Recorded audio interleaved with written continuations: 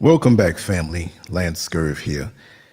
I wanted to touch on a subject which was indirectly spawned from something that I experienced 2 days ago at the Accra Mall. It's kind of sideways compared to the topic, but you'll understand why I'm explaining this, because it made me think about the root. What is the root of what transpired where I experienced this thing at the mall? And what is that? I'm not going to draw it out, but I want to take my time. It's going to be really quick. I was at the Accra Mall to pick up my new phone. Many of you know that the phone that I had, I overworked it so much that it broke down after 2 years and wasn't functioning. I got it repaired before at an unauthorized location, and that went south. The next day, it was not working. So I brought it down to Samsung itself in the Accra Mall. And while the gentleman looked over it, he said, "You're going to have to come back tomorrow because I need some parts that are not here at this particular location." So I said, fine. And, you know, I didn't like the idea of that, but he's telling me the truth. So I could wait one more day because I went quite a while without a phone. So I found myself back home up in the mountains and got up early again to come all the way back down, crossing my fingers thinking, well, hopefully this thing can be fixed. When I got there, he said he needed another hour or two. I'm at the mall. So I said, okay, I can kill time. And the bottom line is when I went back, he was still looking over everything in a frustrated manner. So I said, okay, let me just go ahead and purchase another phone. He said that would be the better idea. What this guy did to you, I don't know. He removed certain things. He took certain parts out of your phone and replaced it with, you know, bad parts. So anyway, he got me. So I picked the phone out. I'm happy with it. It's not the cheapest. It's not the most expensive. I explained to him that I use the phone to keep me connected to the stuff that I do online.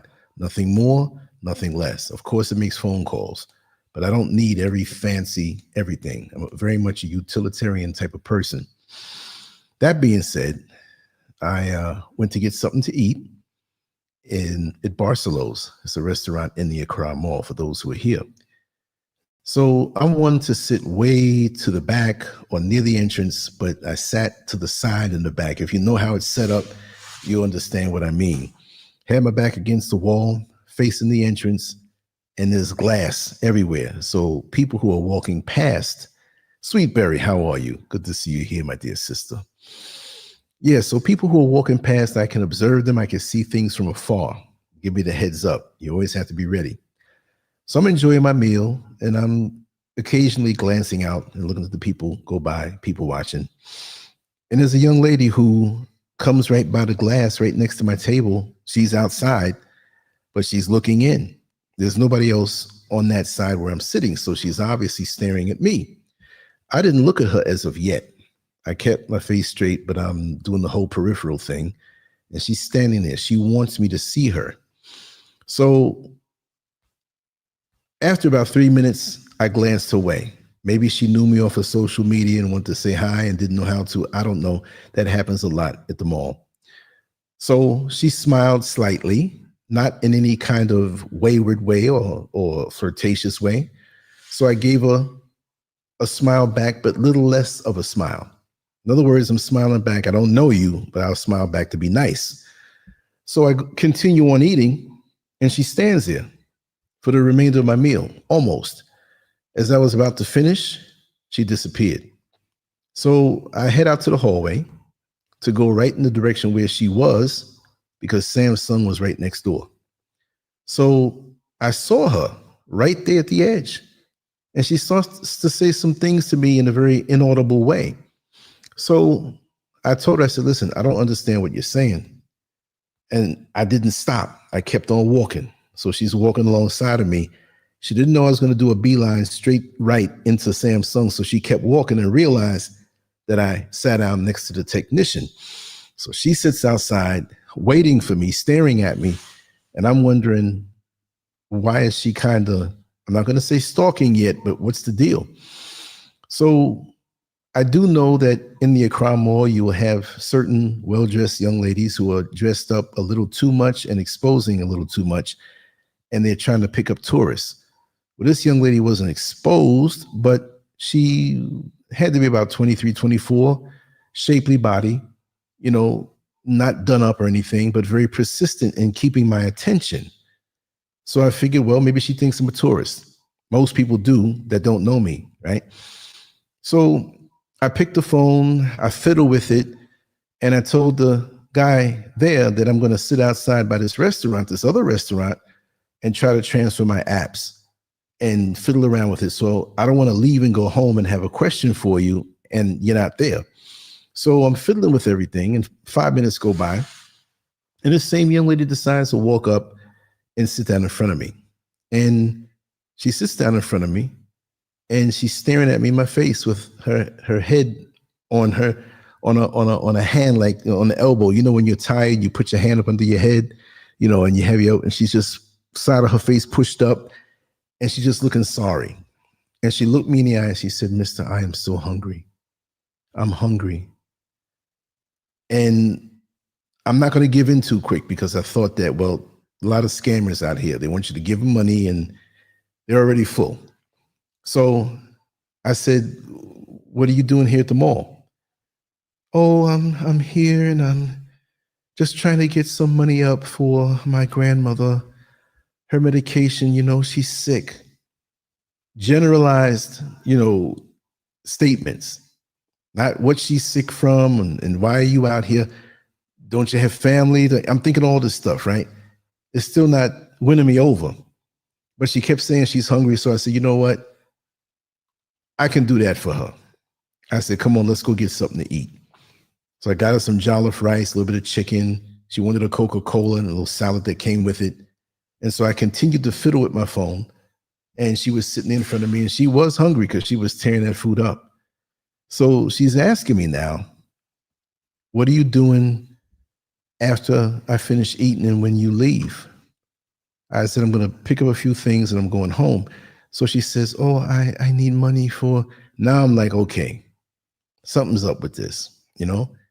So I said, "Listen, I just have enough money to get my food and get myself back in. I live far away from this place and it's a big effort, and I got to start getting back home, you know, because transportation will cut off after a while. When you're in the mountains, the vans don't run past a certain point.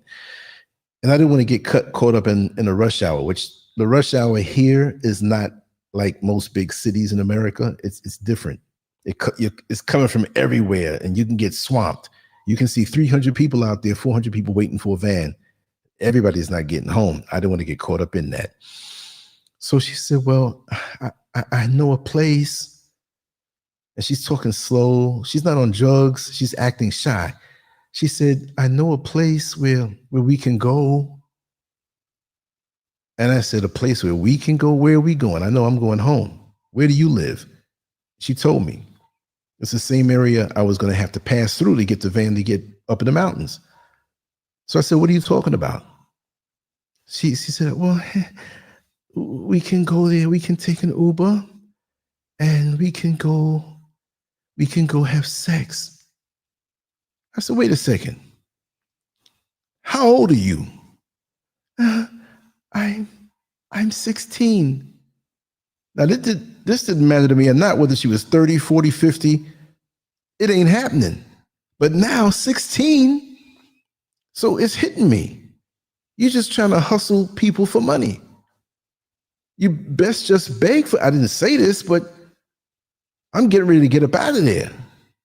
Not that I had any interest any other way. I'm just sitting there. I'm that kind of guy. But I was messing with my phone, sitting there while she ate. I bought her something to eat. There was no ulterior motive with that. Then she begins to tell me what she can do for me very explicitly. And I'm like, listen, I gotta go. This is ending right here. And so she began to look down to her right, to the side, toward the ground, like making a sad face, like, I'm so sad, I'm so lonely, and I don't have any money. She says, well, you're gonna go buy groceries. Are you sure? I said, listen, I bought you the food. What you just offered me is not happening, and I need to go. This is not proper that I sit here with you anymore. So she made this face, and then I said, as I stood up, I said, are you okay? And she kept with the face, looking down like she about to cry. I said, I'm not going to be manipulated this way, to myself. And I left, because people will play on you when they see that you have a good heart, right?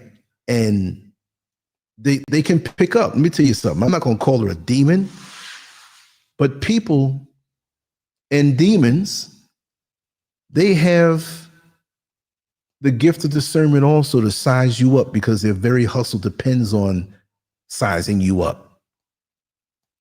And I went straight to the bathroom, but you can see way down the hall. And I came out and she was coming in, and she walked past me, not in the men's room, but she was coming down the mutual hallway. And she just had a look on her face, like she was kind of pissed. And now she doesn't know me. I'm not expecting her to say anything.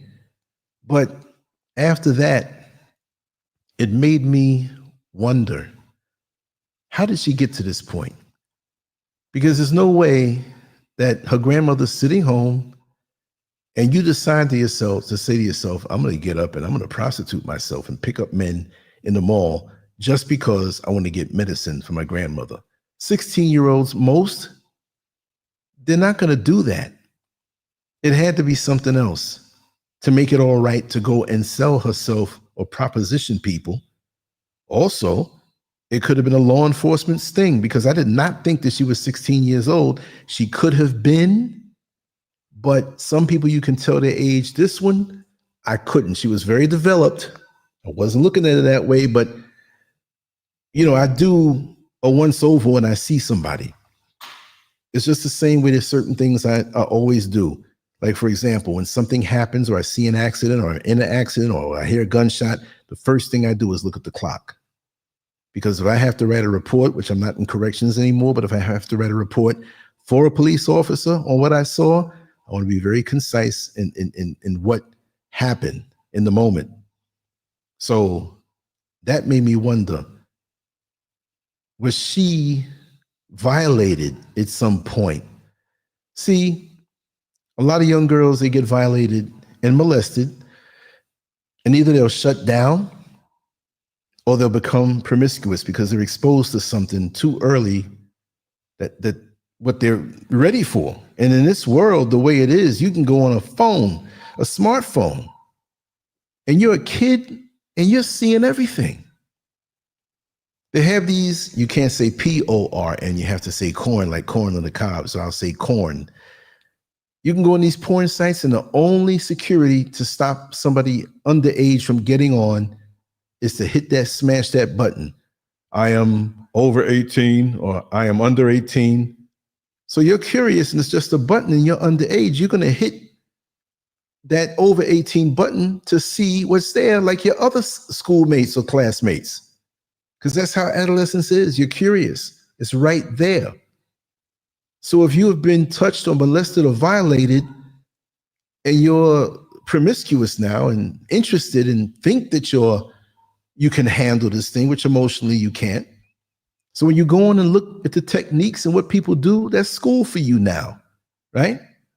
That's just Connor Ben, he won the fight.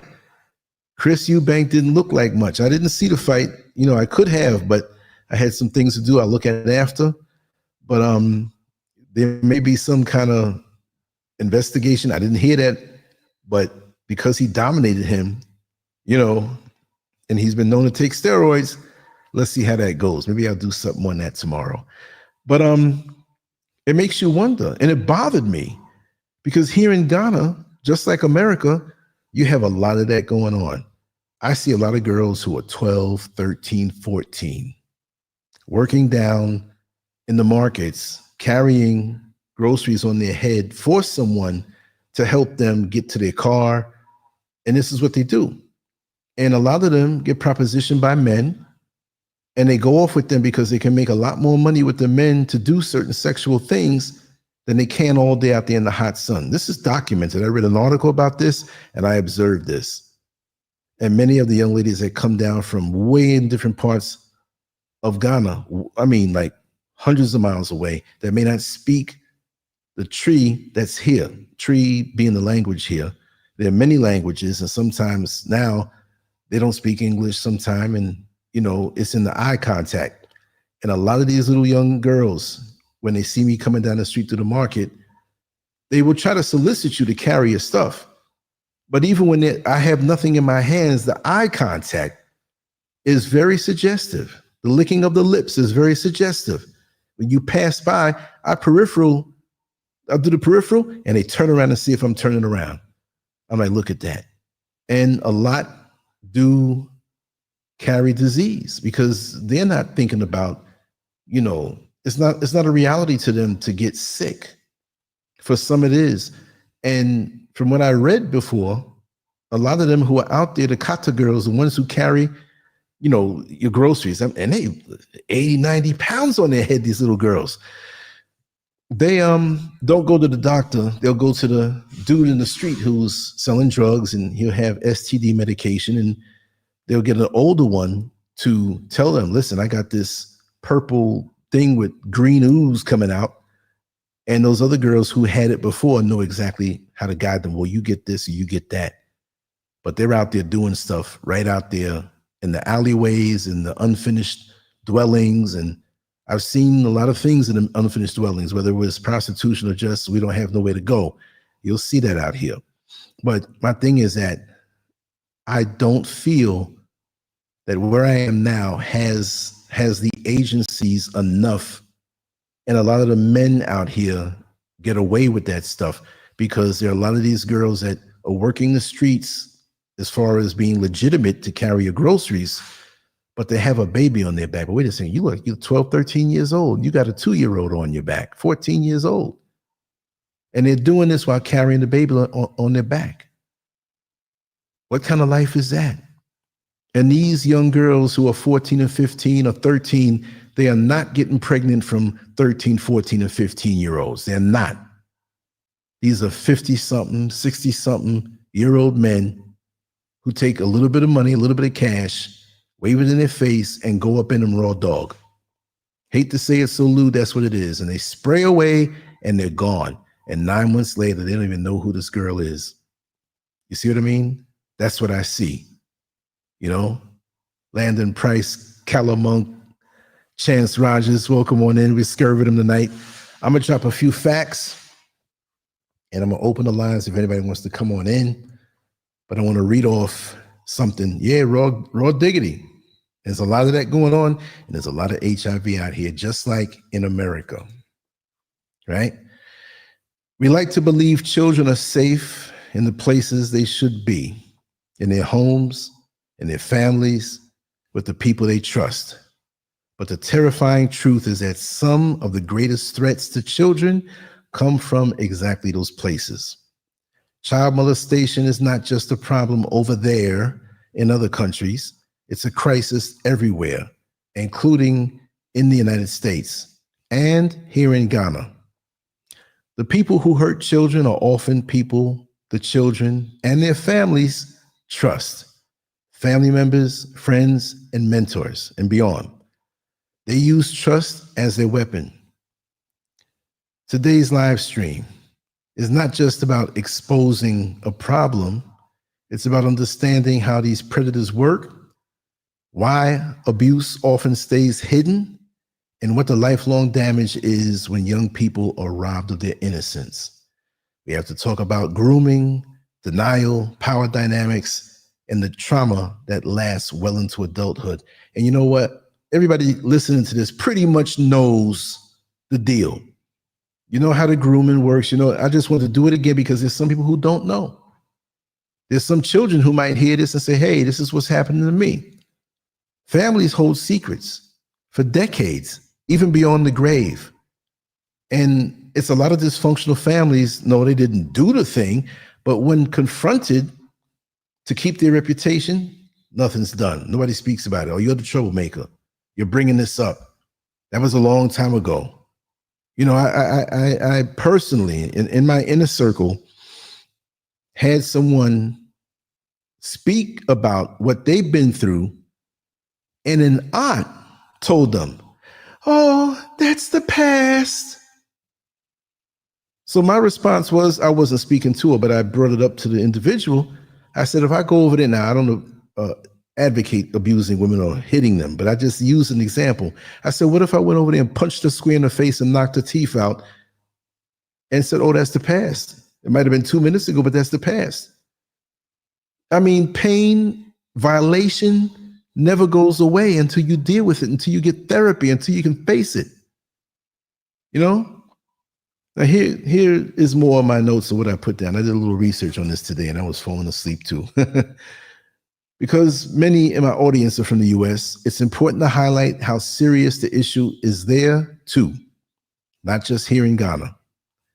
According to the US Department of Health and Human Services, in fiscal year 2023, 546,159 children were reported as victims of abuse or neglect in the United States, which equates to a national rate of about 7.4 victims per 1,000 children. And I think it's even worse than that. That's what's reported. In that same 2023 report, around 2,000 children died from abuse or neglect, or at a rate of about 2.73 per 100,000 children. Sexual abuse is a significant portion of this. Estimates indicate that 1 in 4 girls and 1 in 20 boys in the US experience child sexual abuse before they turn 18. And again, I still think those numbers are even more intense than that. I'll just have to say on a personal tip, many of the young ladies I've dated, legitimately, not some one night, whatever, but just somebody who could open up and talk to me, I'd say 75% of them have been straight up molested intercourse. There are others who were touched, whatever, but a lot of young ladies, and I was wondering, like, why is it, you know, that it seems so high? Or a friend of mine asked me, he said, man, you have a way of picking these women. I said, no, you know what I think it is? I think with me, they feel safe. And I think with me, they know they can talk, because you know I'm a talker. And I like to make a person feel protected, make them feel a certain way. So I guess this is why these confessions come to me, which shows me that possibly, and not even just possibly, this is what I believe is fact, that these numbers do not reflect the real deal of what's happening with the young girls and young boys. That they say 1 in 20 boys, but guess what? Boys are not really going to report certain things that are happening, right? I mean, a lot of people I know when they were younger, boys, young men, they're grown now. Some have confessed to me what happened to them with uncles, what happened with men, what they were made to do, and it bothers them. And I don't think maybe there's not too much distance from what's happening now with these down low brothers. I'm not saying all of them were molested, but I think that there's some kind of correlation. See, it doesn't go away because it happened long ago and that's it. No, it's carried over somehow. It's taken us off a natural rhythm.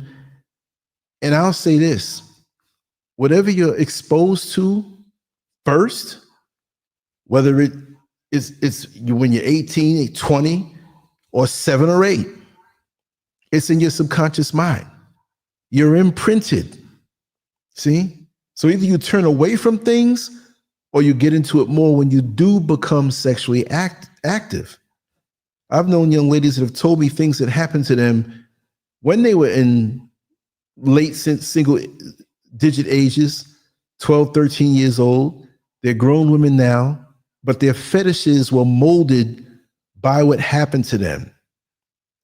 See, they didn't have the wherewithal to put any filter up and say this is good or bad. It was bad, but it's still what they knew at first. And a lot of their sexual identity was based on that, whether they ran toward it or ran away from it. And that's a whole other topic that we can get into probably in the next couple of days, because, I got a lot of stories to tell about that. Per the National Children's Alliance in 2022, there were 558,899 unique incidents of abuse and neglect confirmed. In terms of perpetrators, about 76% of children in substantiated abuse cases were victimized by a parent or legal guardian, highlighting how often abuse comes from within the home.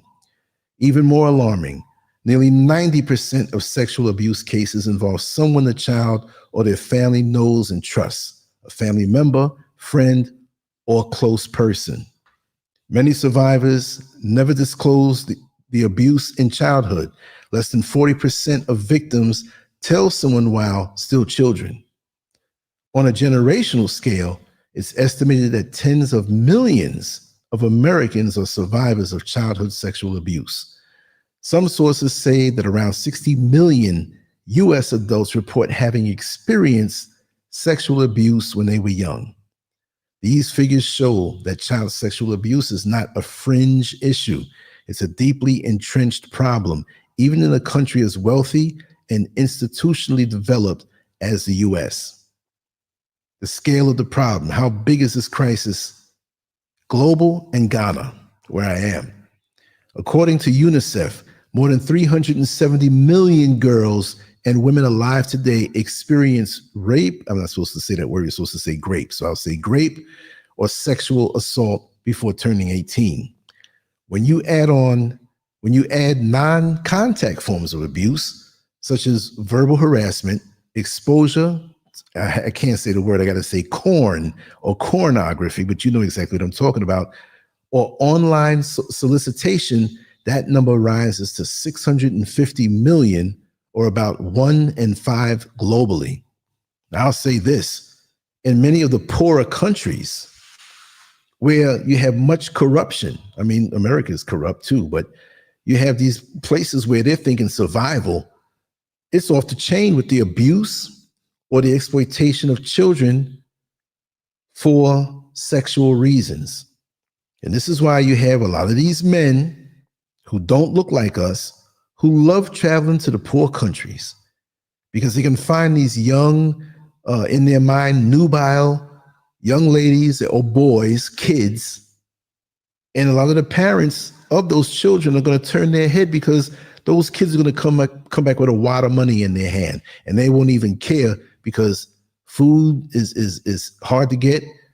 The economies are bad in these places, and there's no excuse. You shouldn't be doing that, but that's what drives a lot of this stuff to go on. But imagine hopping on a plane knowing that this is in your heart. A lot of these men who do this, and women, because women do it too, should be locked up and jailed in that country immediately. It's crazy. Listen, even here in Ghana, I've gone down to the beach, Labadi Beach, and they have a lot of beaches more than that. But that's one where a lot of tourists go to. There's hotels, restaurants, and I'll tell you, even right now, on a Saturday night for me, it's 2 minutes to midnight. You got music playing, you got folks out there, and it's not like you have to dress the way it's the beach, but I'm just saying you have the other parts, the hotels and different things. It's nice out there. But when you look below the surface, even a little earlier, you'll see, young guys walking, 13, 14 years old. And you'll see some white man, 75 years old, walking 10 feet behind them. Like they think they're fooling somebody. And then you'll see them talk a little bit, but they're walking real discreet. I've seen this with my own eyes. Also, you can get solicited out there. They look for tourists. They have girls out there, women out there, not just girls, but they're not aggressive, but they're going to dress a certain way. They're going to look at you a certain way, lick their lips a certain way. What I'm saying is that, why are you so comfortable to be doing this when the numbers for molestation are so huge?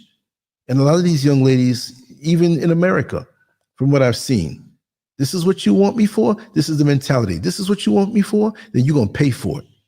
But they're damaged. See? In sub-Saharan Africa, the numbers are especially strong. Over 79 million girls and women say they were sexually abused as children. Here in Ghana, the problem is also grave. One recent period, around 22,000 instances of child sexual abuse material was accessed, shared, or produced in Ghana. That's another big thing that many of you may not understand or realize, because look, you're not over here, but I pick up on a whole lot of stuff, right? And somebody had asked me, what's so going on with all this African porn with these white men? They come down here from the UK, from America, even from certain parts of what they call the Middle East, but Middle East is Africa, right? But they hijack that just the same way that they're hijacking the history of Egypt and whitewashing it and keeping us away from it. Well, a lot of them are coming here, and I investigated it myself, and you have legitimate platforms. I'm not saying that's a good thing, like it's legitimate, but you have porn platforms. If you want me to dig, I'll dig, and I'll send you one link, which will open up a floodgate to all these different links where they pay these young girls. And it's not young girls where it's underage. It is, but I don't go through that door. Okay, it's not getting on my computer.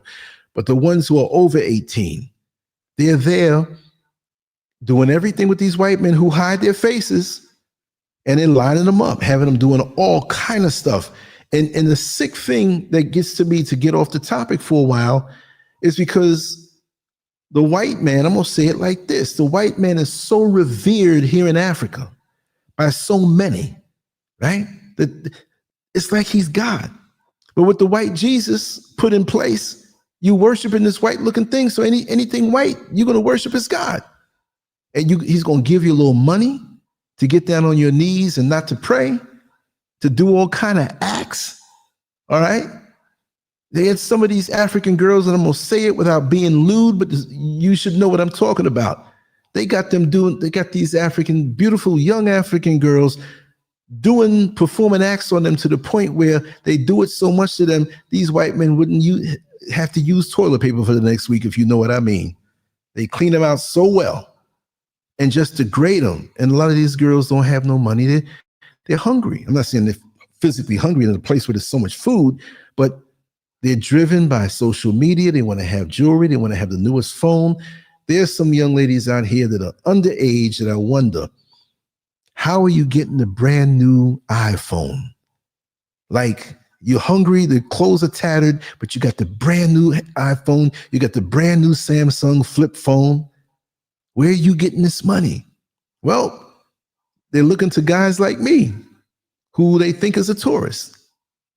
And the thing that they feel that they only have a value because of how society is. And in the past, they may have been bothered for their sex. And they put two and two together and they harden up. Okay, you want this? You're going to pay for this. And I can't blame them for thinking that way because of how they came up. It's not right.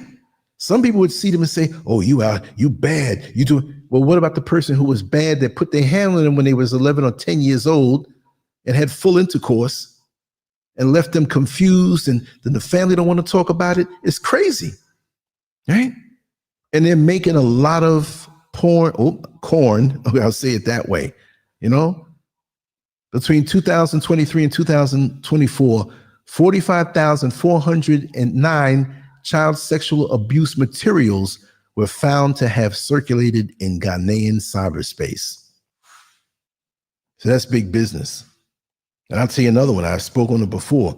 We all know about OnlyFans in America. And a lot of young ladies here are getting hip to it, but you can't be here and open up an account, unless you have a VPN. So I'm walking through the market, and these two young ladies, and they weren't underage. They're about 24, 25 years old. They said, LanceScurv, we know you from online. We need you to help me. We want some help. We know you have camera. We know you have studio. We want to go on OnlyFans. I said, what? You know about OnlyFans? Yes. We want to make good money. I said, going on that is not a guarantee for making money. And that's not what I do. I've been approached several times. There's a brother who reached out to me, won't put his name out there. You wouldn't know it anyway, but he's already doing it with his phone with these different women. and he wants me to bring my cameras and lighting and everything and produce porn. Imagine that. I just got my citizenship last year. I'm going to sit here and come over here and start doing something like that. That would be the biggest scandal, but I wouldn't do that anyway. Experts have also warned that boys are increasingly at risk. According to pediatric and social development specialists in Ghana, 1 in 20 boys may have experienced sexual abuse, a number that is likely underreported. And I'll say that because there's a lot of guys that go over there to the beach, Labadi Beach. That's a hot beach for all kind of sexual activity, gay, straight. You got women out there, just like in the Gambia, who are looking for men. That's a big problem. Google that. Gambian sex trade, white women, Gambian sex, whatever, holiday makers, they call the guys. So it's all kind of stuff going on. Anyway, Wolf Master, I missed you coming on in. Who else did I miss? Because I didn't have that screen open. I was looking at my notes. And here, who is this now? Okay. There's a little spam here from my side going on, but that's okay. Trina Green, welcome on in. Truth Seeker Forever, welcome on in. I was running my mouth. I'll always check back on the chat room to acknowledge our family who is just coming on in. Let me just continue on. Let's get to the juicy part.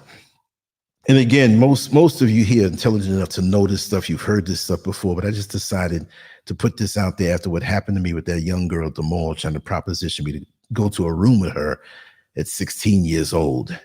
Unbelievable. How predators operate, the psychology and the patterns. To begin to understand why child molestation persists, we must understand how predators think and operate. These are not random attacks. Predators are often patient, manipulative, and highly strategic. Yes, they are. Selection. Predators pick children who seem compliant, trusting, or isolated, or who have low self-esteem. Building access in isolation. They create opportunities to be alone with the child. This may involve innocent activities, mentoring, gifts, trips, or simply spending time. Gaining trust. These adults present themselves as kind, charming, and helpful. They give attention, affection, and often a kind of emotional validation that the child may not receive otherwise. Desensitization. Touch that seems harmless at first, just a hug or a pat on the back, becomes more sexual over time. They gradually erode the child's boundaries. Maintenance, post-abuse. Even after crossing the line, predators work to keep control through guilt, threats, shame, or by reinforcing secrecy.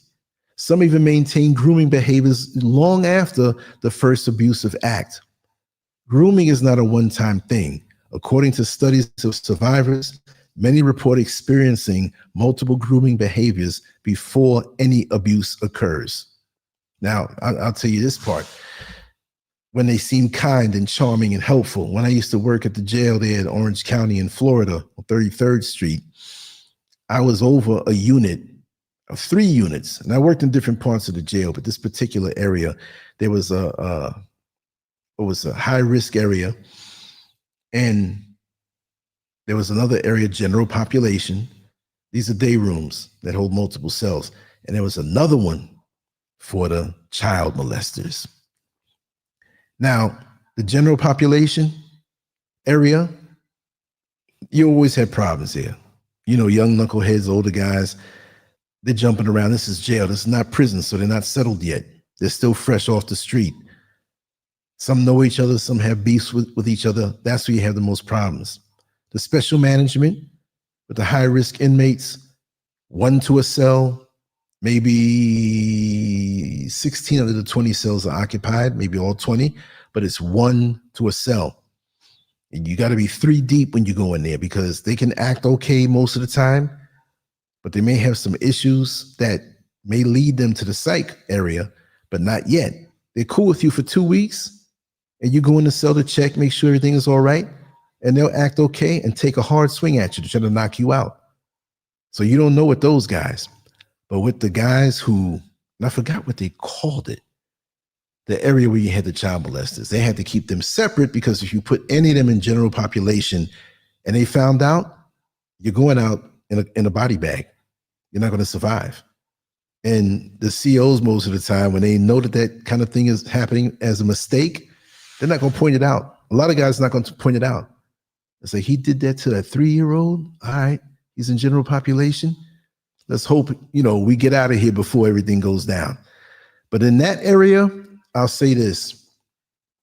If you want to meet the most convincing, even though chances are it's a lie, the most convincing, intelligent, kind, trustworthy acting people, work that unit. They are so polite. Excuse me, Officer Scurvin, I'd like to have a form so I can go to the nurse. Take your time. Don't worry about it. It's not urgent. How are you doing, Mr. Officer Scurvin? How was your day today? Wait a second. And they're walking around acting like a person of the cloth. You know what I mean? The way I can't say a decent priest or pastor, because we know priests are getting down with all kind of stuff, but the way they act, oh my God, you're like, why are you in here? But you understand this is how they got close to the people that do what they did. And remember, just because a person never got caught doesn't mean they're not doing it. There was even somebody who worked in that same spot as a supervisor, not my supervisor. But I'm not going to say as much detail, but he married a woman who had a young child in diapers, okay? And he groomed that child to the point where she was pregnant and carrying his baby. That's all I'll say. We all know who. I've seen it all in different situations, y'all. It's crazy. I don't walk around paranoid, but I got to vet you, and you need to vet me. And if I do a movement or something that's fishy, call it out or just watch. Because I move a certain way where you ain't going to think nothing, because I'm not going to put myself in certain positions. And I must also say, the vast minority, I've seen cases where you've had vindictive stepchildren who didn't like who the mama married, and that daughter may bring some false accusation to that man. Now he's in there locked up. And when he's vindicated and set free, the stigma remains. So you got to be careful who you deal with, even when you have a clean and pure heart and would never do anything like that, because your imagery of being clean and pure can work against you, because this is how many of these predators present themselves. You see what I mean? So brothers who are dealing with people, women, and you got them stepkids that may not be getting along with you, be careful. Be careful. Because if they hate you enough, or their father who has influence over them is mad at you with his ex-woman, he'll whisper in their ear to do all kind of things. Look, I could tell you a million stories on different situations like that. This is why I don't have any problem coming up with a topic.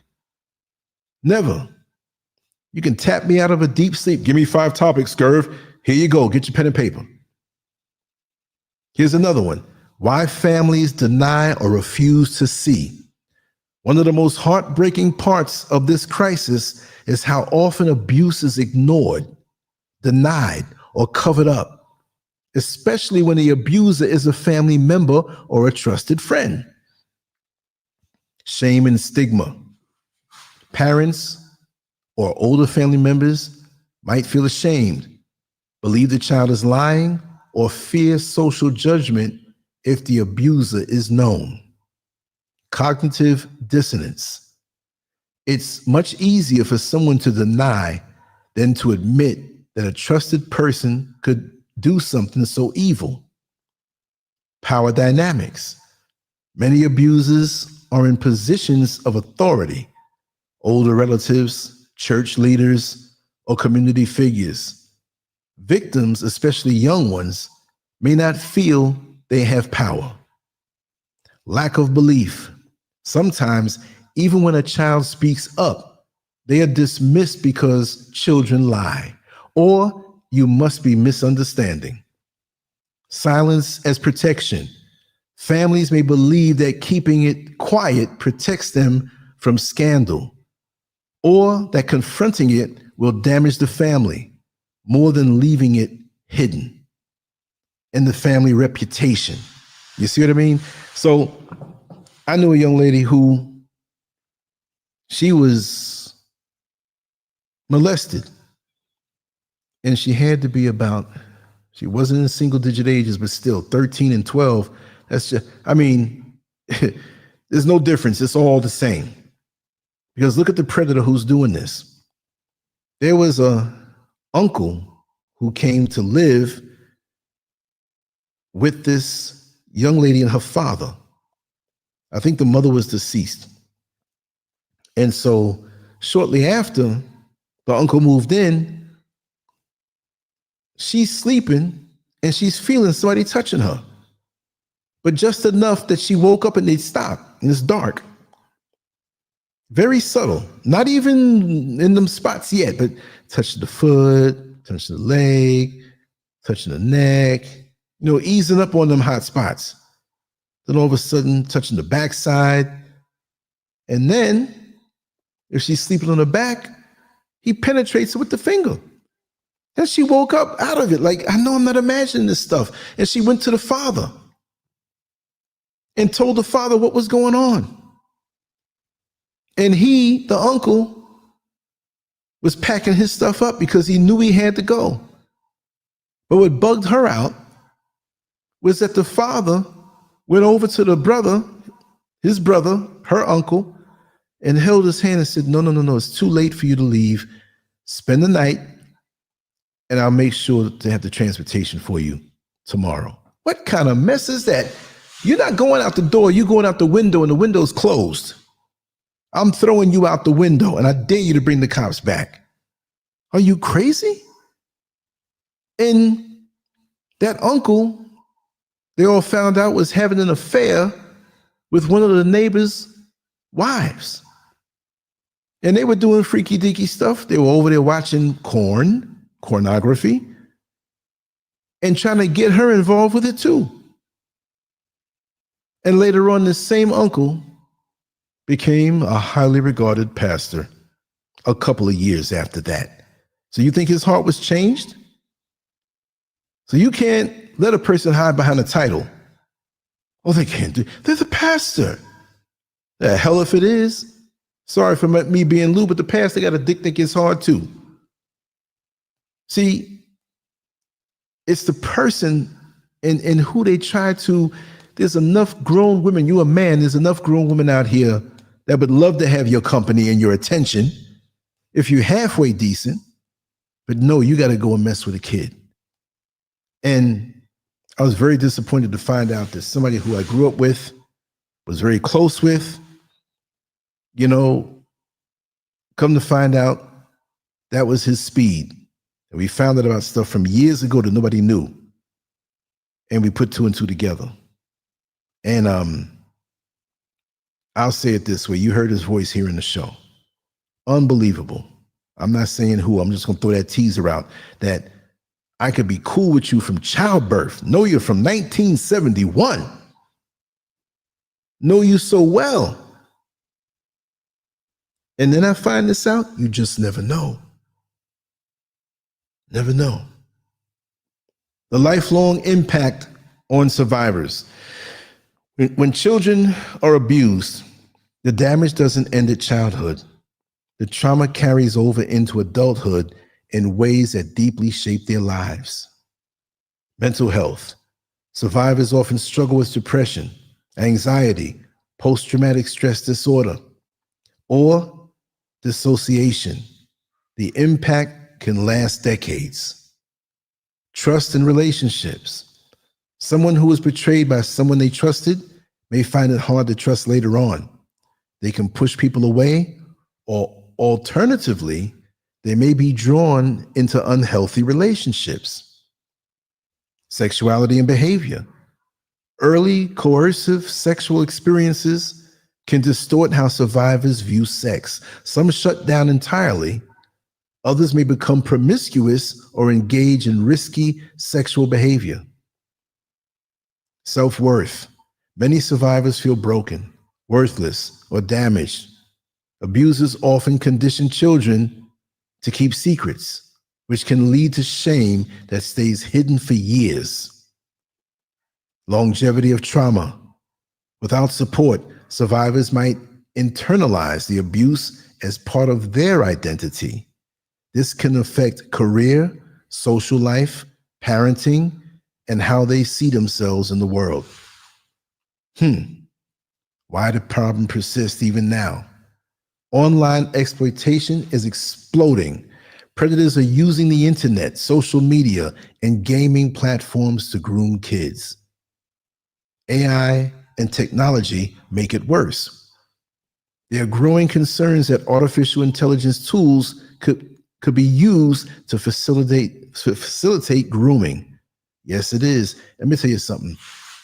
These guys are the master of using the internet for this, and I'll say after this next 3 points, I'll tell you how. Low reporting.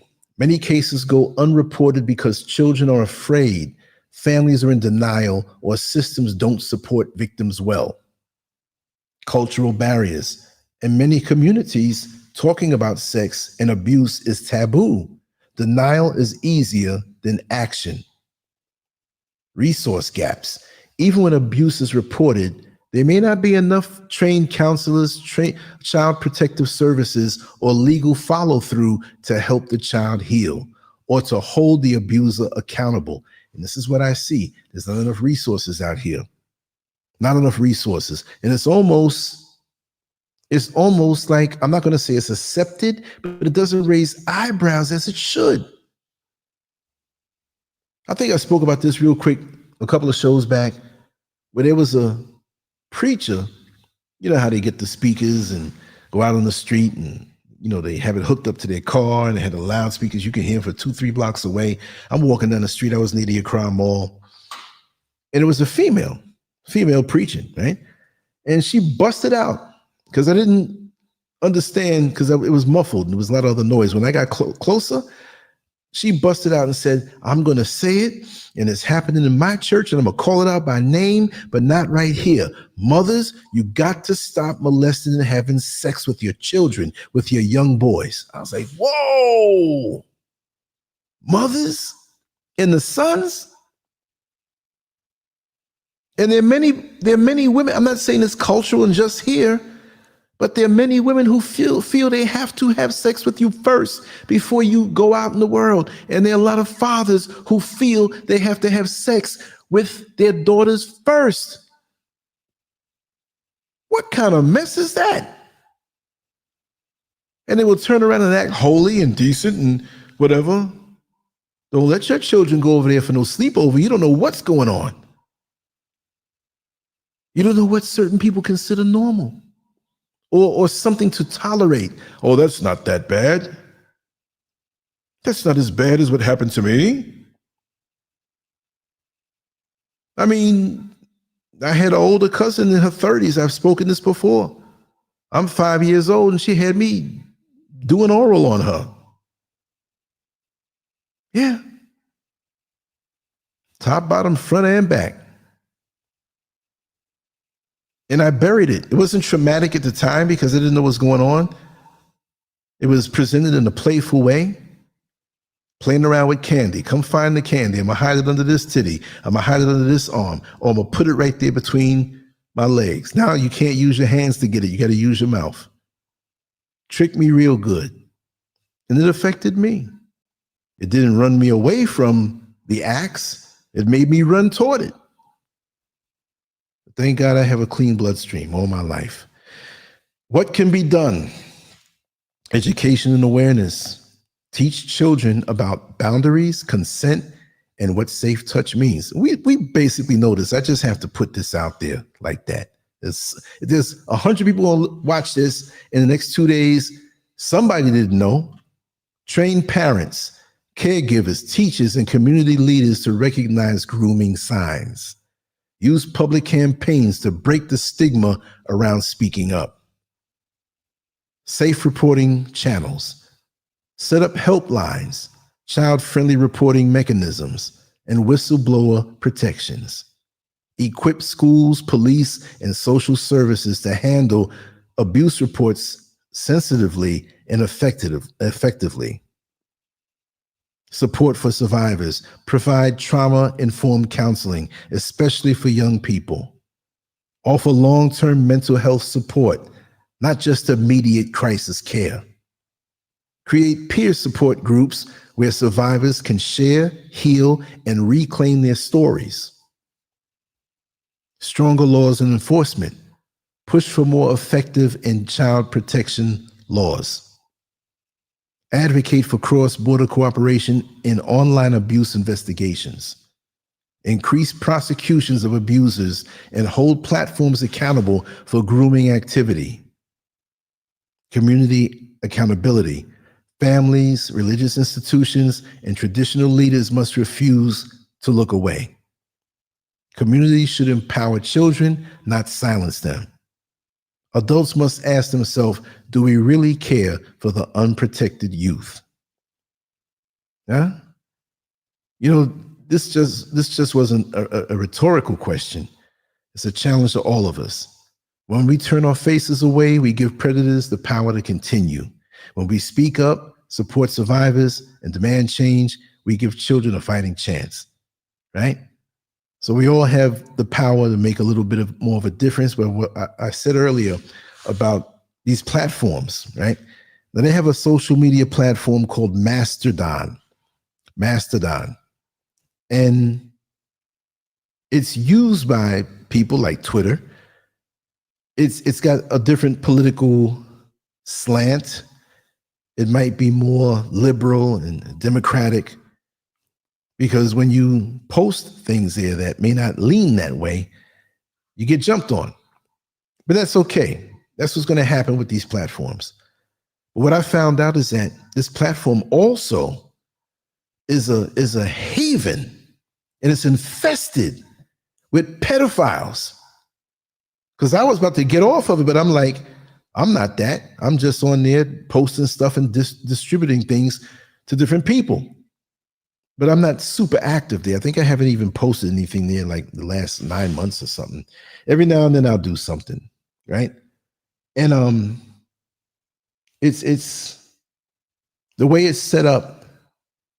It's like not just one platform. You can set up a wing of it that nobody knows about, but others who are into the same thing can come to that part.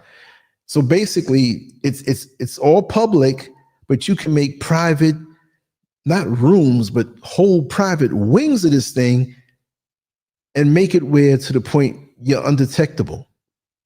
It's kind of hard. I don't know how to explain it on a technological level. I'll research that and break it down into normal terms. But it's like, how could I say it? It's like going into an underwater cave and there are many little caverns and pockets.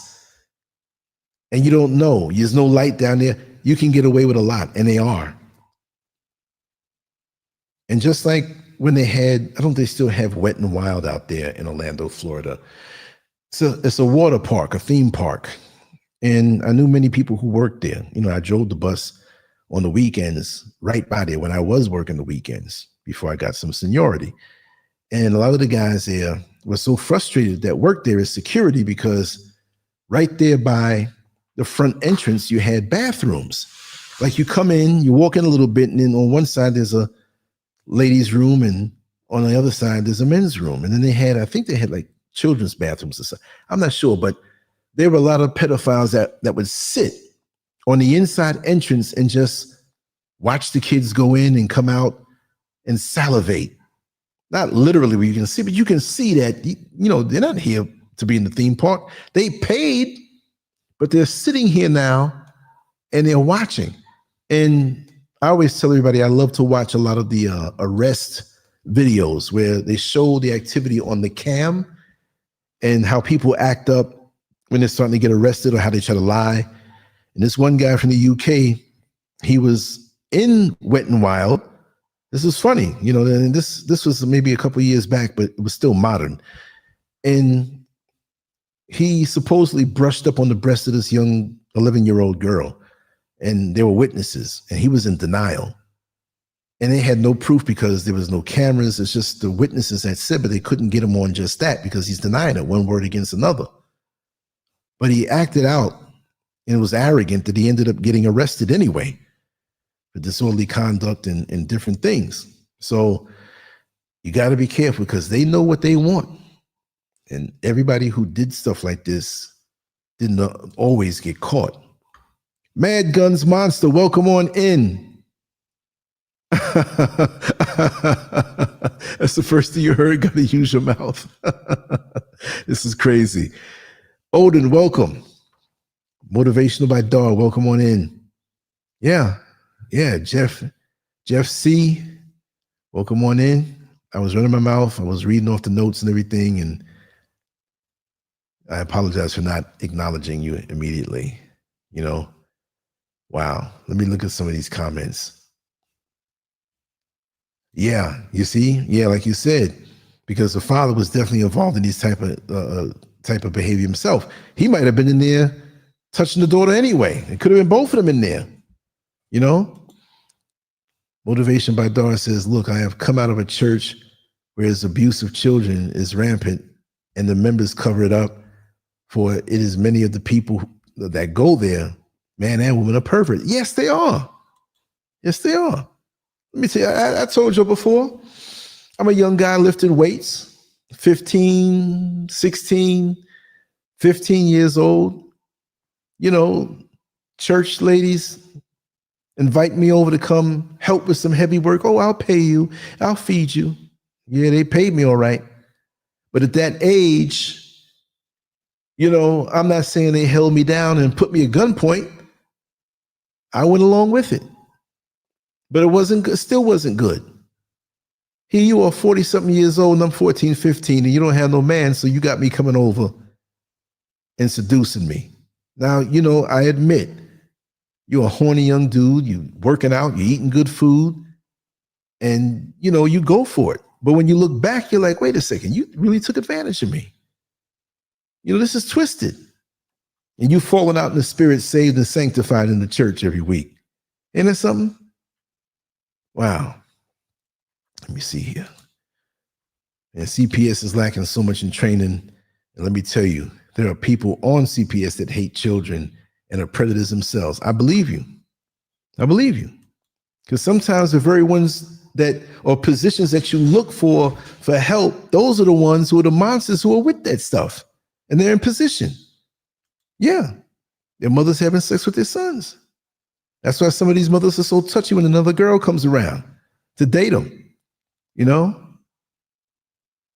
And see, you're right about this, Odin. There's absolutely nothing to support the theory that Americans care about women or children.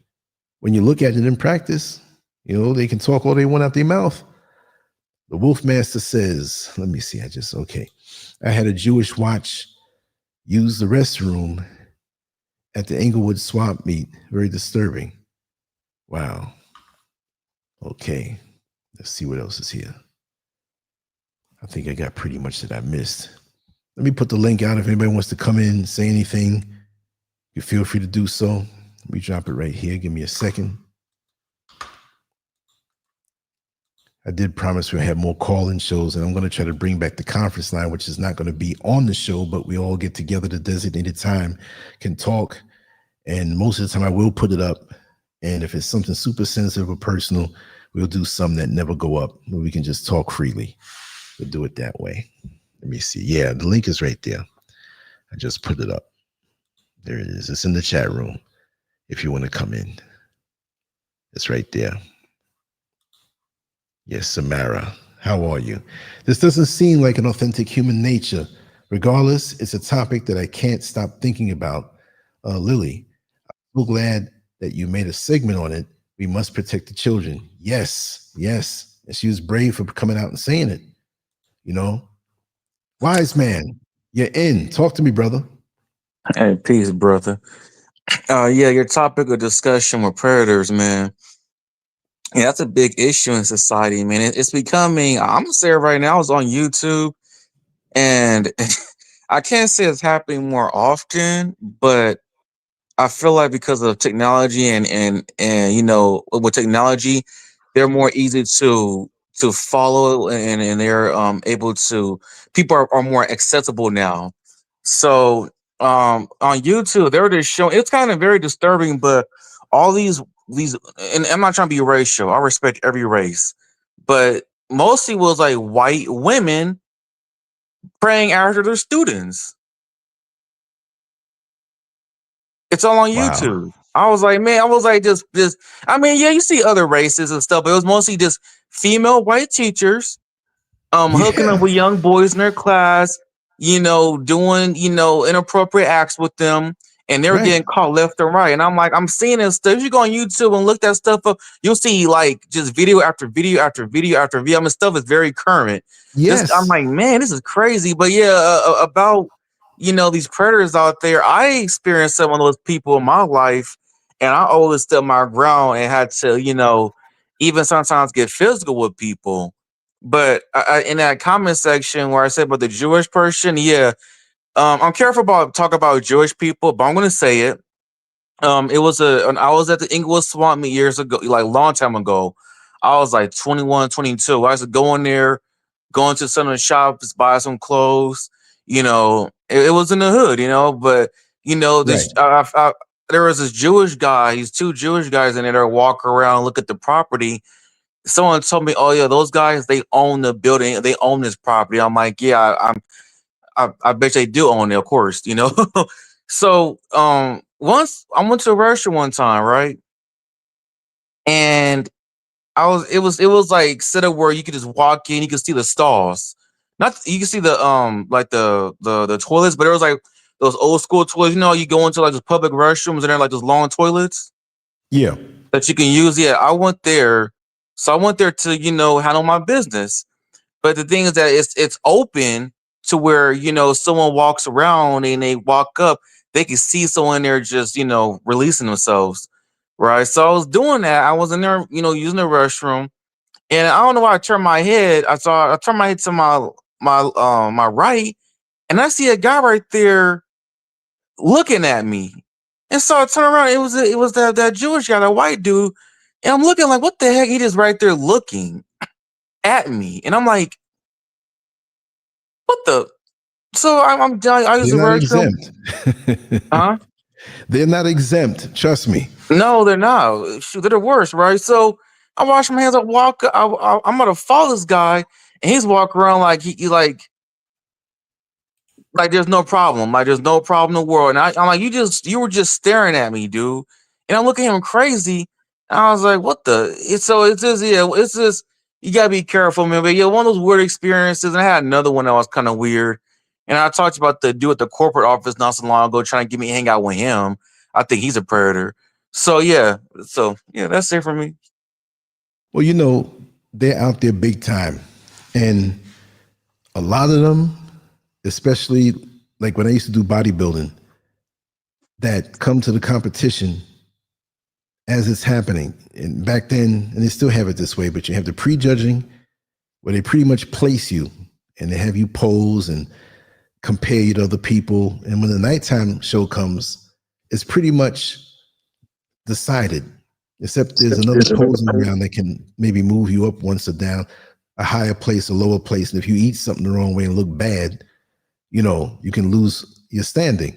Well, anyway, this was the prejudging. And usually you have family members or gym mates, who are there. And it's not that many people in comparison. These days in bodybuilding shows, they have it like that more so. You have social media and more coverage.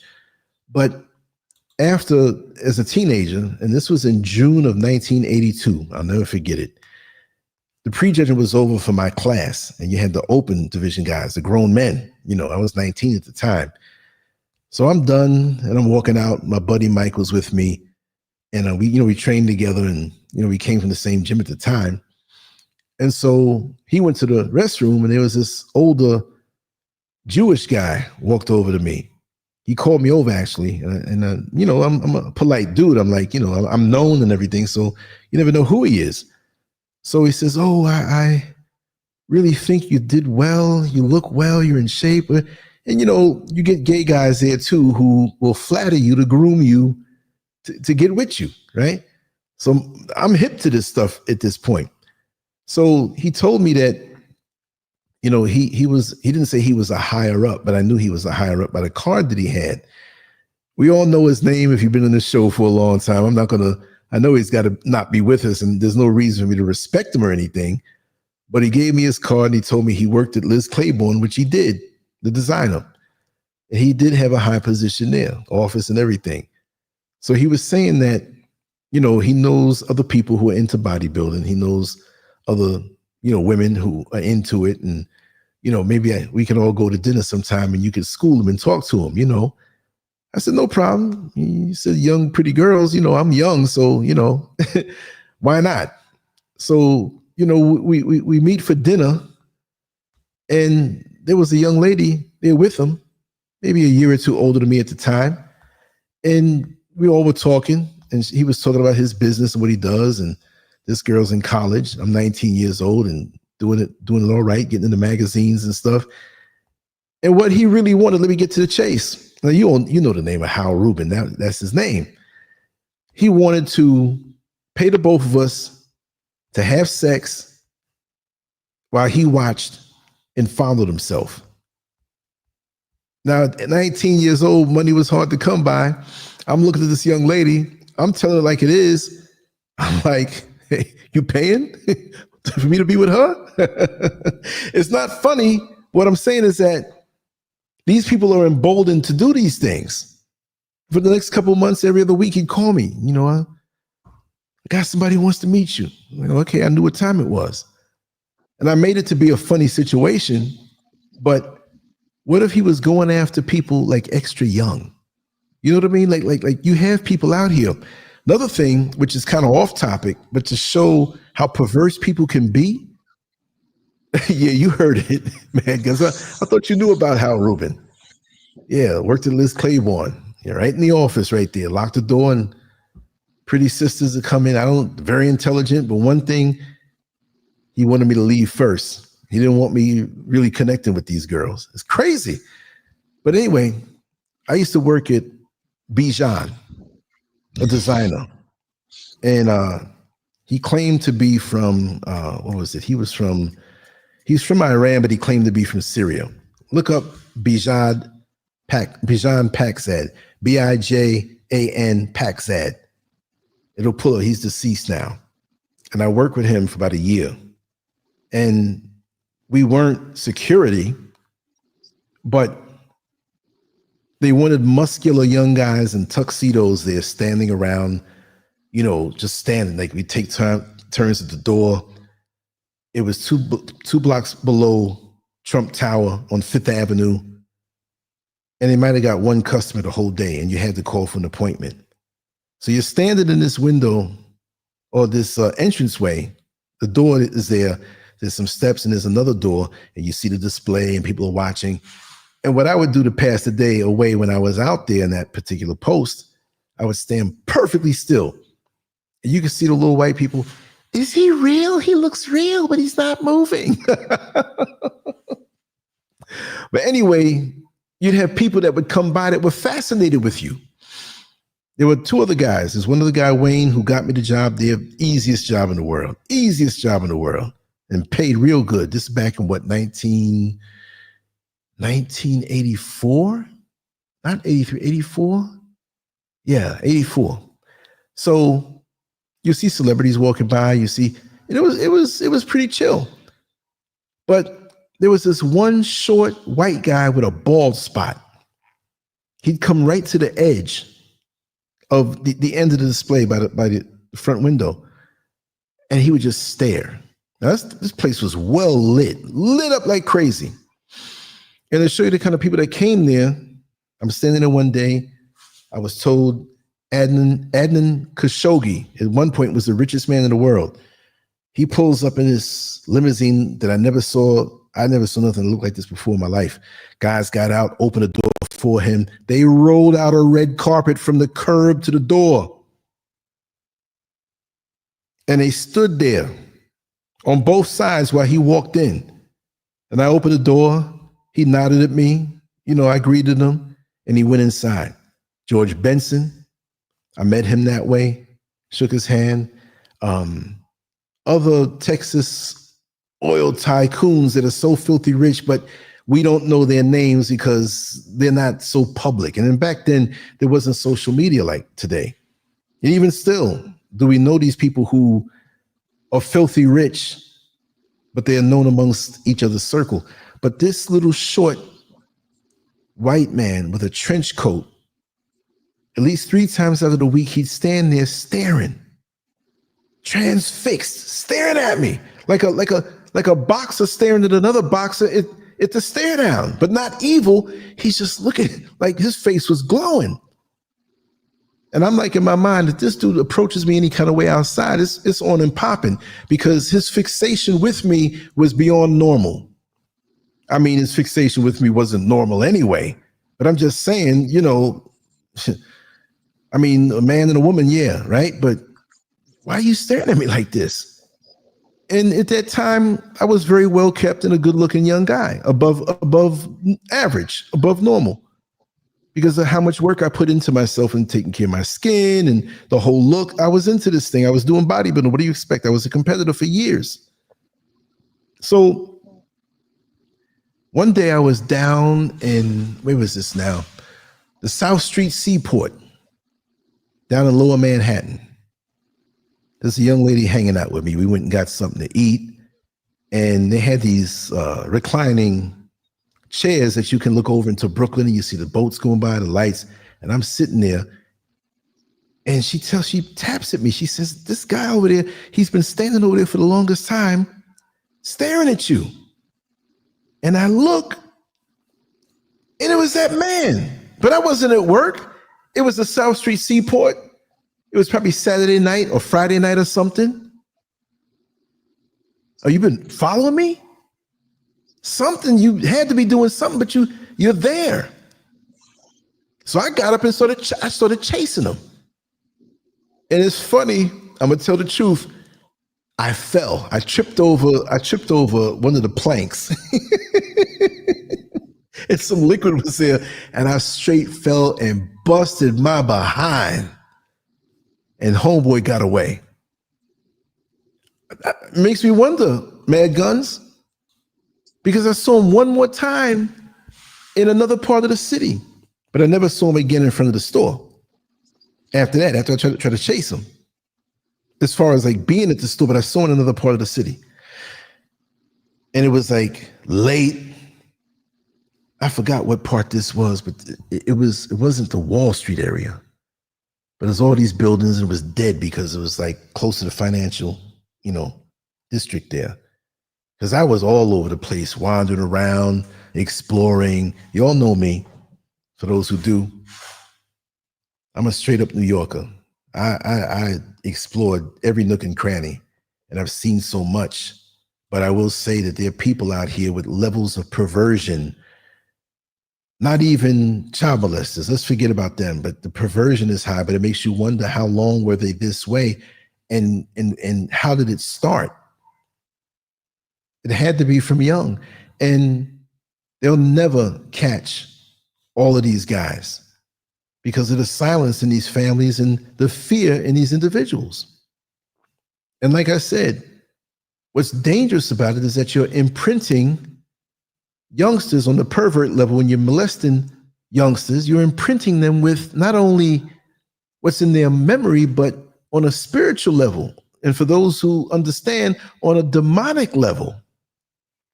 On a demonic level. You understand? So these people are infused with a certain spirituality, and spirituality to me is so close to sexuality. Now, you got to understand where I'm coming from with this. I don't mean like religious people in church and, well, how are you comparing church to sex? No. Let me tell you something. Having an orgasm, yeah, Mad Guns, I believe that. At this point, I believe that because there have been a lot of things that have happened to me, and I'm pretty much covered the subject, but I'll go off into that.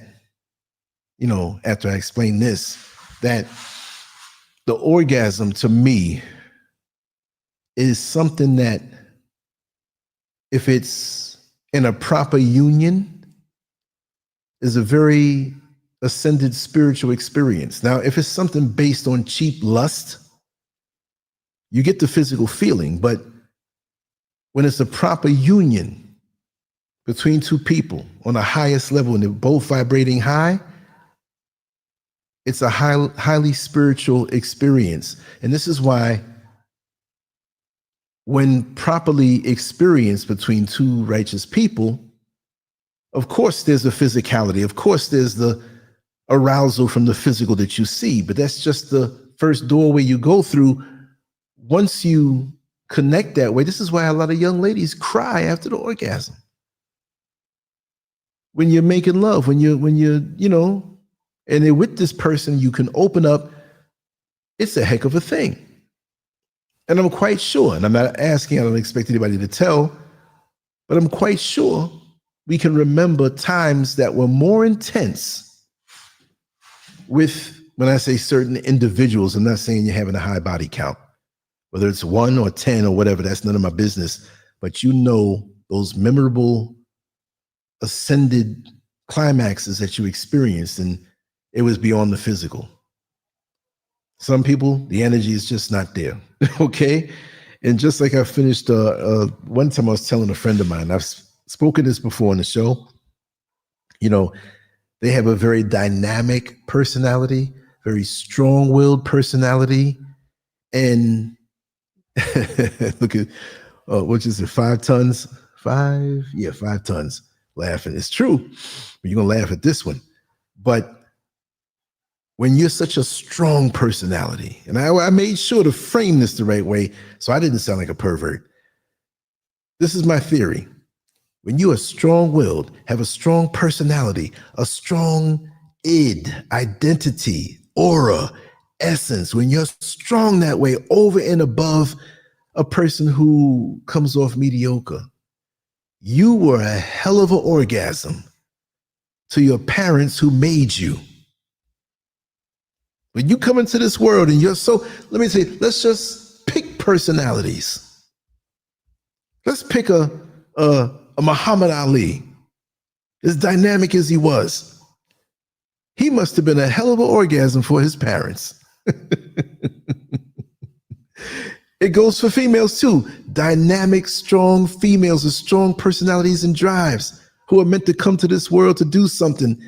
You're not going to feel the same as somebody who's just happy to, and it's okay if you want to work a 9-to-5 job and pay your bills and that's it. But it's not going to be as powerful as that chosen one that came to the loins of your parents. You see what I mean? That's what it is. And it doesn't mean you have to have your name up in lights. You can be quiet to the world, but strong and dynamic and affecting people around you. That strong personality. But yeah, the astral projection, apparition. Yes, I've seen a few of those. I definitely would want to do a show about that too. But I've seen like ghosts. Meaning that, like, certain experiences. I remember I was at Baisley Park parking lot, and I was in my van, and it was a friend that I grew up with, a young lady, but we were involved a little bit, but we were really good friends. We had mutual friends and stuff, and we are older, but we try to keep that hush hush so people don't start, our friends are like, we want to keep it the same. So we're sitting in the front seat, and I see this woman in a flowing outfit, kinda, and it's late. It was like 2:00 in the morning. She's walking by, but she got harder to see. Like, she got more and more transparent. And my friend is looking at her too. She's like, what the hell? But she believes in those things, and I believe her energy draws those things. Because every time, not every time, but there's always something offbeat happening when she was around me. So you just never know. There was another time Here's a good one. Here's a good one. There's a black guy who looked like Forrest Whitaker, looked just like Forrest Whitaker before I knew who Forrest Whitaker was, right? So when I saw Forrest Whitaker, I'm like, oh man, the actor, it looks just like the guy who I would always see all over the place. This black guy, every now and then from when I started competing in bodybuilding at the age of 16, I'd see him in different places. The first time I saw him was at a bodybuilding contest in 1980 that I was in. I think I took 4th or 5th place because, I was just getting started. But I walked with my trophy at the end of the show, and he was standing in the hallway. And like many people, whether they're there for their family who's competing, they still encourage other people. Hey, you look good, man. You do better next time, whatever. So I figured it was one of those things. But he looked odd. He was just standing there, not talking to anybody, not with anybody, just standing off to the side. And he started smiling and he nodded his head. He said, and then he told me, and I always wondered to this day, I paid it no mind at first, but he told me, he says, oh, you should never starve yourself the last week before the competition because it's not going to help. And I did. And I'm like, how did this guy know? And I went to my other buddy. I said, do you know this guy over there? Who? The one standing over there. That quick, he was gone. Now, there were other shows that he was sitting in the back seat. I'm thinking about something else. I can't talk about that one, right? But I was sitting he was sitting in the back row of this competition in Willingboro, New Jersey. I'll never forget it. It was 1981. And he was just sitting there. You're getting there. Keep on going. You're getting there.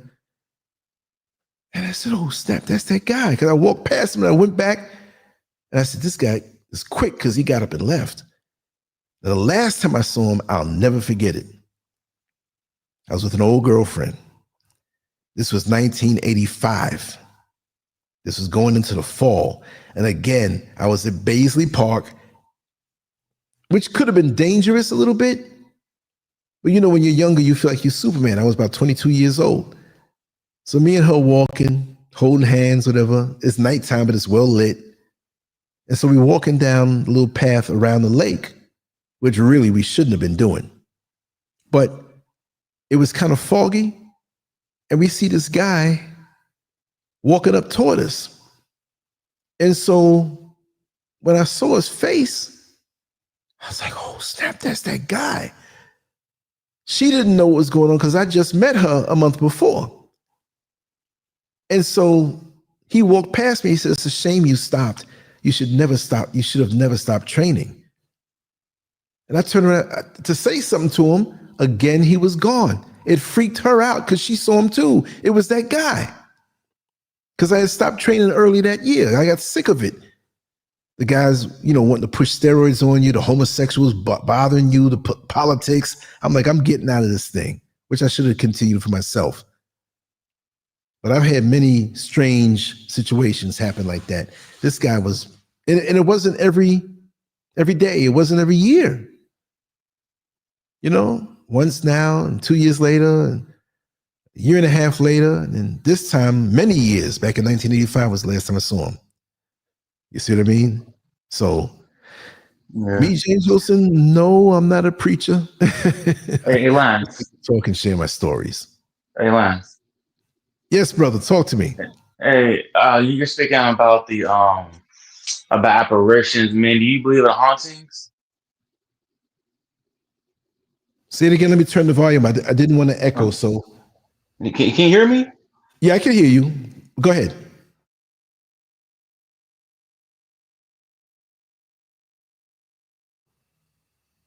Go ahead, brother. I can hear you. I hope the sound didn't cut from my side. Can you hear me now? You're unmuted now. Go ahead, brother. Hold on. Wait. Hold on. Let me take it. Let's hope no apparitions are messing with our audio. Yeah, wait. I do hear that weird feedback. It kind of sounds okay. Yeah, let me turn it down. When I turn it down, see, I have my audio coming through a pair of headphones. I have to buy some more speakers, but if the speakers are too loud, it goes back into the mic and you hear it. So while you Okay. talk, I'm going to mute myself, but let me hear you. Okay. Yeah. What's your opinion on those hauntings? Do you think hauntings are real? Like just some malevolent, evil spirit out there, or like a vengeful spirit out there that haunts people in their homes or at some type of residence, some business? Do you believe in hauntings? Yeah, most definitely. Our energy goes somewhere. And I do believe there are different levels of existence. I do believe that traumatic experiences that are not settled can hover in a certain place where the people who experienced it don't know that they've transitioned on, or for some reason can't let go to the next level. There's got to be, because I've had experiences, people I know had experiences, and I know that all experiences are not real, but I know what I've experienced and I cannot explain it. I could just frame it that way. Like, things are supposed to go certain ways, but even biblically, they don't explain. If you use it as a base for your understanding, there's a lot of leeway of things that are not explained. And we're in this dimension, we're in this level. There are things vibrating possibly around us that we can't see. And it doesn't mean it has to physically be here, but I do think that the different levels are overlapping like a sandwich. You know, it doesn't mean from what we can comprehend, oh, heaven is up in the sky. No. Or this next dimension, how does it work? Things you hear. You travel down this tunnel and you see this bright light and you see all your loved ones waiting for you to greet you to the next level. And then other people who have different practices and beliefs, they say that's a trick to get you to come back to this level and either suffer or go through another life and you don't remember. And they say when you see the light, run from the light and go to the darkness and say, I want to go home, and you'll be sent somewhere else and you'll ascend. Who knows? But I know that we're energy and our bodies are our vehicles. And at some point we're separated from that, but where does the energy go? So if we use what we know, where we say energy can't be created or destroyed, well, if it can't be destroyed, where does it go? I know that there's good, I know there's evil. And there are things that if you are on such a higher spiritual level, that you might be able to see. And it doesn't mean you see it with your naked eye. You can see it with your spirit eye. I'll call it that way. Sometimes you get glimpses of things out of the corner of your eye, a quick movement of something. And you can't really see it. Most times, you're not going to see what's around you. I know there was a woman named Sister Audrey, and she used to be in this church around the corner from where I lived. And my mother wasn't some dyed-in-the-wool, whatever, but she was raised in the church, but she had other things extra that she was aware of. And that's why she never pushed me into one, you have to be a Christian, you have to be this. She read the Bible, she dissected it excellently, but she's more of a spiritual person. And she never shunned people who had different beliefs.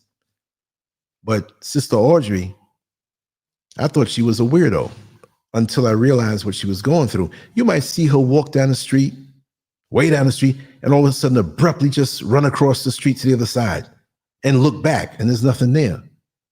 Well, I won't say it's a rumor, but it was something that we all knew, that she said she saw things. And she's a woman who, when one day I was much younger, I was in McDonald's, I'll say on Parsons Boulevard off of Hillside Avenue, for those who know that part of Queens. And I'm eating. She came in, she didn't see me, and she was in the line to order. All of a sudden, she broke out. She turned around and just walked out of there fast. And just, you know, she wasn't violent or crazy. Nice lady. But I knew she saw something coming. I got out of there. I left about half order of French fries, but I was already full anyway. I was eating junk, even though I was training and stuff. And as soon as I got out of the place halfway down the block, these dudes were in there fighting, got pushed out the door. The glass on the door broke. I'm like, man, there was no gunshots, but what did she see? You see what I mean? So there's an area where we just may not all the way know. Some people add on to the experiences they have as though they know, and oftentimes they don't know. We're all the sum total of our experiences. So I try to pull back and recalibrate as much as I can when these things happen, and I keep an open mind to it. It can't be every single theory that people give to me, but I can consider it and try to learn and see if it resonates with me. But yes, there are energies out here. There are things that we will see, maybe not with the naked eye, and sometimes we will. Up here where I live, in Ghana, in the eastern region, the people here, you can say, well, a lot of them are superstitious or they believe in that stuff. Let me tell you something. A lot of them go to church. Most of them believe in that stuff and have more of a healthy respect for that than the Christianity that they're in. I'm being real about that. You'll see signs up for different types of mediums, for different types of spiritualists that really they're into the hoodoo, right?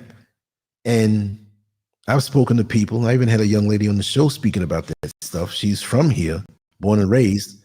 She's in her early 20s, and she was like really kind of shy to talk about it. But, I got the skills to make people talk.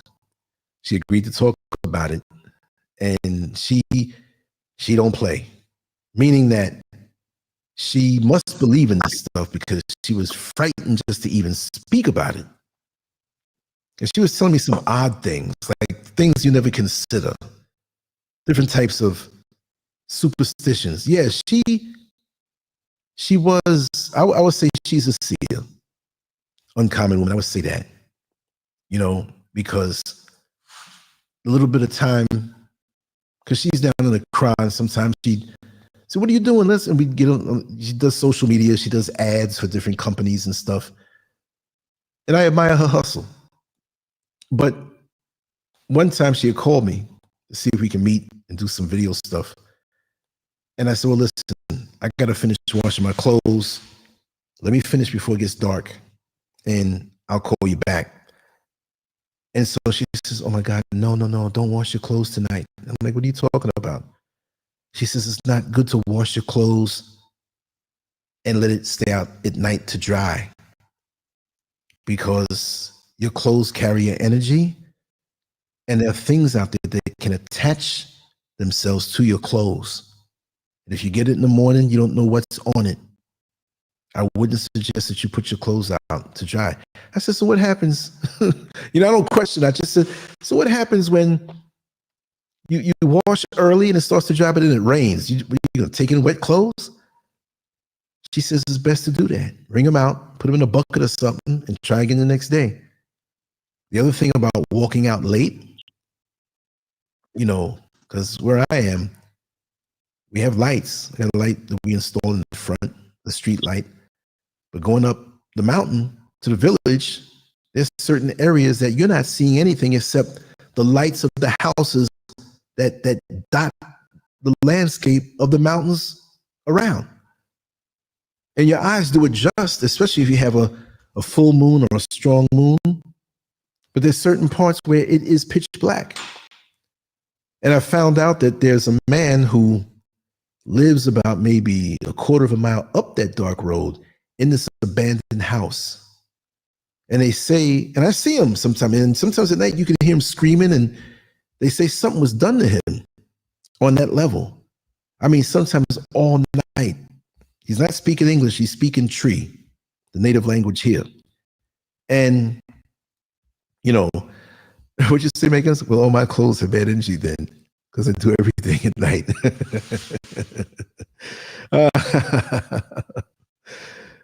He said, get the F out of here with that goofy shit. Wow. Yes, Eric, how are you doing? How are you doing? Wow. It's been a while. I'm just looking at the chat. How do you feel about readings, like psychic readings? I don't really, with that part of it, like when you start charging or whatever, I mean, Yeah, that's that on command type stuff. That's mm-mm.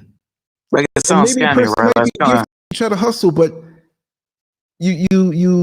I when you charge it and come here and I'll read you and look at the lines in your hands, even really and truly, to be honest, I know people who do the tarot cards, even that cards that you just randomly pick and just flip down and you can tell is very creative, you know.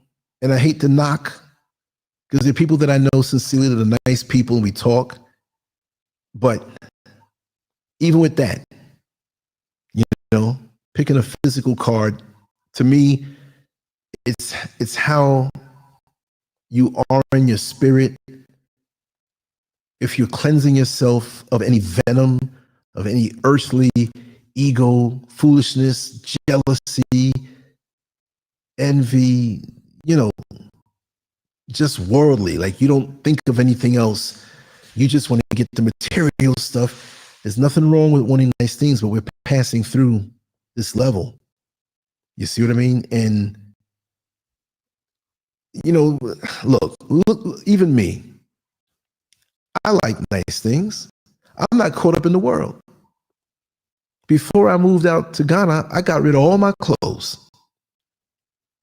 I wanted to start over new. And I should have kept some of those things. I had about 3 closets worth of clothes, new stuff with tags on it and everything. I said, it's going to be too hot. It's going to be this, it's going to be that. You know? Yeah, you see? Mad Guns, what he said, never let a witch touch you. And then on other sides, people say witches are misunderstood and all this and all that.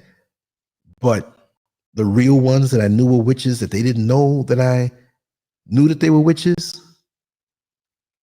they were still rooted in the worldly. Some of them still were jealous of people. They had their hang-ups. Like, if you're spiritually ascended, you're beyond this world, more or less. Even me at 62 years old, I never really lusted after the physical things. And I've been around people with mega money, situations, you know, from young. But there's always something about me that I wasn't mad if anybody wanted something nice, and I see nice things. There was a time I wanted nice things more so than now. But as long as I have the home, you know, I can. Mr. Scurv is good, and all of that stuff. I'm good because at this you're particular spiritually technological grounded. age, every day we live, all of us, we're moving closer to transition. So if I'm going to be out of here, let me enjoy the real things. Give me a mango. Give me some sunlight. Give me good health, peace of mind. You know, no mental health issues, vibrating high, thinking good thoughts, creating.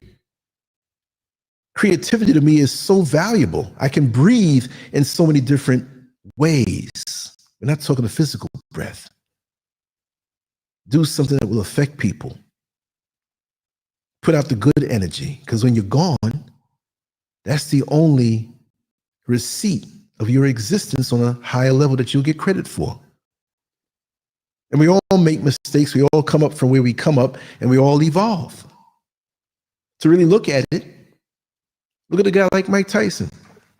He's not claiming to be any religious holy roller, but he's evolved from what he was because look at the situation he came up in. And at one point, this damn little world almost hated him. But look how everybody loves him now. They understand. But I understood that about him long before. I saw it in him. There's a lot of parallels with me and him, not in the upbringing part, but how I've been misunderstood in different times of my life. And other things are coming out. And I'm still got a lot to work on. You see? But there's a lot of people who masquerade with this thing, and they take advantage of people who can't really see for themselves.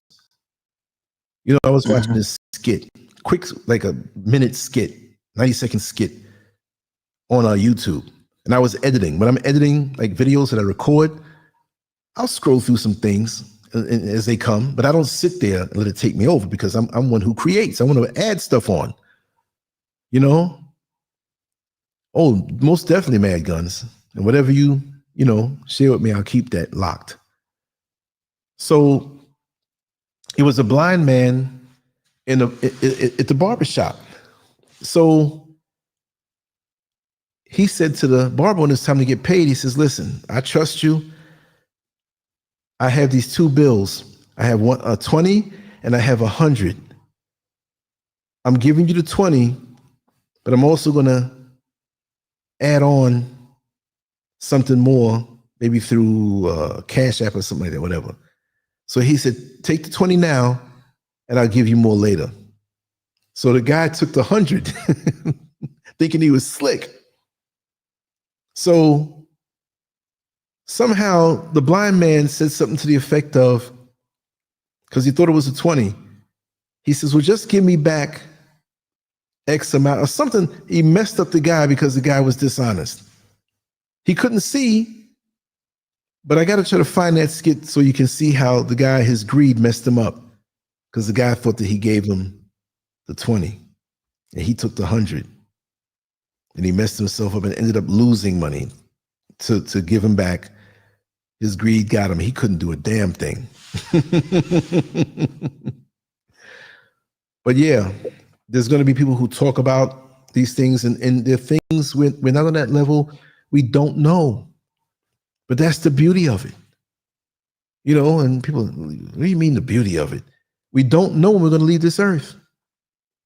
That's the beauty of it. So we are forced to, once we come into a realization of how fragile life can be, that we want to make every single day count. Those of us who don't, well, we'll find out. We'll find out. This is no threat to say you're going to go to hell if you don't. No.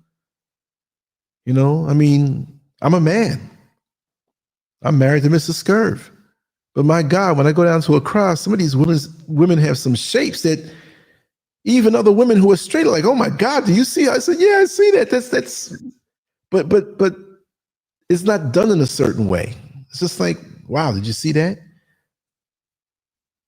Just like there was a bush rat in my backyard. And it's dark back there. It's a big backyard too, right? And it's walled off, but we have little drain parts in the bottom where if there was any kind of, and the land is on a grade, so there's no flooding up here in the mountains. But where my studio is, it's on the bottom floor. This is three-story structure. So lots of times I'm here, I'm like, let me run out the back and take a quick leak real quick. I got lights under the carport, but then there's a part where you're staring off into the bushes and you don't see anything. You got lizards running around. They make a little rustling noise, whatever. But I went out there. I ain't gonna lie. I think I had a t-shirt on and some Crocs, nothing else. So I'm doing my natural thing, taking a leak. All of a sudden, I hear and something running through the bushes. Rustling the bushes, huge in the dark. Man, I turned around so fast. It was like I had a water hose trying to water the plants because I'm running and didn't even cut off the action that I went out there to execute. And I slammed that door. You know, even earlier tonight, as we got dark, I heard the wild pig.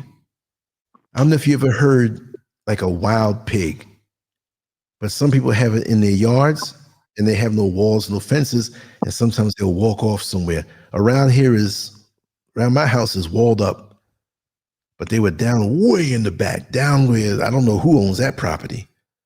And they sound, just the sound of it. I may have to Google it and see if I can replicate that sound. It's frightening. It's frightening. But, I like what you Good said grief. about the materialistic thing. I'm Yeah. like that too. I'm more like a I've been looking into this. I mean, I already been practicing it, but like minimalism, being a minimalist, like you don't need a lot of stuff to have a fulfilling life. And I Yes. noticed that, I was never a big materialistic guy. I was more like, if I could get my house paid off, drive a simple car, but I just want to be able to get up, have a wife, children, but I want to draw, do my drawing, my art, work out, and travel the world, man. Just see different people, man. That's all I want to do. I don't care about owning a Mercedes Benz or a BMW. And then when you own them cars, they're not even that good of cars. They break down. They don't. The resale value is horrible. I see people try to get all these material things, they're not happy. And it's like you see you but like you were saying, you let go of all that stuff. Like I'm a simple guy right now. I drive a 2007 Honda Accord. I got my apartment. I want to buy a house, but I don't need a big house or anything like that. It's more like the simple things in life that matters. Excellent.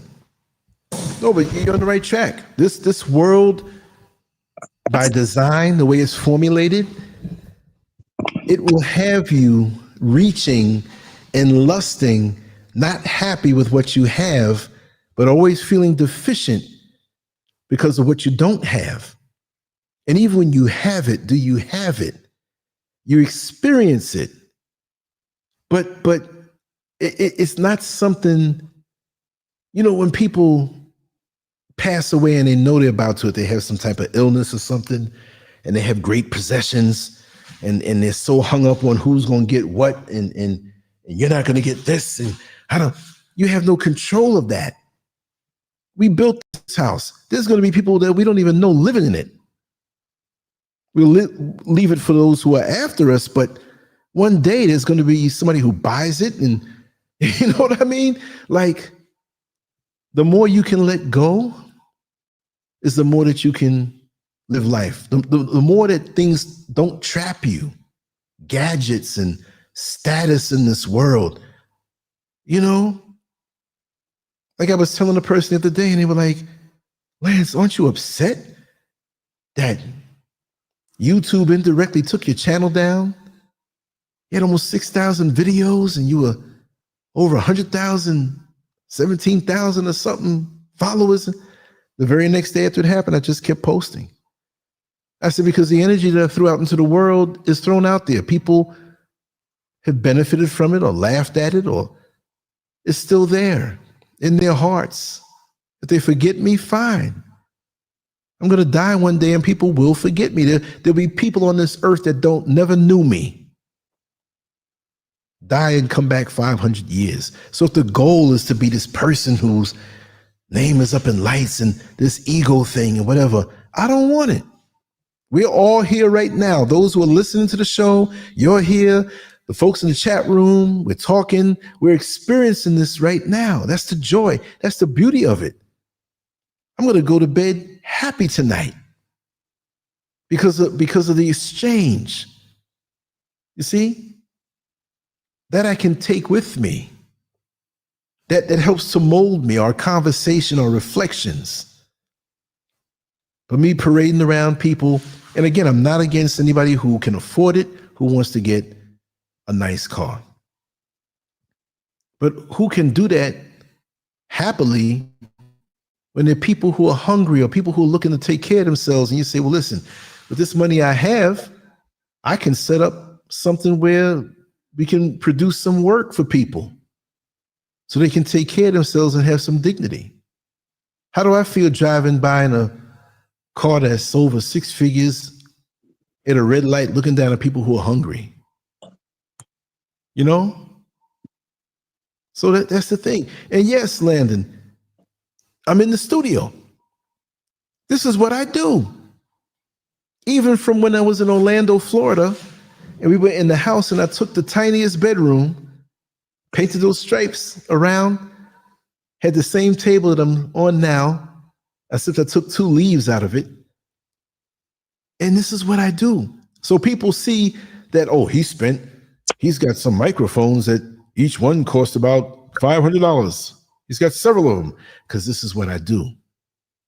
And I know that's what I'm going to do. I got some expensive pencils and expensive drawing pads because that's what I do. And from that, to be able to create, that's so fulfilling. I could have went the other route and stayed working in America and doubled time and other jobs and whatever, and then fall into bad health, pushing it, because I used to push it, not to get any material stuff, but make sure I'm on top of things, whatever, and also to get the things that I need that I have now. I've given certain pieces of equipment away that I have more than one, and I gave one away here, gave one. I intend to give away more that I'm not using. There's things I need to get, you know, but as long as I can create and keep it going and share with the world or whatever, it doesn't have to be 1 billion people. It doesn't have to be 100,000 people. I don't even look at how many so-called subscribers. I think it's 3,000 and change or something. But so what? That's the way it started before. One point, I remember, I was freaking out. I was like, man, I got 100 subscribers. You know what I mean? After that, you don't look anymore. Then you look around, it's this number, that number. And when you know how dirty YouTube is and they're hiding back your numbers, you don't even pay it no mind anymore. Long before YouTube, I was sitting somewhere talking with people who were having profound conversations. This is what I am. See? So this any of what they try to do as far as shadow banning, it just flows off of me like water off a duck's backside. You know? So even when I'm out in the street and in a restaurant and you overhear a good conversation and people invite you into the conversation and those things, and let me tell you something, all my life, I've had some really great conversations. There's some wonderful people who are still here and some who are not, who left me with some nuggets. So imagine this is recorded and it goes out and people listen to it. You know, just like we watch old movies with movie stars that were profound in what they did culturally. They weren't sellouts or entertainers or speakers, and you hear what they said and they're gone now and their energy is still affecting you, or people who wrote books from 300 and 400 years ago to let you know what the world was like and what they went through. That's the kind of energy I'm into. Nobody remembers, well, you know, about 100 years ago, man, you know, like say 200 years go by and they say, man, 150 years ago, man, that guy had a bad car with some rims on it. Nobody's going to remember anybody for that. They're not remember that. You know what I mean? I'm a minimalist. I'm trying to downsize, you know, as much as I can. The only thing I can downsize is the size of this structure that I live in, because eventually it'll be used for business also, right? Long-term plan. But other than that, I'm cool as I am. I got nothing to prove.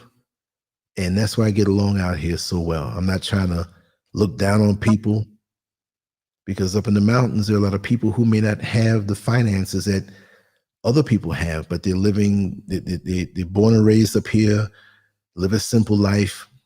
And lots of times because of social media, they want more. Like, I want to go to America so I can get this and this. You see what I mean? Because of how things are presented on social media, and it's intoxicating, and they feel like and I'm like, listen, these mountain views up here that you grew up in, to get a place and build it this size, and in America, you know how much money I'd have to have? For real. And the peace of mind. You know, who knows how things go eventually, but this is a peaceful place. The only time I hear gunshots is when they're shooting at bush rats in the bush. You see what I mean? So people greet you, and sometimes they'll stare at you because they know I'm from somewhere else and they don't know me. It's like, you know, where's this guy going? He's a tourist or something. And I've seen stares that when I greet first and smile, then they smile like, okay. Because I know sometimes I could be looking intense. When I'm deep in thought, I'm looking like a person saying, you better not even talk to me. You know what I mean? And deep down, I'm laughing. So I gotta kind of change that because of the atmosphere. But I'm enjoying life. Every time I go, even if I don't go down into the city, just to walk up to the village and the folks that ask me about America and what is it like, and we talk and they share things with me. I learn a lot from the people here. I learn a whole lot about the plants and about the animals and how to survive up here has made me better. I couldn't learn these things in New York City. You know what I mean? Unless I got on the computer, but out here it's hands-on. You know, so the world's a big world. And even if you don't leave the country, understand that there are other realities going on at this very moment. And that's what used to kind of not bug me, but made me feel like not trapped, but I'm sitting here driving a bus in Orlando when I was doing it. And I'd see people at the red light, tourists, and they're looking up and they're waving at me because it's a big thing to be here. I wave back. Hey, where are you from? Oh, we're from so-and-so. And before the light turns green, sometimes I say, would you like to move here to live here? No. Because where they are is so peaceful. They have a life. They like the excitement to experience it, but they don't want to live. You know what I mean? And that's Orlando. Imagine New York City they went to. So a lot of us think that we live in the center of the universe. And like I said, it's a big world out here, even beyond Ghana. I'm not even saying, you know, for me, it fits like a glove, but there's other places I want to see. And maybe there might be other places I'll have another residence if I'm blessed enough in the pockets to do so. I don't need to, but I want to go. I want to, like I said before, I want to go to Singapore and see what that's like. Mm-hmm. I want to go some places in South America. You know, there's other places I want to see. I'm scared of Japan because of the earthquakes and the nuclear stuff going on over there, but I want to experience that too. I'm not going to stay long. But after I'm done doing this foundation here, it's all about experiences, vibing with people, you know, seeing what's out there and experience, because I don't want to be in a box. I know people who have worked all their life on the same job, same time, trading time for money that can be manipulated. And again, I'm not rich saying this. I'm on limited income and I have to budget, and there's certain things I can't get sometimes, right? But now they're older and they're sitting in their living room scrolling through YouTube, never going outside to get sunlight. Never even, those who live in New York City, never even taking advantage of the fact that they live in New York City. It's like with your expertise in the job that you did, man, you can set up a YouTube channel and talk about certain things that we don't know about, and you'll make money, even if that's not the goal. Because the money I make is I don't make money on YouTube. I'll tell you what I make right now. I make about $100 a month. All of this stuff I put out. You got put up people who put out less and they get thousands. But I didn't think about YouTube when I was in elementary school drawing pictures or drawing when I first got online, or I like to write. I didn't think about that. When I was on Black Planet, I wasn't getting nothing. Right?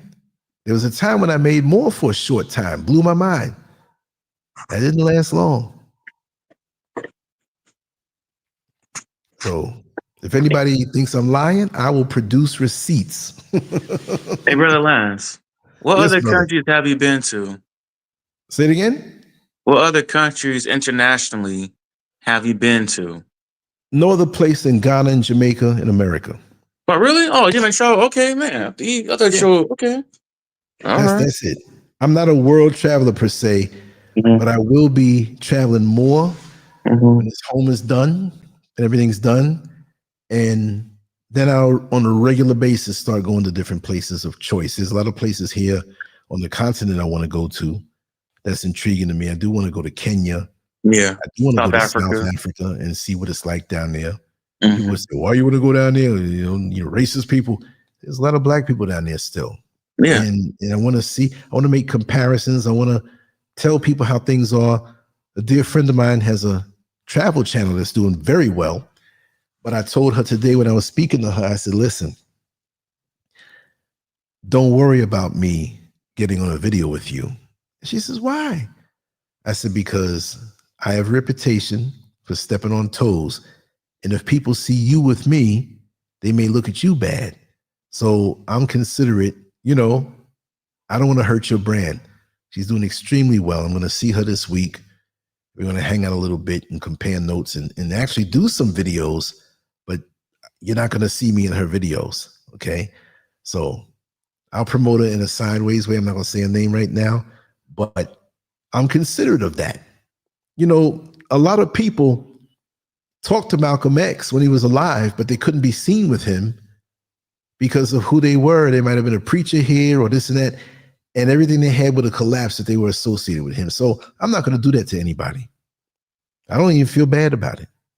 There's a lot of people I've met in mainstream media, maybe an email they sent to me or something, or communication or a word through somebody that, wow, they know who I am. They know what I do. They're like, man, I appreciate you, but I'd love to have you on my show, but I couldn't.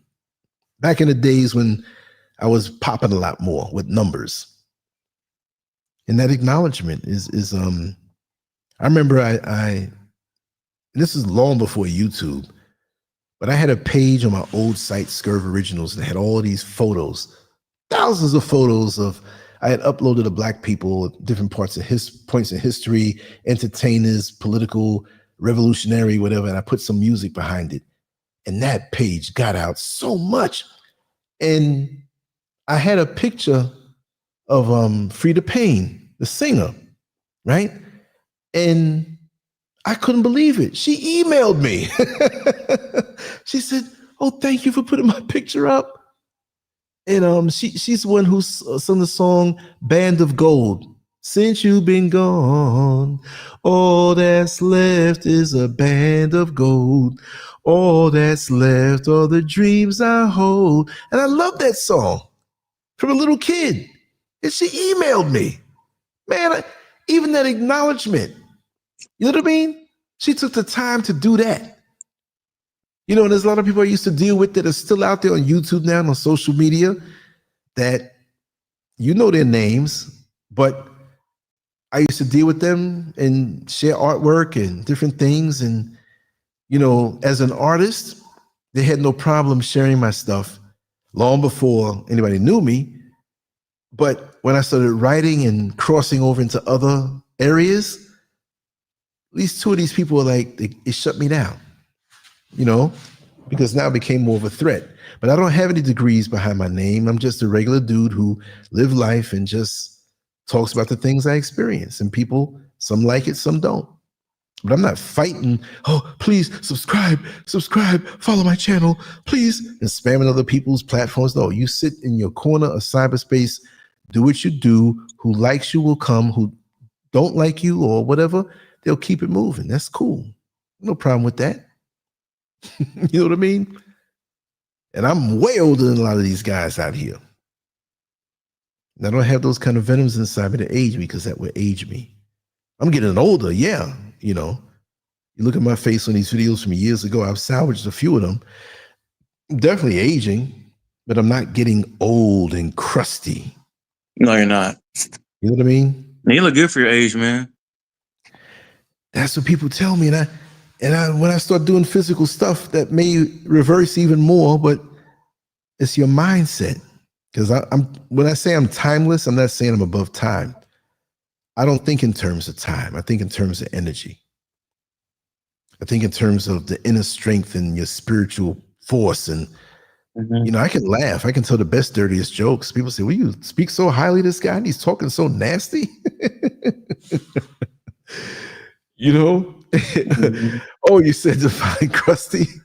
You know, when you see, it's not a black man thing, right? You can be crusty and white too. But for the brothers that get set in their ways and resentful and toxic, and you're younger and you coming around them and they're looking at you with scorn, like they're mad at you for being young, you know, like crusty, like I'm toxic and I'm backed up. I got emotional constipation. And nothing comes good out of their mouth. Always bad stuff. You got that girlfriend, you better hope she don't bring you the damn herpes or the AIDS. Is that all you can say? Instead of saying, hey man, when you're out there, be careful. She seems to be very lovely and whatever, and I hope everything works out all right. You know what I mean? I had a right and wrinkled up, but like the wrinkles are different when you're crusty. Mm-hmm. The wrinkles are dry and embedded and they don't move. It's like you got a mask on where the face doesn't move, a permanent scowl. And then you see the older people, 80s, 90s, they got wrinkles, but it's almost a permanent smile in their face. The lines are different because of the spirit that they have. I saw a video on that one time. The way a person's face wrinkles up displays their mindset. When you get wrinkles here, it means this. When you get wrinkles here, and some people have like little laugh lines or whatever have you. Yeah, you can see it. Look at it this way. Look, we got all kind of people in the world, but I got to say, and I know that people noticed it, right? When you see two old lesbians, you know they lesbians. It's something in the spirit. I'm sorry, people gonna get mad at me. When you see two old homosexuals that have been homosexual all their life. I saw one down here in Ghana. He was Ghanaian. And I had to do a double take because his face was like a mask. He was beaming gayness, just from a relaxed expression. Your spirit comes out in your face. And if you got a crusty spirit, you're going to look crusty and unapproachable, sometimes hateful. I told this one before. This was 1983. And I was walking down the street with this girlfriend, right? And we were going back to her apartment. We were walking down 109th Avenue, just past Gabriel Boulevard, heading to Merrick Boulevard. You got two big apartment buildings there on Merrick and 109th, for those who know Queens. And there's a lady sitting on her steps. And I'm holding my girlfriend's hand. She was beautiful, beautiful brown skin, shape, and everything. And we're laughing and talking, being pleasant. And you can see that we were into each other. And as we approached this lady sitting on the steps, she had to be in her late 70s, but she had a scowl on her face, but she was trying to act nice. And as we were approaching to pass by in front of her house to go on to where we were going, she was just almost nice.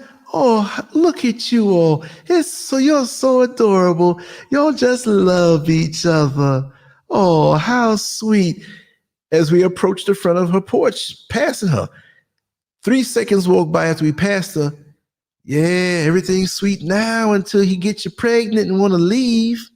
Until you catch her cheating, she gonna have another man baby, or you're gonna spread diseases. Y'all gonna F each other's life up. I tell you, that's what's gonna happen. Yeah, give it 3 months. She was so negative. What happened to her in her life? She hid her crustiness for a little bit. And she let it all hang out. What emotion did we stoke in her to get that kind of response? And she's sitting up on the porch. She should be glad she's alive to have sunlight hit her. She should be glad that she had her health.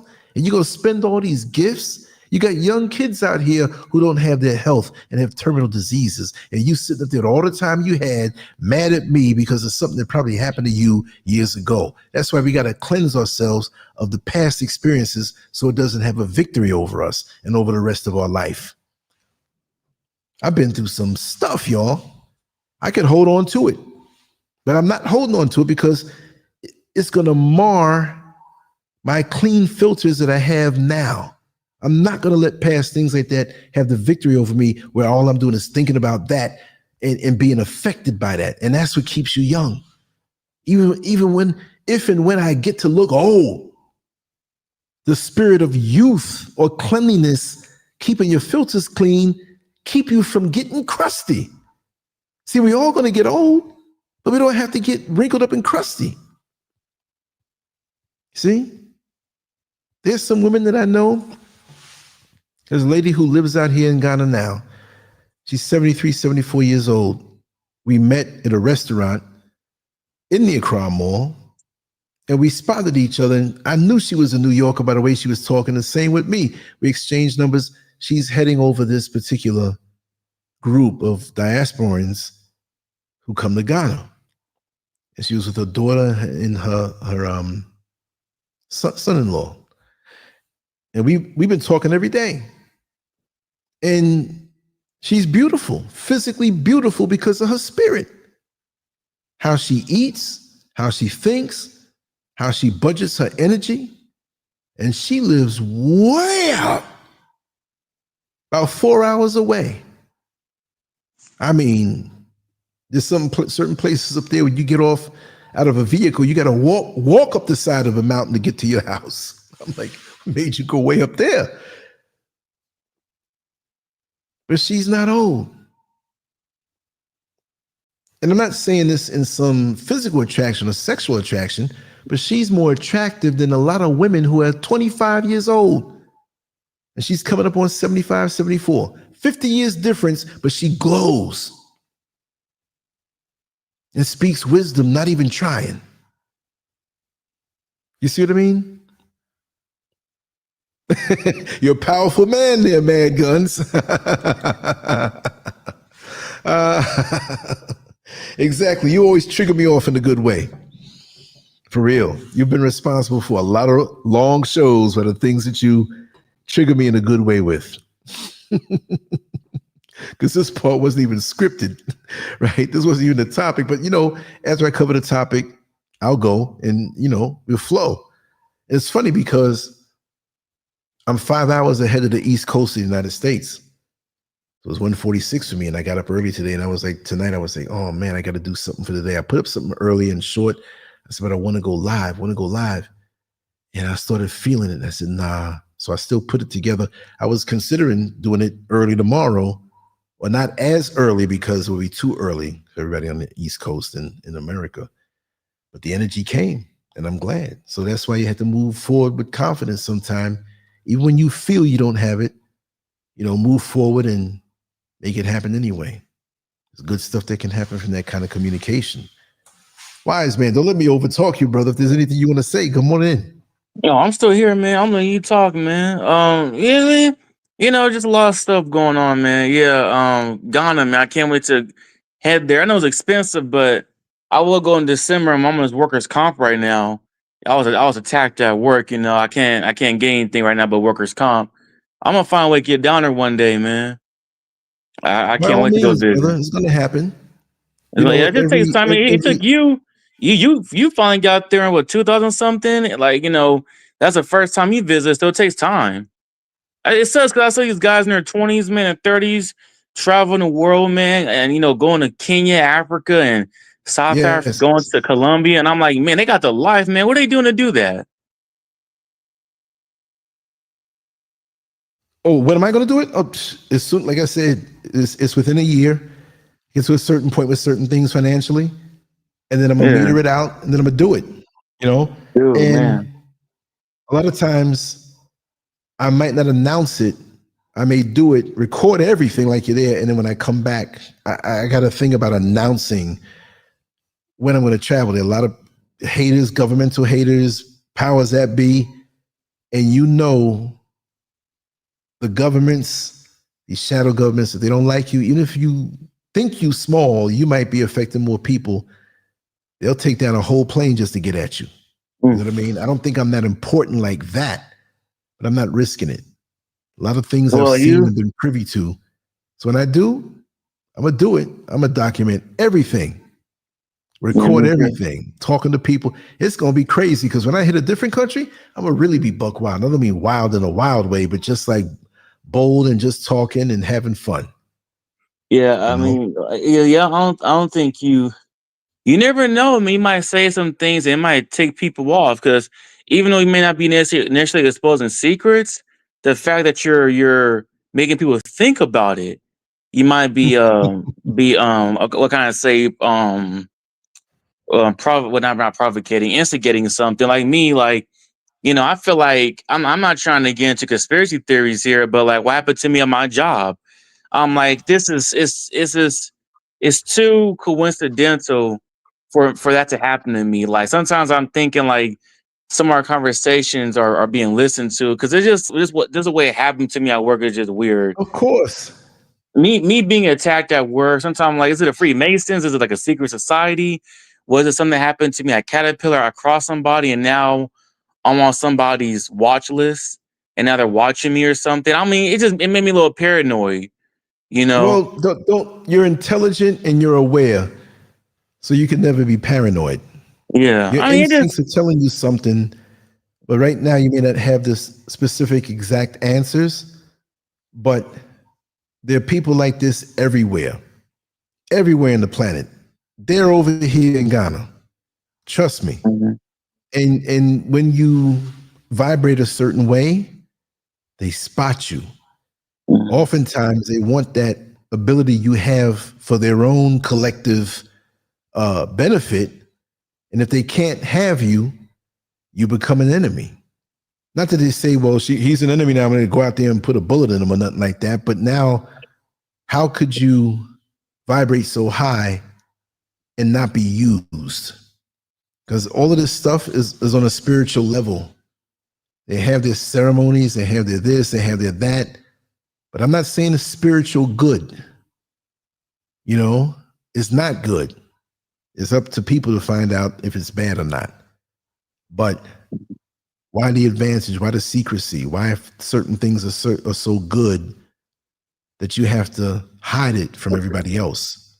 When the creator exactly. that made all of us gives us free mangoes, free watermelon, free wood, free land. But being in the system, we got to pay for all this stuff. And the things that they offer, I don't need. I don't have that insecurity where, oh, I got to be a part of this group so I can. And there's a lot of them that will openly speak against them, but that's part of the plan. Good cop, Mhm, bad cop. Rouse you up to say something so they can identify what you're all about.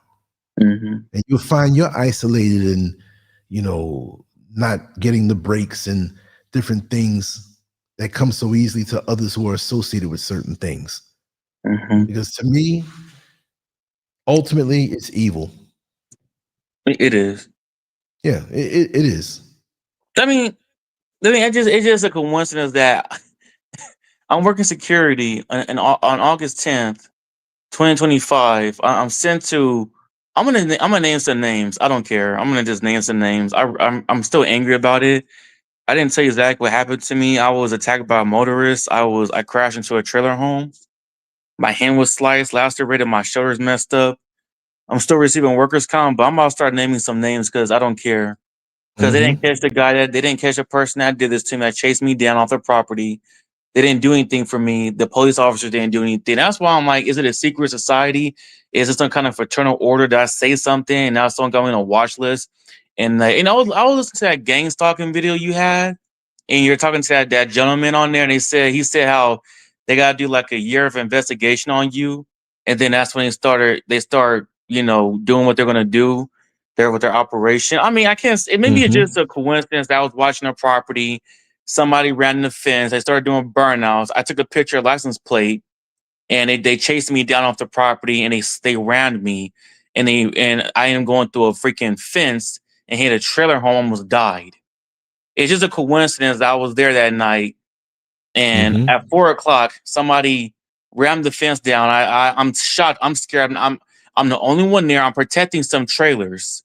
I was at a company called Chain Link Services. The name of my company, I don't care. I don't care. Name of my company is North American Security Services. They contracted me to go watch a property called Chain Link Services and to watch these trailers because they're being broken into. The owner or the manager, they thought it was like an inside job. So I'm there watching these trailers. I'm sent there from 9 p.m. to 5 a.m. to watch these trailers. Basically, you're watching, I observe, report. No gun. I thought about bringing my gun because before I even left, before I went to go take the do the job, I asked my manager because it's like a pop up job in security. That's what they call pop ups. Hey, we need you to watch this, property, fire watch, whatever. I asked my manager, what kind of area is it in? Okay, watching trailers, huh? Interesting. And I had a funny vibe. I said, well, can I bring my gun? I mean, I don't, I'm not going to say that. Can I bring my, he said, oh, no, you can't do that. It's level 1. And I'm like, okay, not level 2. If you bring a weapon, you could be in trouble. I'm like, okay. I'm trying to be careful what I say because I'm not trying to get you in trouble, Lance.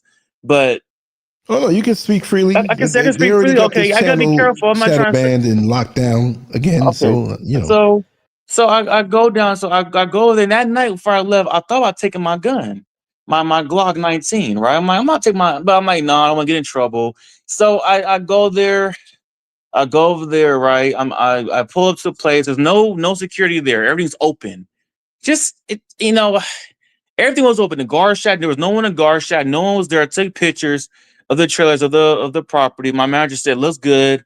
I was there for about 2 hours. Went across the street. I saw there was a restaurant. On my phone, saw there's a restaurant literally right across the street. Went over to a Mexican spot. I got some food, came back. I could see from right there, someone told me this is a predominantly Hispanic area. I just got that feeling, okay. I'm in Fort Worth, Texas, at a company called Chain Link Services. So I'm watching these trailers, right? And, I'm getting a little tired, but I'm staying awake. So next to know, 4 o'clock, so the place is encased by a fence, right? And it's guard shack. So I drove through. Everything was open. So at 4 o'clock, this truck rammed the fence down behind me, and I'm like, "What the heck?" And started doing burnouts. They're very aggressive, just driving erratic and aggressive. So then the car stopped, and so I was like, I was sitting right there, like just kind of shocked by it. But I was like, "Well, I gotta document this." I drove up. I put on my stall. I didn't drive all the way to the car, but drove close enough to take a picture of the license plate. And when I took a picture, that's when the car started driving aggressive again, burning out. And I'm like, oh shoot. So I backed up and I drove out the property. I made a right. I'm going down Terminal Ave, right? Terminal Road. That was called. That what the street was, Terminal Road. I'm driving. I'm driving fast. I don't know where I'm going, man. I'm just so scared. And so I look in my rearview mirror, and the truck follows me. It just comes out the property and made a right. It's right behind me and drives up and boom, rounds me. And I'm like, man, oh So it rounds me again. Bam. I'm like, oh shoot. So I turned down. I made a right on Grove Street, and I don't know where I'm going. I'm just trying to get away from this freaking truck, man. But I cannot run this truck. Big old 8-cylinder V8 engine compared to a V4 and a Toyota Camry that I'm driving. No. So he's around me. I don't know what to do.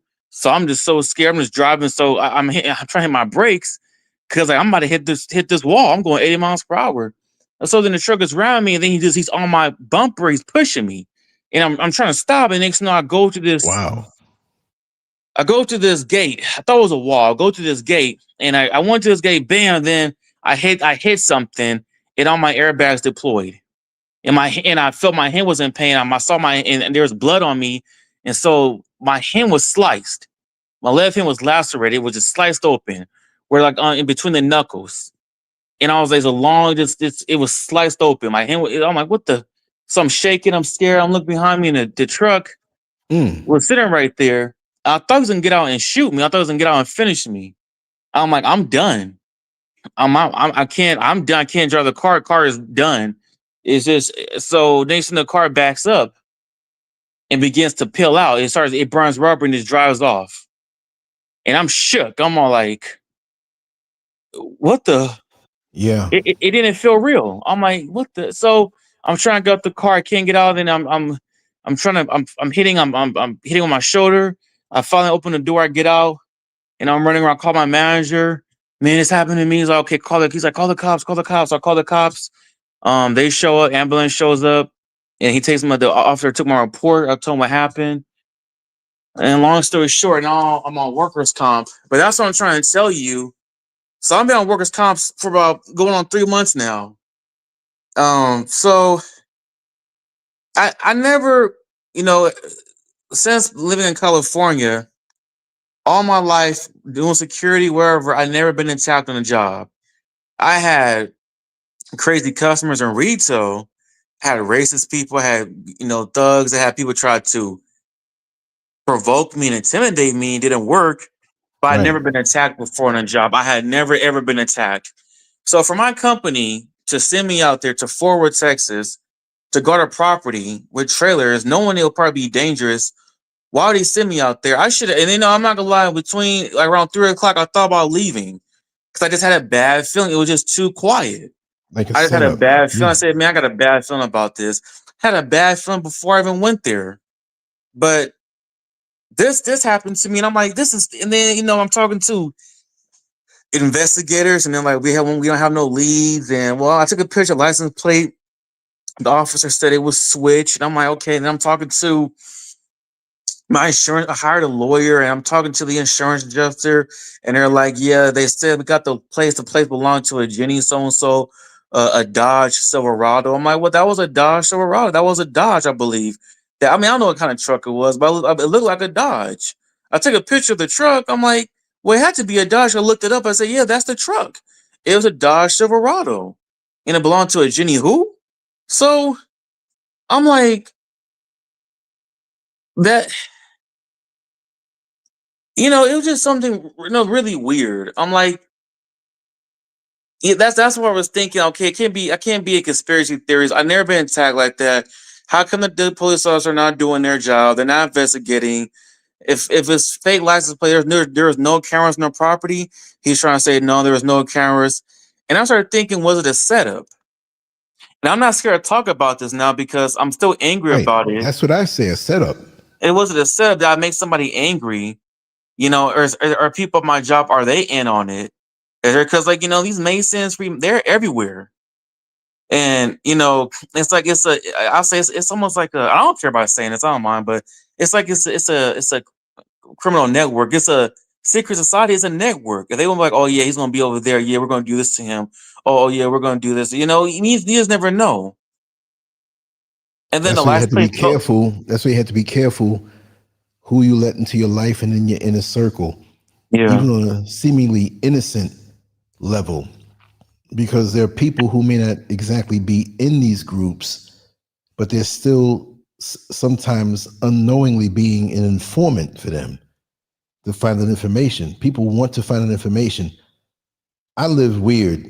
It's hard to really, because right, of course I'm retired, I don't have a job. People know where I live, but to say, oh, he's going to be coming out at this time, whatever, I didn't even know I was going to be up tonight like this. I'm loving it. You know, I was tired early and I said, I want to do it, you know, and like I said, you have to stagger your movement. Sometimes I'll tell different people different things when they compare. They're like, wait a second, which one is real?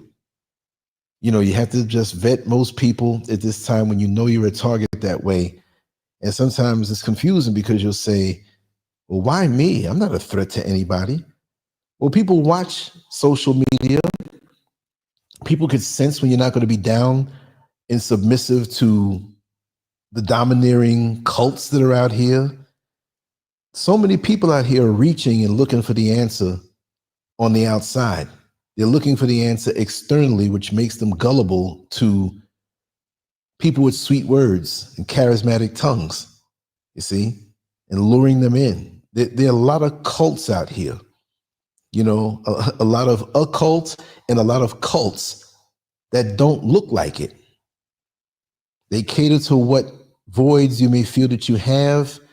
They come off like they're the answer, but they really want your soul. They really want control of your life. They want your resources. They want your mind. When you realize how powerful you are, right? And this is not an ego thing to say you are powerful without. No, there's a creator. And when you reflect that light to the world, you're powerful. And that shows others up. Sometimes I'm out here in the mountains and I look up, I go out in the back on the balcony, and I'm like, man, it's almost like daylight out here. What's going on? It's the moon reflecting the light of the sun. So the sun is so bad, meaning good, that it lights the moon up and the moon lights up outside like it's daytime. Not exactly daytime, but it's really bright where you can look down and see a shadow. At night, it's so bright sometimes. So this is what many of us are. We're reflecting a certain light. And that light, people have vowed to dim that light on this earth at this time. These entities and powers that be and shadow government and demonic forces, Your light is not acceptable because it shows them up. Number one, you're not even trying. And you're showing somebody else a way out, even if you don't know you're being used on a good purpose like that. You see what I mean? Mm-hmm. So keep on shining, but be aware, like a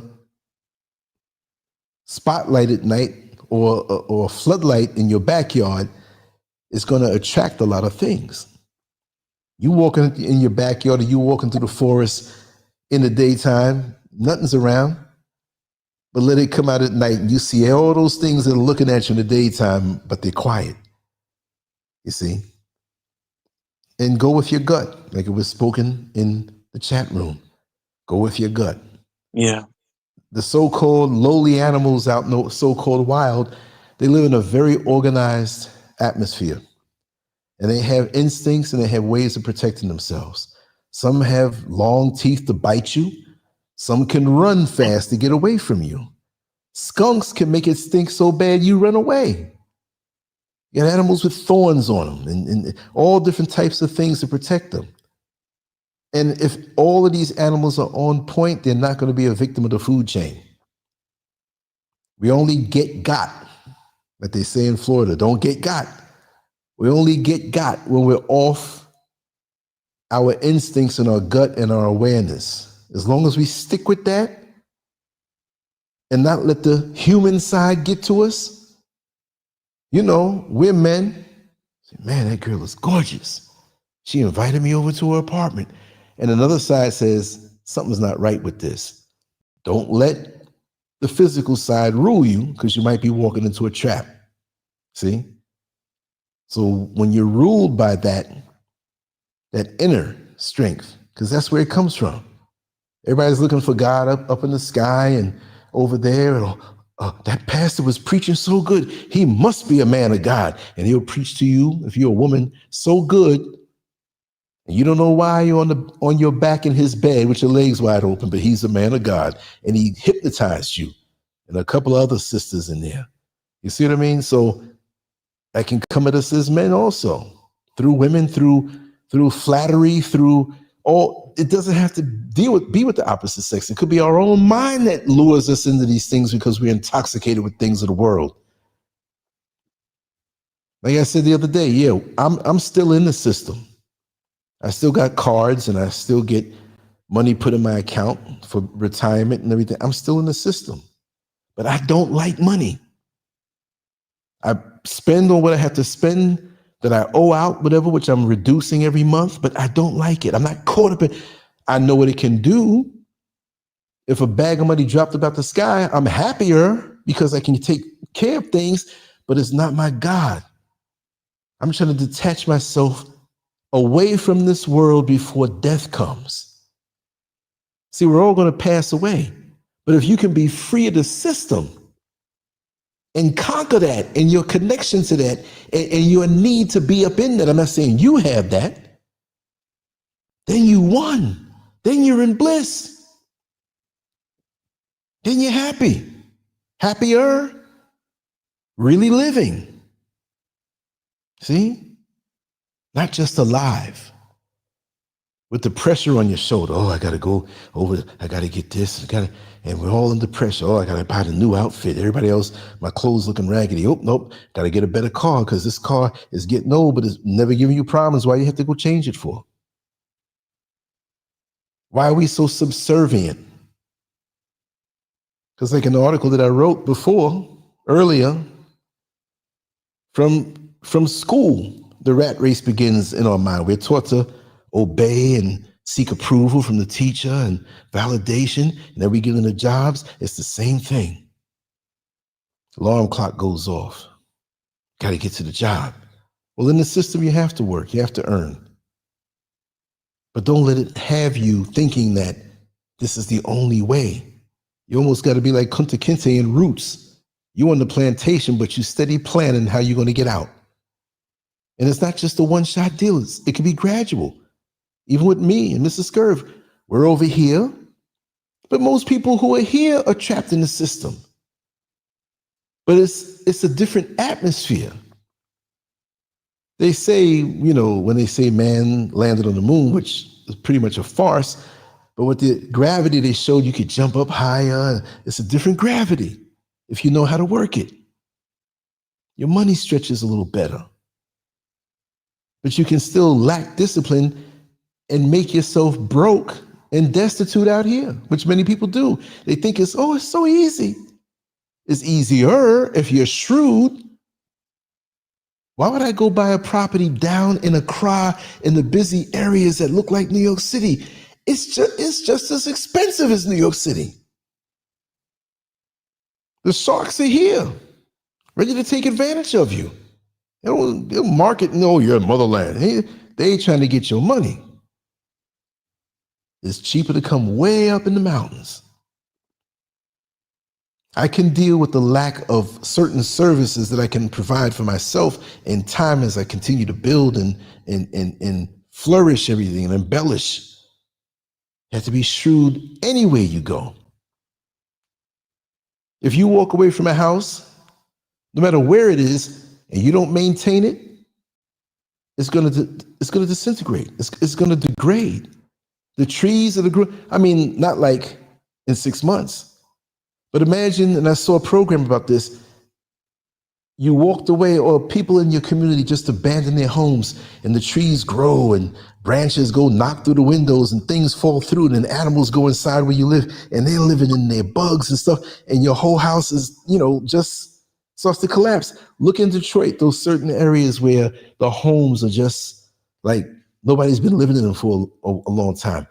You have to maintain yourself. What does that tell you? It's not just about a house. You got to maintain yourself on a spiritual level. Keep your strength up. We work our muscles and go to the gym. We eat good.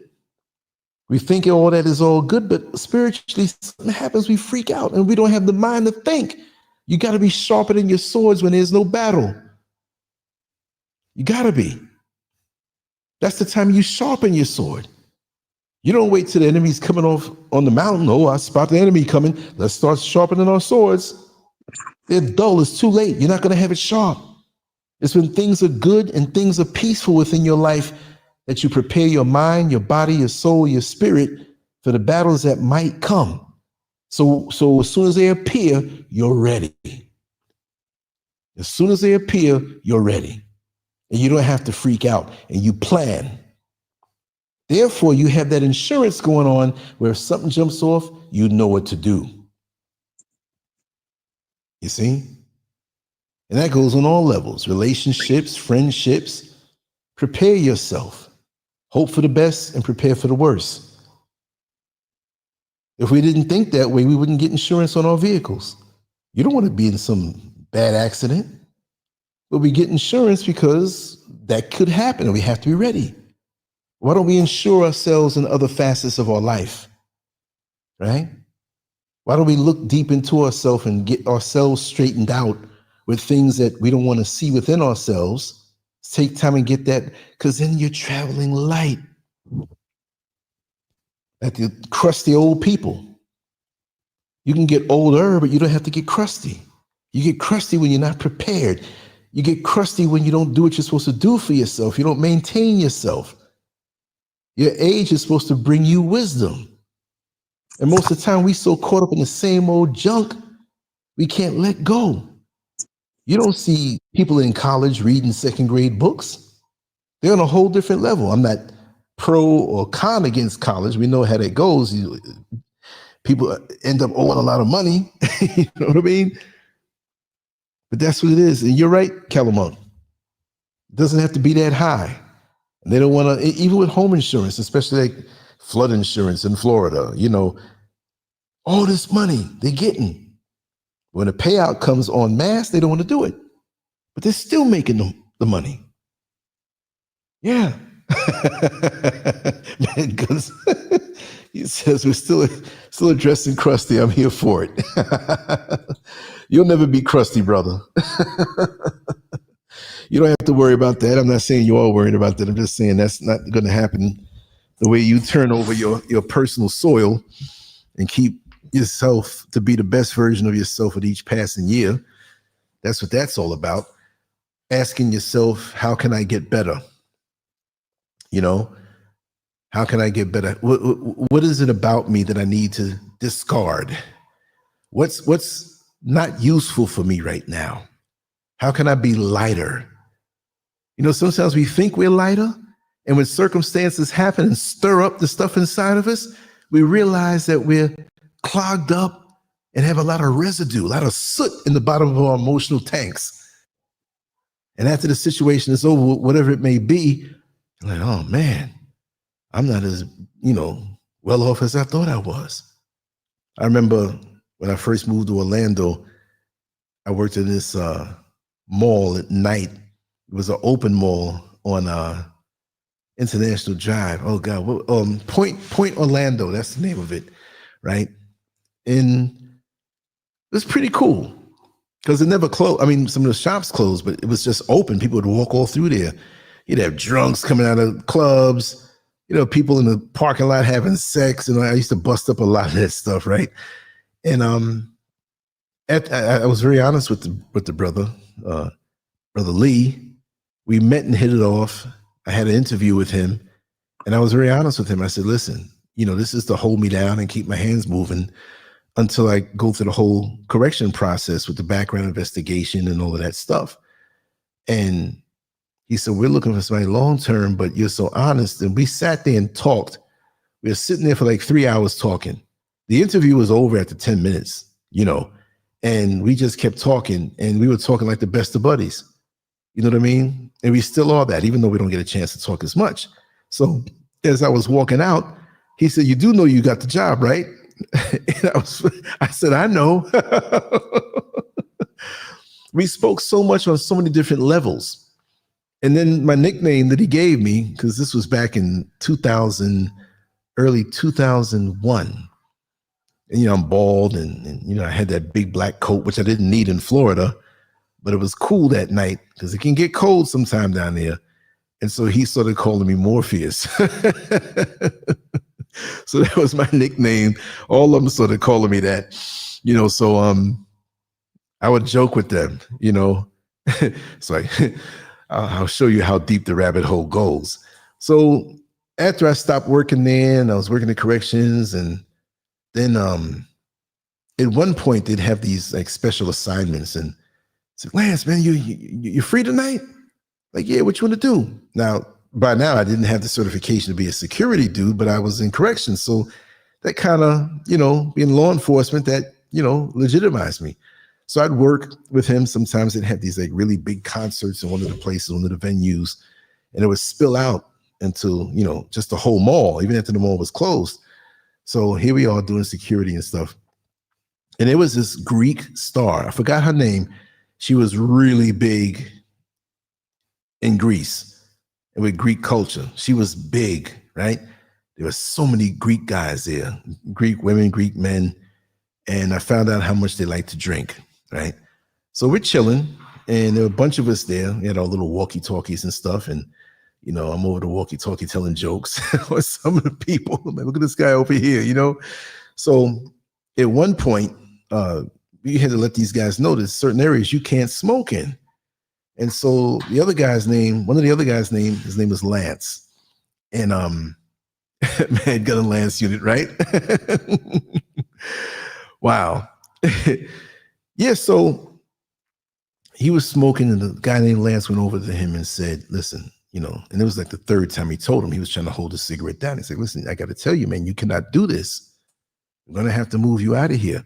And so I also learned a lot of the Greek folks, they stick together, So there was this big Greek guy who was standing near him, and the way he was angled, the way he was positioned, the guy at the table who was smoking, he put the cigarette out, but this other guy didn't like the fact that this black guy kept coming over because, they mentioned the N-word after a while too.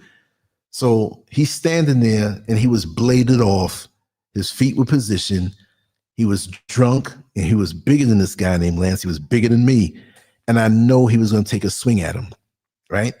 So I got behind him. He didn't take a swing yet. I had no reason to knock him down or grab him, which the guy was big and strong. So I didn't want to initiate anything. I'd rather be a counterpuncher in this situation to do something against what he's doing, because if he makes a move first, then I know what to do. So I stood in a way where my hand was near his right hand. His right hand was behind him and he was standing sideways. So I knew he was going to try to hit him with the right. So I had my right hand behind him. I'm behind him and to the side where he can't see me. So the minute he clenched up his fist and started to take a swing, I got my arm locked in with his arm, like the barrel of monkeys. Remember the barrel of monkeys where you have to hook the arm under and pick up the other monkey? And when he did that, I yanked back on him and he fell back. And he fell back and kind of flipped and he landed on his stomach. So this dude was huge. So I jumped on him. And I didn't have the weight to deal, but I knew I got good balance. So I'm controlling his shoulders, and as he's moving around, and I'm trying to put my weight on him. And at that point, I might have been like about 250 pounds or whatever. This guy was like 350 or something. This guy was tall and he wasn't muscular, but I can tell he did something when he was younger. He had good control over his body as much as it could be while he's drunk. So I'm praying. I'm like, where are the other guys? I hear the radios coming, but before the security guys and my buddy Lee can get there, 3 other guys jump on top of me. Now they're helping me to hold this dude down, but I can't really breathe. So I'm holding my position, breathing shallow, and eventually they pull those guys off. The cops were on the premises of the mall. They were summoned. They came in. They broke it up. They got these guys out. The guy whose arm I hooked and prevented from hitting the other guy named Lance, who was working security that night, he had a problem with me. As he was being brought out, he tried to spit on me. He had cuffs on. They didn't arrest him all the way. I guess they had some kind of pull, the whole Greek community, and they had this thing going on, but they made them get off the premises. And this guy was pointing back to me. He's like, I'm going to come back and I'm going to kill you. I'm going to kill you. It's broken English. So I'm looking at him and I'm like, hey, whatever you try to do to me, it might happen to you. I'm talking smack back at him. He didn't want to go.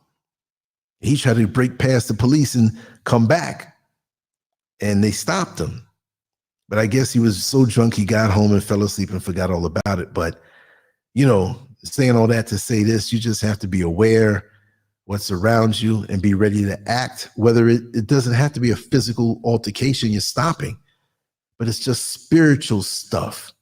People sinking their claws into you, getting information from you so they can use it against you later on. Sometimes when you go to a new job and everybody acts friendly, welcome aboard, you're part of the family, we're a team here, we're a family here. We're not like other places. And you buy into that, you better be careful what you tell them, because most people who are in new situations, no matter what it may be, it could be a church, it could be a job, it could be a neighborhood, it could be a new circle of friends that you're friends with one of the people real good, but now you're getting to meet the other people that they know. And we give up too much information too fast. You see what I mean? Trying to be cool, trying to fit in. Oh, well, where do you live? And if you live maybe in a place that's considered the hood, they're gonna typecast you. They're gonna label you. If you live in a place where it's exclusive and it seems that you need to have a lot of money to live there, they're gonna try to dig deeper. Like, well, how do they live there? And they're making this salary. You know what I mean? How many kids do you have? Or they may send somebody else around to find out if you're married or not. Just all kind of stuff. I remember when I was working in corrections and I ran into a young lady who I worked with, and she did have a crush on me. So we shopped together. Another coworker came and saw us in the aisle. And by the time I got back to work on that, what days did I have off? I forgot, but my Monday, the whole jail. Oh, you screwing so-and-so. You know what I mean? In the supermarket, just because you saw, yeah. What if I saw a gay dude that worked at the jail in the supermarket? I'm gay now? Man, that gossiping is ridiculous, incorrect. In any job, it's like I'm so careful about who I make friends with. I don't trust nobody at work. When I was working at FedEx, I didn't hang out. Only person I hung out was not hung out. I met on the outside was my coworker. She needed help moving from her apartment into her friend's house. That was it. Right. And then she was gossiping about people, and I'm like, dang. I'm like, oh yeah. So I'll never do this again, man. But you gotta be so careful at work. Yes. Especially jobs like that where people sit around. They're not, see, people on the outside, jails might be a little more busy than prisons in a way because of the turnover rate. But still, when people watch these shows on cable TV or these prison shows, they're not going to show you how it really is. Yes, all of the things that you see can happen, but most of the time, 95% of the time, it's quiet and just routine and boring. and boring. And that sets the stage. You sitting here working night shift with somebody, some young lady, and she's acting decent. You're acting decent. Your partner's on that post or that shift, or until usually it's a year before you can change your post or whatever, unless there's some real problem. And you're straight up, and then she starts opening up. You start opening up. I'm not saying you or me, but that's how these things happen. People start screwing in the parking lot. People start all kind of things. They go to certain units that have no inmates, and one person's working the post, and one gets a break, and they going over there getting busy. Or some of the offices are dealing with the inmates. Yeah. Some of the male offices with the female offices and inmates, and the male offices with some of the male offices and the male inmates. Wow, and man. the females the same way. Hey, when I was working at, I'm gonna say it because I don't care. When I was working at the Beetle unit in Texas, and it's in Palestine, Texas, it's called a Beetle unit, like a hardcore unit. I gotta be careful what I say, but it said when I was working on the X-wing and I was working in restrictive. What do they call it now? They call it no restrictive. No, they call it. I forgot what they call it. I almost forgot. It's like it's custody basically. It's restrictive custody. So when I was working in AdSeg, that's what they call it, AdSeg. I was working at AdSeg. They one of the ladies told me, she's all like, something happened. We were talking, and she was there a lot longer than me. She's been there for like 10 years. But she said, hey, don't ever say nothing will happen. We had a sergeant giving fellatio to inmates. I said, get out of here. What? She said, yes. I'm like, whoa. Mm-hmm. Whoa. Giving what? Yep. A sergeant giving fellatio to inmates. I'm like, no. And that's the thing about corrections too, man. It's wild. It's like it changes. It's a wild world, man. It's like the way they talk. It's so different. vulgar. It's vulgar different. as hell, man. You curse a lot. You curse a lot. You do some. You see some wild stuff, man. Yep. You. It's definitely gonna stain you to a point. If your character is what it is and solidified, it's going to be affected less. But if you have any gaps or porous surfaces to your character, something's going to seep in. I'm not calling the people who work there, the people who are there, demonic, but there's just a demonic energy there. There is. It's every facility, everyone. Now, I've never been to everyone to be able to say that. I've worked in 2 different facilities, but it's the same script. And when you're new, you're going to see some things and find some things out. Yeah, there was a male officer that I knew that was taking inmates to the nurse, and he was working along with the nurse where she verified paperwork that this inmate was supposed to go there, but they never made it there. He took the inmate into an area where they had lots of vents and piping behind everything, and there were cots in there. There were places to lay down and and he was screwing around with the a male officer screwing around with some of the male inmates. No, oh my, I believe it. Oh yeah, no, and I knew him well. And I'm gonna tell you something. Aside from that, he looked out for me in ways he didn't have to look out. It's a white dude, you know, and everybody knew to a point, but he wasn't. That was one side of him, but he did not have the venom that many others did. You know what I mean? That was his thing. I don't know why he wanted to keep giving me that TMI, too much information, because he was a comedian too, and he got me a lot of overtime in other areas. He told me the deal about a lot of people who worked there who looked like me. At first, I'm thinking like, does he hate black folks? Because that's the most of who was working in there. But he was a realist, but he had his side where he was taking these dudes and sucking them off and hitting them in the back and all that. Yeah. I believe. Hey, can I ask you something? Anything, brother. We should have some really long discussions, and this is gonna go to a secret society, you know. So, you know, corrections, law enforcement, same thing basically. They're all tied in. They're all tied in. So they're Freemasons. You know, a lot of officers are part of that Masonic stuff. They're free. So do you know any like CEOs that were part of that as well? No. Say it again. It's a little echo on my side because of my did you know any CEOs, people that you worked with, other officers that were part of that fraternity? Yes. They didn't always reveal it.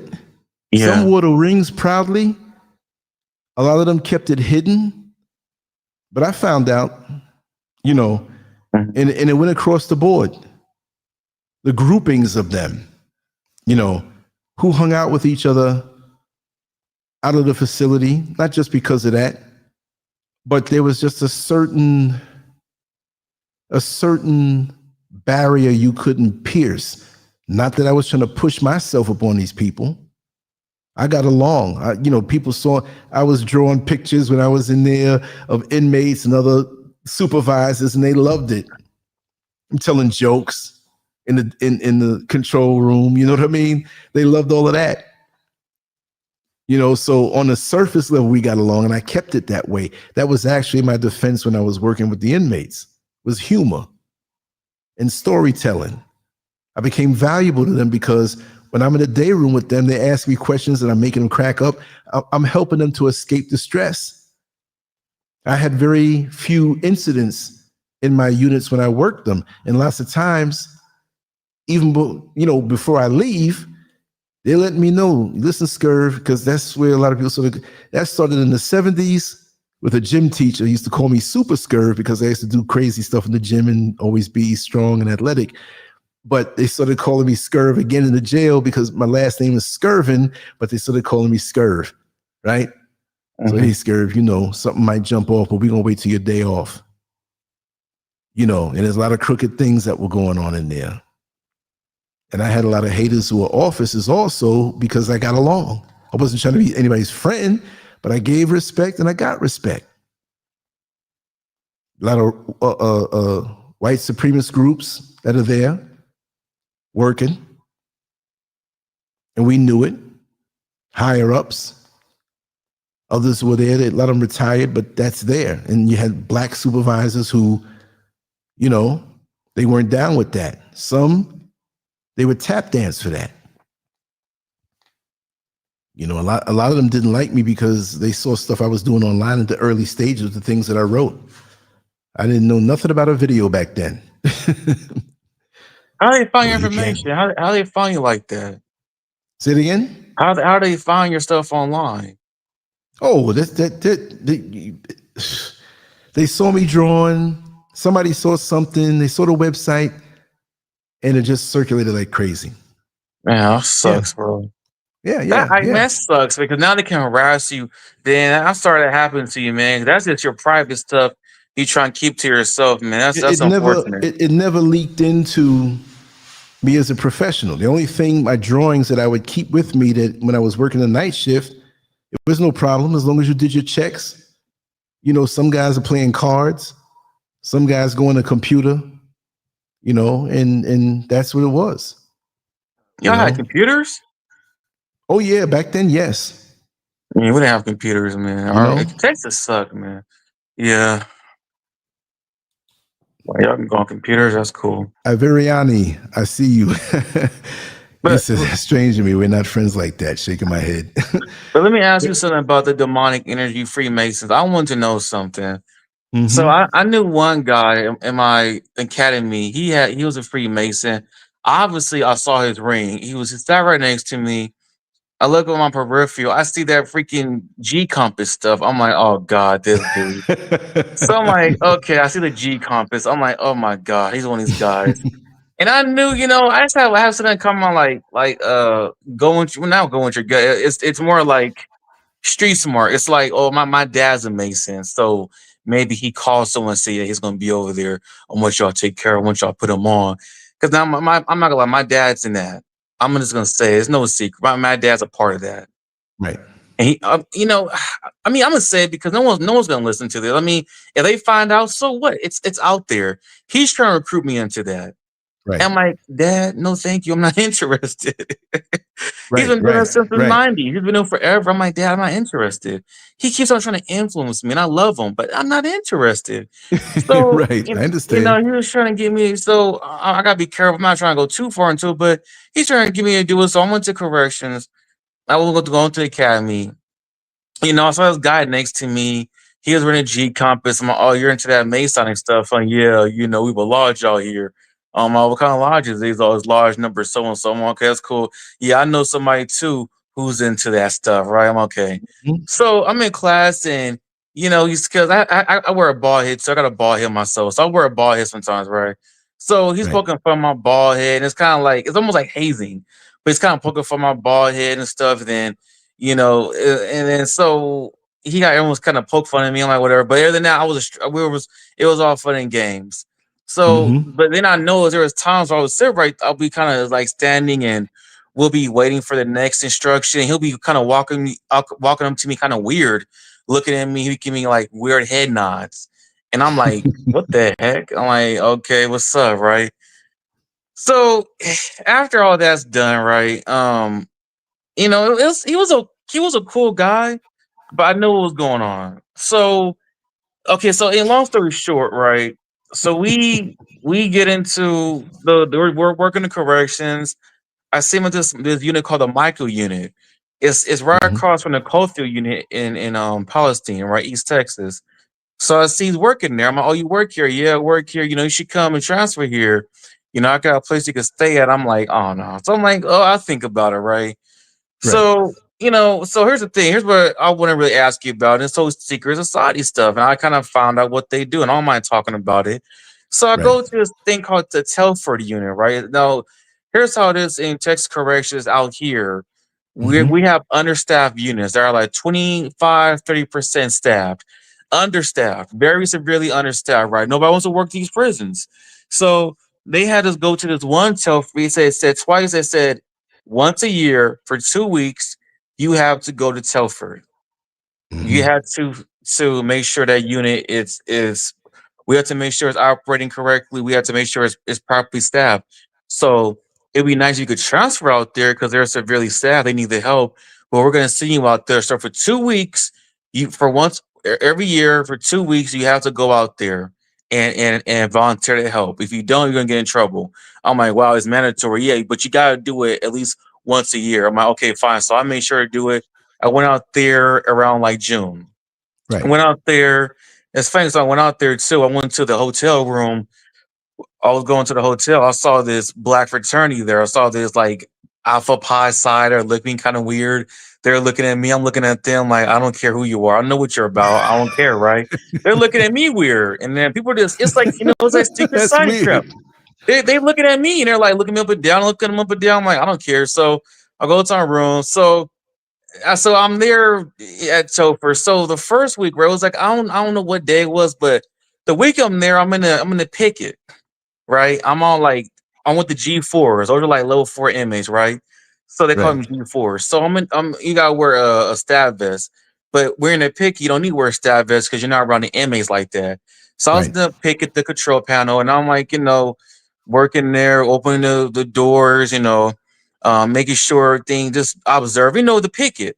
So I'm in there, and this lady is walking with this young girl. It's a white lady that works there. She's a CEO. She's walking with these young girls, black girl. So she's walking into the to my picket, right? Walking to the door, open the door. She comes inside. They walk up the ladder, and they're like, "Don't walk up the stairs." My bad. There's stairs, right? Hmm. There's spiral stairs, right? They lead up to this picket. So they Right. walk up there. She's like, "Hi, yeah, she's what's the she's one of our recruits. She's in the academy.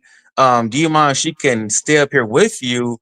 We have something to do. We got to do something. Do you mind? She stays here with you." And I'm like, "What the? That's weird. Okay, whatever." I was just like, "Okay, you don't worry. It's okay. Don't worry. Yeah." Right. So she's like, yeah, she can't open the inmates doors. You can't unlock their doors. Don't have her touch that. Just the entrance, and that's it. I'm like, okay, understood. Sure, what Right. to do. The girl was real quiet. Oh yeah, okay, yeah, okay. I'm like, okay, cool. Real quiet girl. So I'm walking around, right? So I went down to use the restroom. I came back up.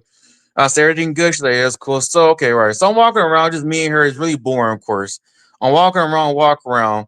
This is what fun's gonna be like. What the heck? So I go around her back.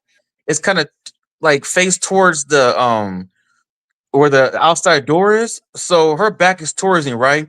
So I get Hmm. behind her, behind the control panel. I'll walk around, look at the doors, look at the inmates. You know, they're throwing contraband there. You know what they call it? They're making fish lines. They're throwing Right. fish lines around the place. You know, they tie stuff. You know what I'm talking about. So they're throwing water bottles around and stuff, throwing all kind of stuff around the place, right? I see these lines everywhere. So I turn around, look at her. I look at her, right? I look at her back. And guess what I see? Oh no. A I see the tattoo like Baphomet say it again? on her back, on her sweatshirt. I saw the Baphomet. Oh no. I swear to God, That's some I picked creepy this on stuff, my man. dead.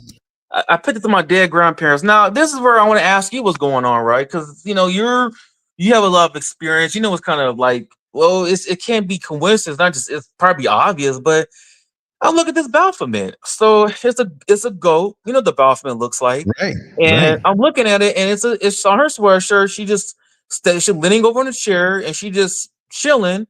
It's almost like she's not sleeping, but she got eyes closed, Right. you know. But I'm looking at this Baphomet on her back, and I'm looking around like, what the heck?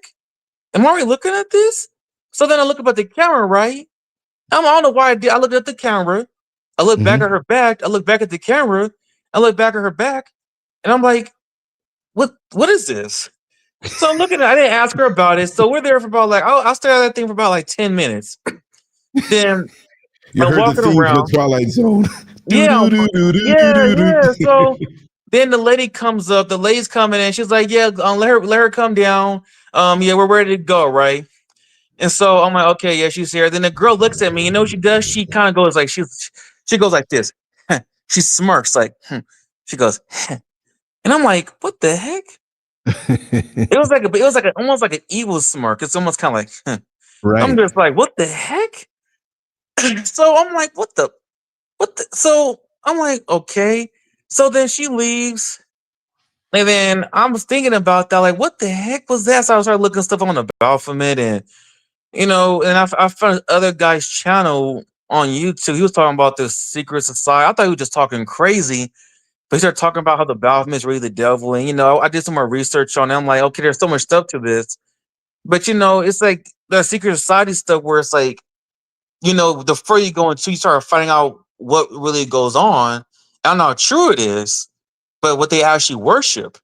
But for them to send that girl up there, and leave her up there with me, and to see that picture on her back, Right.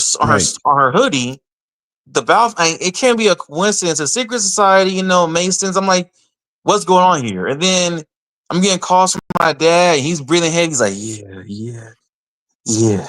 Get ready for the fight. I'm like, what fight? Oh, get ready. I'm like, when's gonna happen? Is this gonna happen? And then I'm like, Right. is he in communication with people at my job? Are they like trying to like make me go through some kind of ritual? I don't know, man. So, hey, man, can you elaborate on that? What was that about? Is it some type of program? Is it some type of setup? What's going on? Probably wanted to know where you stood with things. And if you see that on her back, on a shirt, you might be more willing to open up to speak on what you know. they brought her there for you to test you out. As far as I can see, maybe I'm wrong, but they always want to inquire as to what you may know. They're everywhere. And whether you're a threat or you're open to be inducted into their order. I remember driving the bus. I was almost downtown on this run. It was the afternoon. It was my first run on the inbound. And this guy got on. He's probably around my age, tall guy. Hey, Lance, how you doing? And I don't know this guy. But again, because of social media, you don't know if they know you from that. So I played it off. And he says, how's everything out here today? I said, man, everything's good, man. I bugged him out because I flowed. I was talking to him like I know him. He knew I didn't know him. He had a peculiar look to him. I would have remembered. So he says, Lance, let me ask you something. I said, sure. Are you a traveling man? I said, I haven't traveled that much, man. I went to Jamaica one time and I go to different states, but no, not really. I'm not a traveling man. And that's one of the things they ask you undercover when they want to know if you're into that or not. That's one of the things. Are you a traveling man? If you answer it in a dumb way like I did, just normal, like, oh, I've only been to a few states and I've been to Jamaica twice, or at that point it was just once, then he knew. And then he's talking to me in a way like he wants to get to know more about me. He found me on social media and added me in on Facebook. And then you can see all of his regalia, the aprons, the symbols and everything. And that's what he was into. And he kept hitting me up on Facebook, So you never know who knows and how they're trying to set you up to get you in it or find out what you know. Information to me with them is very important. There was a guy who lived across the street from this beauty salon that me and my old girlfriend used to run back in '89. And he always was coming by and he was trying to recruit me. And they always seem to go after people who have promise and are ambitious because you got them fees to pay. But when he passed away, he was an older guy too. When he passed away, he was living in the house by himself. I think his wife had just passed away 2 years before. So he was there, but he had a big family.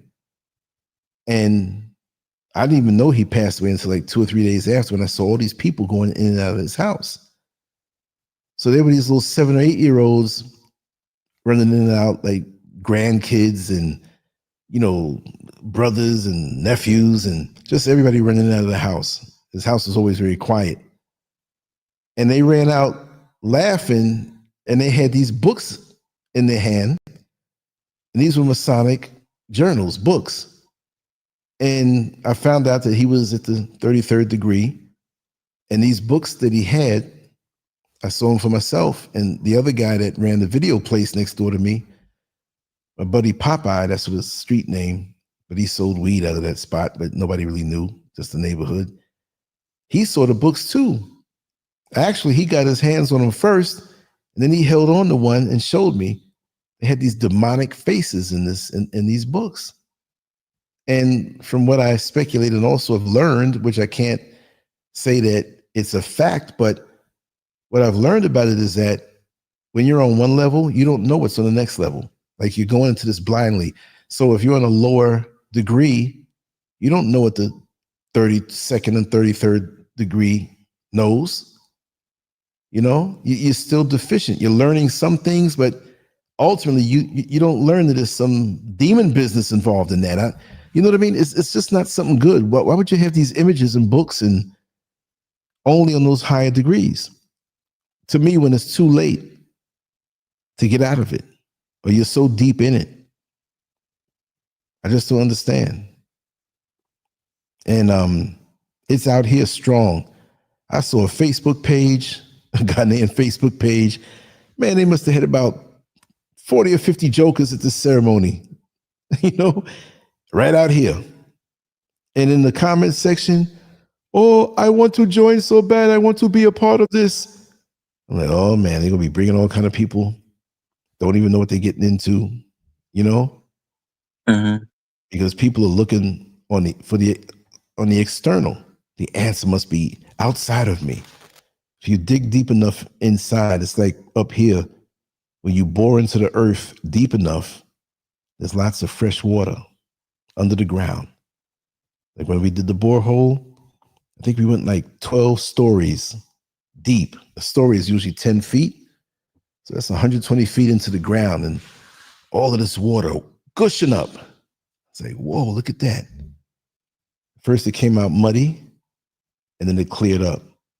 But every level they dug down and then to pull up some dirt, it was regular looking and it got darker and darker and darker until it was like ash. So that being said, you know, you dig deep in these things, you'll see things that you just don't see on the surface. By the time you get to that level and you're sworn to secrecy, and there's a lot of fear too, like these jokers ain't talking. They know something, you know, they know what they know inside of that. You pledge, you make a pledge. It's that fear, man. It's like, you know, well, we could do things to you. You know, it's like it's beyond death. I said we'll do things to your family. I don't know. That stuff is just like it says demonic, man. That's why another thing why I got out of law enforcement. Like I will pursue it, man, but just I can't be a part of fraternal order. I can't be part of no. We're supposed to do a job. Do your job. You make some friends at work. You do. If you don't, you don't. Just do your job. Go home. Why you gotta be part of some weird? Huh? Do your 8 and hit the gate. Yeah, man. Why you gotta recruit people into your business, into your garbage, into or you know? No, I'm good. I don't know, and I know not all law enforcement is involved in that stuff, but it's just the bullying that goes on. Hey, yeah, man, you should come in. I'm good, man. It's like exactly. They're trying to bully you. Like, they're not gonna bully me. I'm a grown man. I'll do what I want to do. I'm not doing that. I just said no, thank you. When you have And a then, strong will and a mind of your own, that's like candy to them. Oh, we got to get him in here. You know what I mean? It's really something. It's like my dad. He's involved in that stuff. He's been doing it for a long time. He's gotten pretty high. It's like I don't mind talking about it because it's a secret, but they have secrets. But what's gonna happen to me if I'm gonna am I gonna get hurt? No, because I'm not involved in that stuff. You know, Right. did I sign my name on the freaking apprenticeship? Yeah, I did. But then I say, you know, I'm not gonna do it. And now he's come out here. He's trying to get me out here to do it out here because you know they're all over. They're out here in Texas. They got lodges out here. Well, you can go to a lodge out there. I'm not interested. They're out here in Ghana. Yeah, they're everywhere. Japan, Asia, wherever. And then you know, my thing with the Masons too is that you know if you're a black Mason, you're kind of like at the bottom because you got to get approved from the white Masons. I just found that out. Exactly. There's racism in the Masons. You can't go to no white lodge and pledge. We got to go to the freaking Prince Hall. So there's racism in the Masonry. Exactly. There's like you're at the bottom. It's like you're below the Spanish, you're below the Indian, you're below the Asians. Like you gotta wait. No, man, I'm not below nobody, man. No, I don't believe in a hierarchy crap. You know, the funny part about it is out in Orlando, what's the area there? Oh God, I'm forgetting. There's a street straight through there, Prince Hall. And that development was from the late 50s, early 60s. So this thing is ingrained. You know, so even those who look like us, they can't really be down for us. They're in that thing. Yeah. You know, when you look at that, when you look at the preachers who are down with that, and the layers and layers of secrecy, and you just don't know. So sometimes, man, I wonder that's why, you know, Dr. Martin Luther King was assassinated, because even though he was a part of the fraternity and stuff, I wonder if because he wouldn't stay quiet, he wasn't like he was a revolutionary. I wonder if that played a part in that too. Like it's a secret. Hey, brother, just stay quiet, man. Don't get these white folks mad, brother. You know it takes time, bro. We can't wait, man. I gotta do what brother you in this fraternity, man. Well, I'm gonna cut ties in. You know, I mean, I wonder what happened behind the scenes, because I don't know any revolutionary Mason or any revolutionary fraternity member. I know they have these black fraternities. Oh, they're great people. No, they're not, man. Smoking mirrors, man. It's a game. It's a gimmick, man. It's a gimmick. They haven't done anything for the black community. I'm not the biggest fan of this guy, but Dr. Umar Johnson did say some good information. He did say some truth. He said you can get more done on a grassroots level than you ever can in no fraternity or any kind of black boule. Right. You can get more done as a grassroots, and you got to be careful of grassroots because they'll try to come and influence you and take over. So, like you And said, it's always that. For some reason, especially with us black folks, these organizations, even at the grassroots, the egos get involved, the one-man upmanship, the status, the wanting to be heard. Why can't we all do our jobs within these organizations? You look at the human body, the foot is the foot. The knee is the knee, the hand is the hand. The anus is the anus, okay? Everybody has a part, and sometimes the parts may not be as pretty, but we all serve a role for the whole body. Why can't we think like that? Why can't we execute like that? You see what I mean? Why does it have to be? Listen, I've had people that were pretty much known on this platform that have several tried to sabotage me. And I'm still cool enough not to say a name.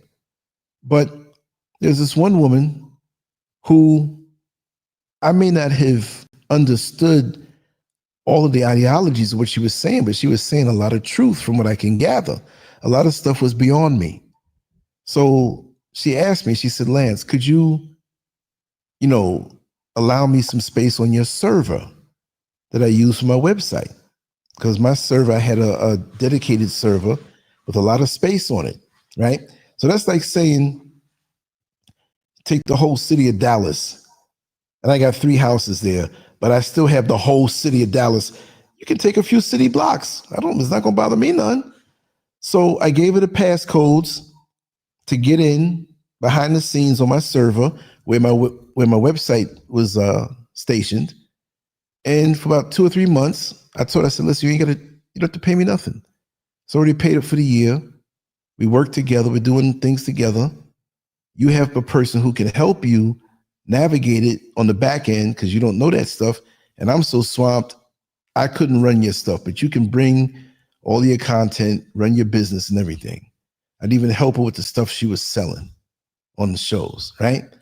So something was up with her. She got paranoid about me. And one day I went to my site. There was no site. It was shut down. And she didn't speak to me no more. So she had an issue with me. But how are you going to take the fact that I helped you like this and you try to shut me down? Luckily, the brother from Dubai, who was helping me with the heavy lifting on the site of the things I didn't know, he had backup. I lost a few things, but 99.9% I had. And he told me, he said, listen, because when she told me about it, and then when she stopped talking to me, oh my God, I don't know what happened. Oh my God, I hit a button, or my guy hit a button and it knocked everything out. No, it was layered. You have to go through 6 different sections of them asking you repeatedly, is this what you want to do? Are you sure you want to delete this? You know, if you do this, you won't be able to bring things back on 6 different levels. That's like me taking one rock and throwing it at your window on your house, but 6 windows get broken. No, I broke those windows separate occasions. I'm going to tell you, it happened with one rock. She did that on purpose, but we brought the site back immediately. See, there's a lot of things that I've gone through online with either secret societies and people talking to you a certain way, trying to get information or trying to sabotage you. And they're mad as heck that I'm still here. You know? Even to clarify, who knows who doesn't like what you're saying? You know, I did a video on the Black Boule. Yeah. After I moved here. And I freestyled it, but it was very convincing. Within the first day, it got all these hits. So a lot of the things I had on the old channel were taken down by them coming at the channel. And I'm going to say it, I don't care, because everything I do is on LanceScurvX. I can stream there. Everything that I have now is on there. I'm still transferring some things from last year on the present to that platform, but I can speak freely there. And YouTube was the one that took down the channel, and they didn't have a reason to do so. The old channel, almost 6,000 videos, right? 117,000 subscribers, which I heard was really 865,000, but they kept that number quiet. And so I had a guy reach out to me about a business deal. Sometimes when you put one of their commercials on your videos, they say, okay, if you do this, like this particular company, and it was a reputable company, I forgot the name of it. It's a Chinese company, laptops and stuff. You run this commercial for us constantly on your stuff. We'll give you a laptop. We're going to give you $2,000 up front and a percentage of all the laptops that are sold, from which ended up being like $200. So a lot of people do that. I said, okay, no problem. I had to download something to do a signature, electronic signature. So I did. Immediately, I started getting emails from Google. Your password has been changed. Your so-and-so has been changed. Because they got it on the computer by me downloading something that I thought was a document, but it wasn't. But here's the thing. I went to YouTube and they had me fill out things, all the information, because this was on Telegram where they got me. What's the email address? Give us a screenshot of what you said, what they said, whatever. And like, yeah, we got them. We got you. No problem. So after that, they kept sending me other documents, YouTube. Well, sign into your account so we can move further. I'm like, you know that I can't sign in because my Google account was hijacked. None of my banking information in the laptop was taken. Nothing else. Just the YouTube channel. Immediately, they started live streaming on it. And it had this weird name, and they changed the header. They changed the name. There was thousands of people on the live stream. Some space thing they talking about with NASA or something. I'm like, what is this? So they kept telling me to put my email address and passcode. I'm like, listen, they changed the passcode. You even sent me that information. Well, let's make a long story short.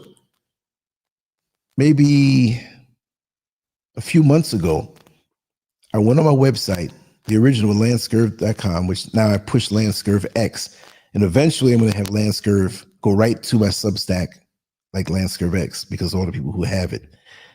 Well, I went through some of the older posts that had videos embedded on those pages, right? And the video embed basically said, video is not available due to community guideline violations. When did that happen? I was supposedly hacked. So YouTube masqueraded as some entity to hack me, to have a reason to have the channel taken down. They never wanted me to really get it back because they kept running me around in circles. They kept telling me to put the passcode in with the login information on my Google account, which I couldn't do, but they never answered me back. But now I see that. YouTube did it. Huh? When I had Irritated Genie on the show, I didn't go through YouTube to do the live because they banned him. Most social media bans him. He's still on under different names. Me and him are cool. We met in Maryland twice when I went there on a lecture with a certain individual whose name I won't mention because he ended up being a scam artist. But not Irritated Genie, I'm saying the other guy, okay? So anyway, I did the show and I did it on, oh God, what's the other a platform that you can pay for? And I was on it. I'm forgetting. I don't remember the name. But I embedded that on my website, did the live show, advertised on YouTube by saying he's going to be on, but I didn't have the stream there because I knew they would have took it down. Well, after the stream was done and everybody was on my site and everything, all of a sudden that Vimeo, that's what it was, Vimeo. Mm. They gave me a letter and said that I need to take my business elsewhere, that they can't stream that type of content.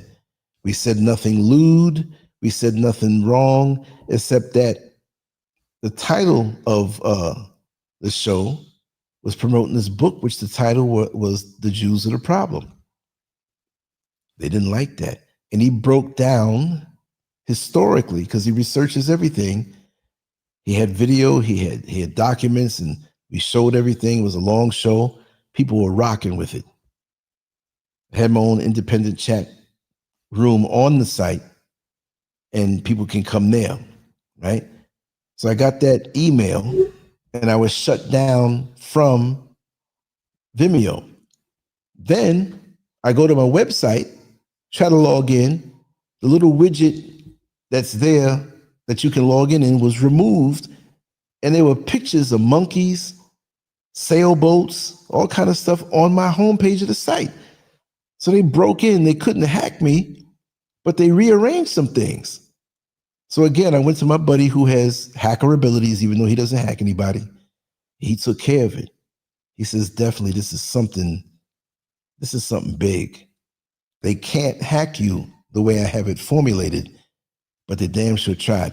It's like somebody standing outside, and you got a big wall around your house, but they're standing out in the street and throwing stones to break your windows. It's scary, but they can't come in. So there's a lot of funny business. People are watching, watch what you say, and you're a threat if you're convincing, if you have some type of integrity and trust, the people trust you. You know, you can't buy that. You've been around for a long time. I've been on social media from February of 2001. And I've been like this ever since day one, when I used to get on AOL and Black Planet. See, so they can't snap, you know, they got to do little stupid things to you because they know that people back you up. Even if they don't hate you, they say, that's a good guy. Then, you know, who does this every day? You know what I mean? Who is in 2025 that says, even though YouTube, Facebook wasn't around, Instagram, Link, all of those, you know, I'm a dinosaur, man. You know, February come, I've been on this thing, social media for 25 years. Every day. And if I missed a day, I'd make up. You know, so doesn't bother me none. So as long as I'm alive, I'll be all right. I'll be creating and doing. So you don't have to rehearse when you're speaking from the heart. Yeah. Well, I'm Chakra, welcome. I'm gonna try my best to be careful out here, man. Yes. Say it again, brother.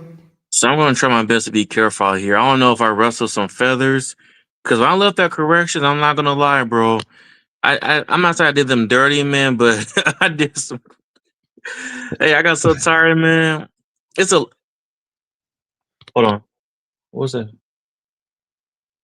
Okay, never mind. It's my neighbors. You know, when I left, I quit in a messed up way. I didn't show up for a week. I got into with some of my sergeants and my coworkers. So I didn't show up for a week, bro. And then my lieutenant hit me up like, yeah, please contact me. That's why I told him, yeah, I'm putting my week's notice in. I'm resigning. You know, I said I'm resigning my position. I had a really bad feeling, man. I didn't like it. I'm sorry. Yeah, it was messed up how it went down, man. But I was only there for like 8 months. I didn't last that long. Well, it's not for everybody. It's not. And like I said, it's almost like as soon as you get there, if you're not available to be molded into just another one of the crew that's there, you know, they kind of decide whether you're going to be in with them or not, you know. But like I was saying, Ron John Sorrow said, you know, they can't touch you, they can't hurt you, they make you hurt yourself. I'll say to that no, I understand exactly what you're saying, Ron, but they're not going to make me hurt myself. You know what I mean? Like, I'm not saying I'm Superman, but I'm hardened in who I am. I don't doubt myself. You have days where physically a little more tired if you stay up late or do something or overextend, but they ain't gonna make me hurt myself. I ain't gonna flip out on whatever, because I accept that one day the internet one day may shut down for everybody. You know, that YouTube may shut down. We may not be able to even communicate this way. Many of us don't understand how, even though it's used for sinister reasons, how it's made communication easy. That you can send a text message in the middle of the night.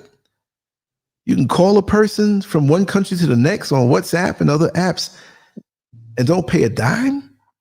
I remember the days when if my father would call Jamaica, he had to do it after midnight so it could be cheaper. And it's only going to be for so long. You're going to run down the list of what you want to say. Even in the States, we're going to make that call after midnight. You stay on for 10 minutes and that's it. The text messages and sending pictures instantaneously in a little phone, watching Star Trek from back in the late 60s, and they had the little communicator, and it flips open. And we have that now, basically. You know, we used to have to go, if you didn't have a outright camera that you had to go and have the film developed, you get these Polaroid cameras and take a picture, and it's there. And it wasn't a durable picture. Back in the days when they had cameras with film, and you take a picture, half the pictures didn't come out right. Because one of the pictures, your eyes were closed. One of the pictures, you had red eyes. One of the pictures, you looking funny. If you had so many pictures developed, some of you want to get rid of them. Now, you can take hundreds of pictures a day, put filters on them, make yourself look slim, lighten it and darken it, and send it immediately. So some of these Polaroid cameras and stuff, they went out of business. The calling card companies that you had to get a calling card to call long distance and not run your bill up, or WhatsApp, you can call for free. Nobody buys those cards no more. So it is a good thing on one level, but who else is listening to what we're talking about? I mean, we're on this stream talking, but even privately, there is no more privacy. After the Patriot Act, after 911, they have the right to go in and listen to everything, watch everything. Yeah. But they were doing that before. And when that Patriot Act came out, how long ago? 2021, 22, whatever? Almost a quarter of a century ago. And they got more technology and AI. AI they're like pit bulls that monitor everything. I've had shows taken down immediately if I said something that was off. And it was AI. They scan and they listen and watch. They don't have to hire as many human monitors anymore. They have humans that work with them. It's not just all AI, but this thing is enhanced. AI can take your face, take your voice and replicate it to say something nasty that you wouldn't say. That's the scary part. I had somebody run my face through this particular site and had me rapping. And it was my face, but you can still tell that it wasn't me. But that was about 2 years ago. Now it's getting even more authentic. It's scary. Yeah. It's scary. So now cops can come to your door and arrest you from some footage of you beating somebody up or robbing a bank and you never did it. You see what I mean? And have the whole world believe in it. You heard Morgan Freeman is suing this AI company for using his voice. Wow. Because someone's using his voice. He's like, that's copyright. Why are you using? He's suing them. Yeah. And there's sites that can do that. Take famous people's voices and say whatever you want them to say. You know, now it's getting where there are these companies that are now getting into, I have to say corn instead of the P word. Yeah. But using celebrities' faces, other people's faces. So imagine you get somebody who wants to spite you. And you got a girlfriend that you broke up and she's got bad feelings. And she has you laying up in the bed with two men. You know what I mean? And you a straight man and they get this footage and pass it out. And people believe it. You know? Revenge porn. And they have all that anywhere. They have certain sites where guys can submit photos of their former girlfriends or girlfriends that, you sharing pictures with each other, long distance, something going on. Oh, I miss you. You're going to be home in 2 weeks. This is what's waiting for you. You all break up and you put them photos up and people, it's just, there is no more privacy anymore. And I don't know how people can think that there is. Well, it's encrypted. Anything that's put up can be undone. The governments, if they want to get it, they're going to get it. You're right, sweet D. Technology ain't no joke. It's scary, getting worse. It's speeding up in its development. Oh yeah, it's getting speeding up. Big time. Faster. Wasn't nobody talking about no AI 10 years ago? Mm-mm. When I see videos from 2015, 2016, documentaries and stuff, and I make a note, I said, okay, this was produced then before this other stuff came out or whatever have you.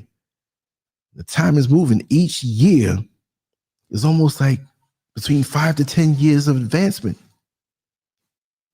You see that robot? AI now. You see them create that robot that they're about to sell for like $20,000? You can have it in your home.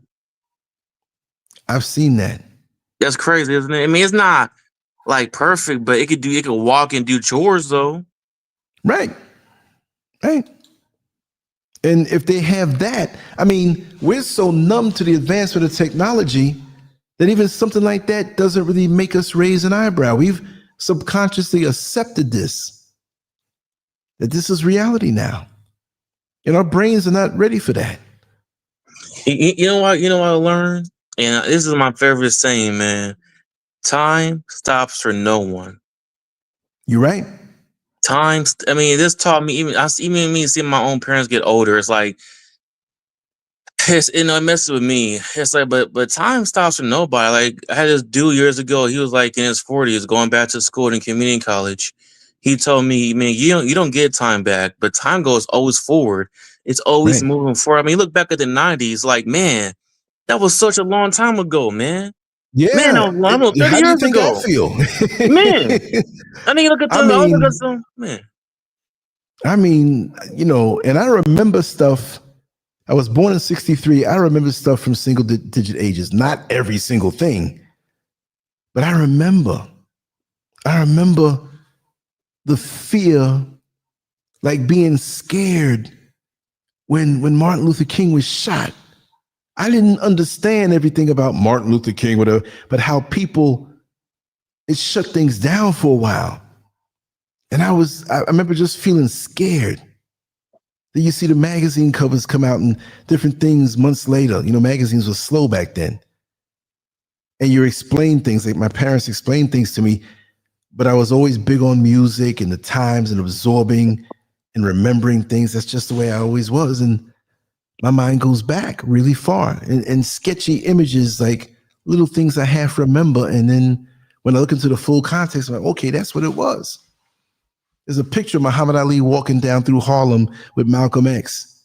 And I remember that chock full of nuts, restaurant in coffee they pushed there, chock full of nuts. There's that bookstore on 125th Street. I forgot the avenue, but it's in the middle of Manhattan, 125th Street, black neighborhood, Harlem. And it had all these faces on the side, different countries, right? And they had the name of each country. So you might have seen a Muslim man, an Arab, a black man here, whatever. They had no white people on it. It was just all people of color, different variations. And that's where Malcolm X spoke a lot, right? And supposedly I was in a stroller, and my mother and my brother, my father's always working. I heard his voice. I don't know. They tell me that. I physically heard his voice and was right there. I was a little baby. But I remember that bookstore because long after he was assassinated, and it stayed there to the 70s, I believe. And I remember seeing and driving past my father, that bookstore. So there are images that I see and I remember and I'm connected to. And that's long ago, but it doesn't seem long ago. The time moves fast, but at the same time, it moves slow. The more you can absorb and the more you can engage yourself with the present, to me, is the slower time goes. But at the same time, when you look back and see how it's crept along and the world changed within that so-called time, it's astonishing. You know? So I'm still connected to, what was I playing? I was playing Pillow Talk by Sylvia. I was playing Holding On by LTD. That was back in, 78, maybe. Pillow Talk was 73. You know, just different songs I was playing. And I'm conjuring up all of these images out of my subconscious mind by playing the song. And I was right back there in my mind. But that's the way it works. You know? Yeah, iRobot.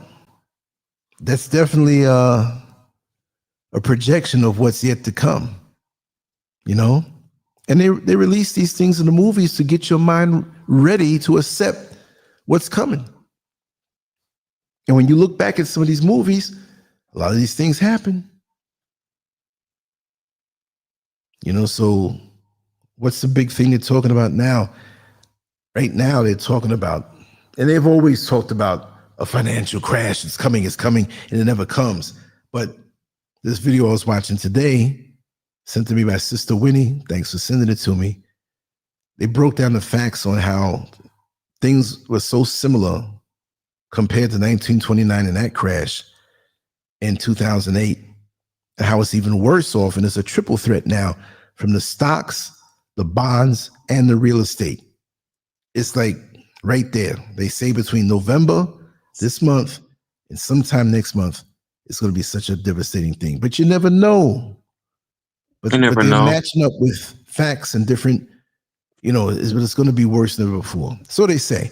So all I say is that, hey, don't let these things bring fear to you, because these negative demonic entities feast off of fear. Fear is their food. Mm-hmm. So they don't want to snuff you out right away. They want to keep you caged in the system, scared. And they're eating up real good. You know, so be smart, be wise, you know, be studious, economical, budget right, live right, and it'll be all right. It'll be all right, because you're really the one in charge of your life. They want to make it seem like you're not. You make your decisions and you live by it. You know, I wanted to move out to Ghana. A lot of folks, the lion's gonna get you, the tiger's gonna get you. They're gonna do voodoo on you, and come on. I know those things are there. Just like I know a lot of things in America are there. Yeah. You know, but I can say I'm free. GPS can find me on my phone. So, you know what I mean? So how free am I? I'm tucked away from most people that in America would know where to find me. With this technology, you go on Google Earth and hit a button or one of the maps, and it drops down right where you are. You punch an address in on Google and go on a street map, it drops right where you are. They even have it with Google Earth. You can look at it in live time. So what the heck is that? Are you really hiding? And again, I'm not trying to hide from nobody. I'm just putting a little distance, peace of mind. You got to get me electronically. You ain't going to get me through a human being. It's not that easy. You know? Yeah. Let me see what FTS Wealth said. Got a couple comments down here. Yep, they also showed a lot of the technology we see today in James Bond movies. It's crazy. They've had a lot of tech years. Yeah, of course. A lot of this stuff has been around already, you know? 1920 and 2020 world had masks, et cetera. Never know, stay. Yeah, but just keep your eyes peeled. But again, have a place and a time, a state of mind where you can recharge. because this high alert mentality that social media keeps us on will burn us out. We'll end up snuffing our own selves out, not by doing it, but by wearing ourselves down.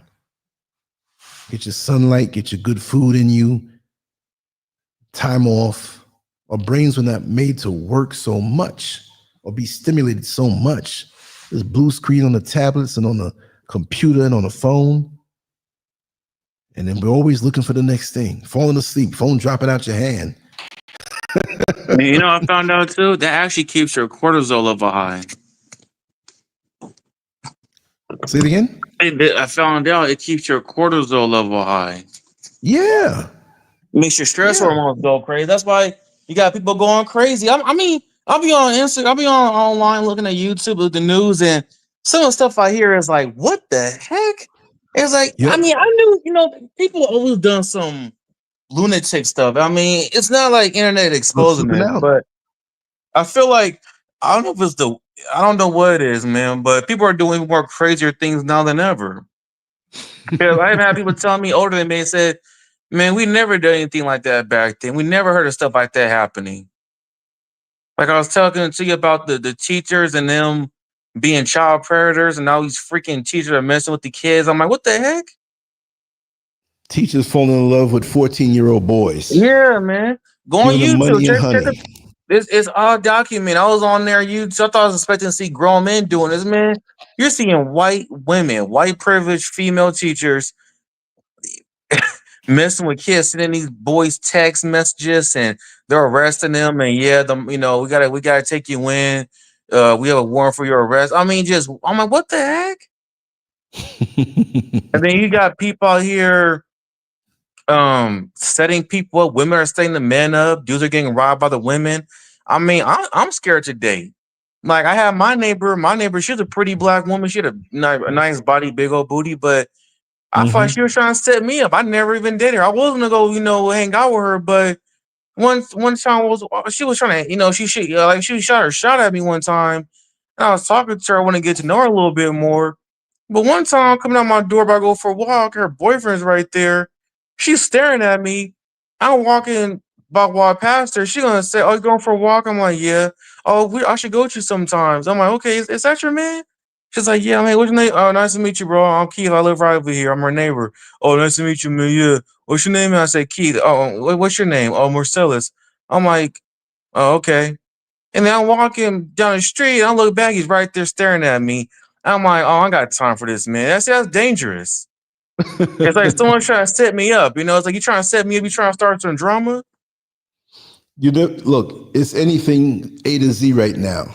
It's weird these days. Yeah, and bro. Social media is implanting so many thoughts in people's heads, and people looking to try anything. You never know. He might have been trying to holler at you, using her as a bait on the hook. She could have been down with that. I've heard it all. I've heard it all in this lifetime, man. And my mother was right. She said she knows she may not live as long as me, but the world that I'm going to see, she doesn't want to see. She was right. Well, it's happening. I mean, you got this fool in office. I would never thought in a million years that this man will be in office. I'm like, oh, that would never happen. Somebody said it years ago. The Simpsons predicted it. Someone said, I said that would never happen. I can't believe he's in office. Yep. I still can't believe that. That's amazing. I'm like, I can't believe this actually happened. Yeah, but the people who are fiery and supporting, those are the ones you got to watch out for. I mean, yeah, he's in power, but the country is so the thought and what people want. I mean, it used to be no matter what side of the fence you were on politically, everybody wanted good health care, good schools for the children, fair jobs that paid, where you can sustain yourself. Anybody could agree on that. But it's beyond that now. Now it's the color of your skin and what you believe in, and you hate it, and the arrogance of people to say, get out of my country when you stole the country here and put people who are here on reservations. Mm-hmm.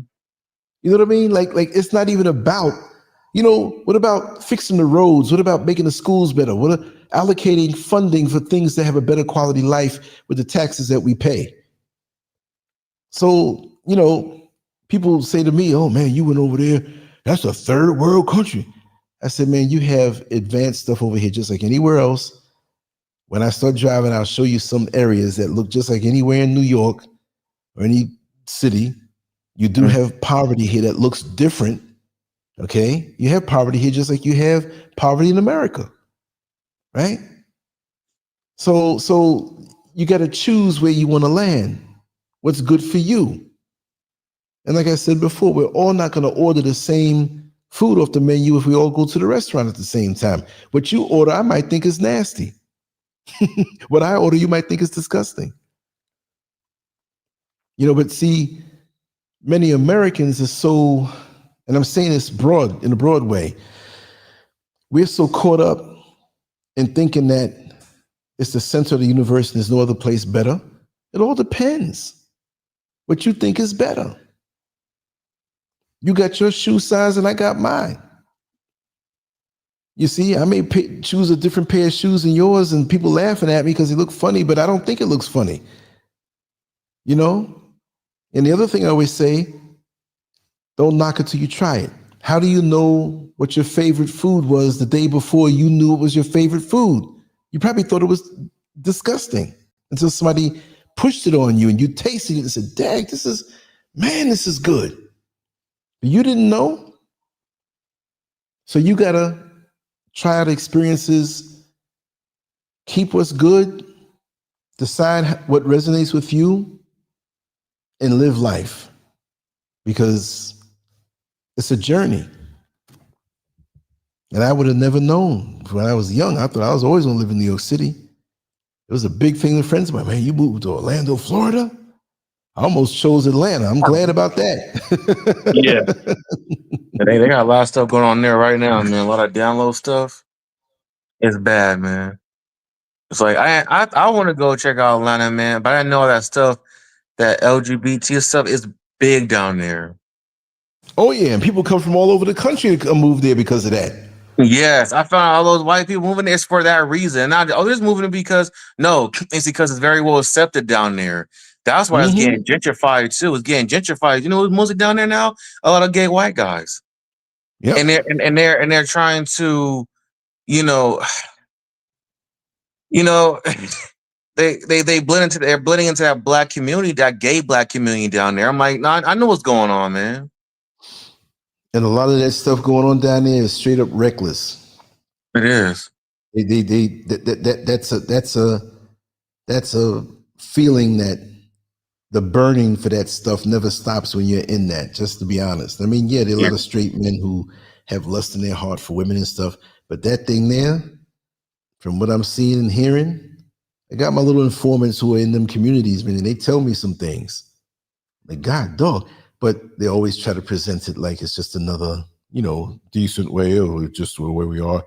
But with the men, especially, off the chain.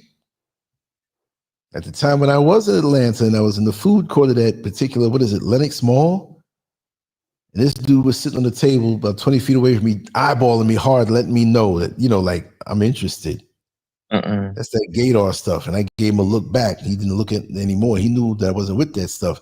And there was this couple with 2 or 3 kids, young kids, and they were eating at the table. So that dude started looking at the dude that had his wife there with him. All of a sudden, I see them eyeballing each other, right? So the husband there, the man of the couple, got up. I couldn't hear what he was saying. I could hear them, but I couldn't hear exactly. But he was rubbing his stomach and made a face like, oh, my stomach is messed up. So he looked, when he walked away to go to the bathroom, which was right there, he looked over at the dude. I caught all of that. So this dude went into the bathroom, and 3 minutes later, the gay guy who was eyeballing everybody went into the stall, went into the bathroom.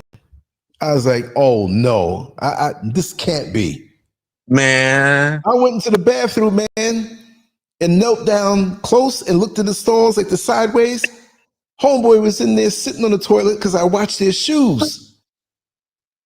And the husband was okay, the gay dude, well, they both were gay. The first dude eyeballing everybody, he was sitting on the toilet.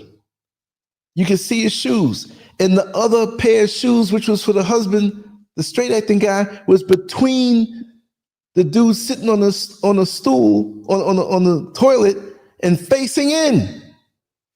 Let's be real. The dude was blowing him. I got up out of it. I mean, I wasn't trying to see what they were doing. I already knew. I had to confirm it. I said, no, this transaction didn't happen so fast, and his kids are out there. Yeah, that's why the stuff is spreading that fast too. It spreads like crazy out there. Wow.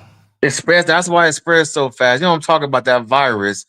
And you know what's too? It's out there in Houston too. And I thought Houston must have that out there too, because Houston's pretty high with that. I don't know how big the LGBT stuff, but I know Houston has like a high, like virus thing going on, the disease. So I don't know, but you gotta be careful out there in Atlanta, man. Oh God, tell me about it. And when I was in the mall, me and Mr. Scurv walking through the mall, there were some dudes in the shops that, they're there and it's not so busy, and they come into the aisle there looking out, looking me all up in my face. And I'm with my woman. You that bold? And there's a lot of that.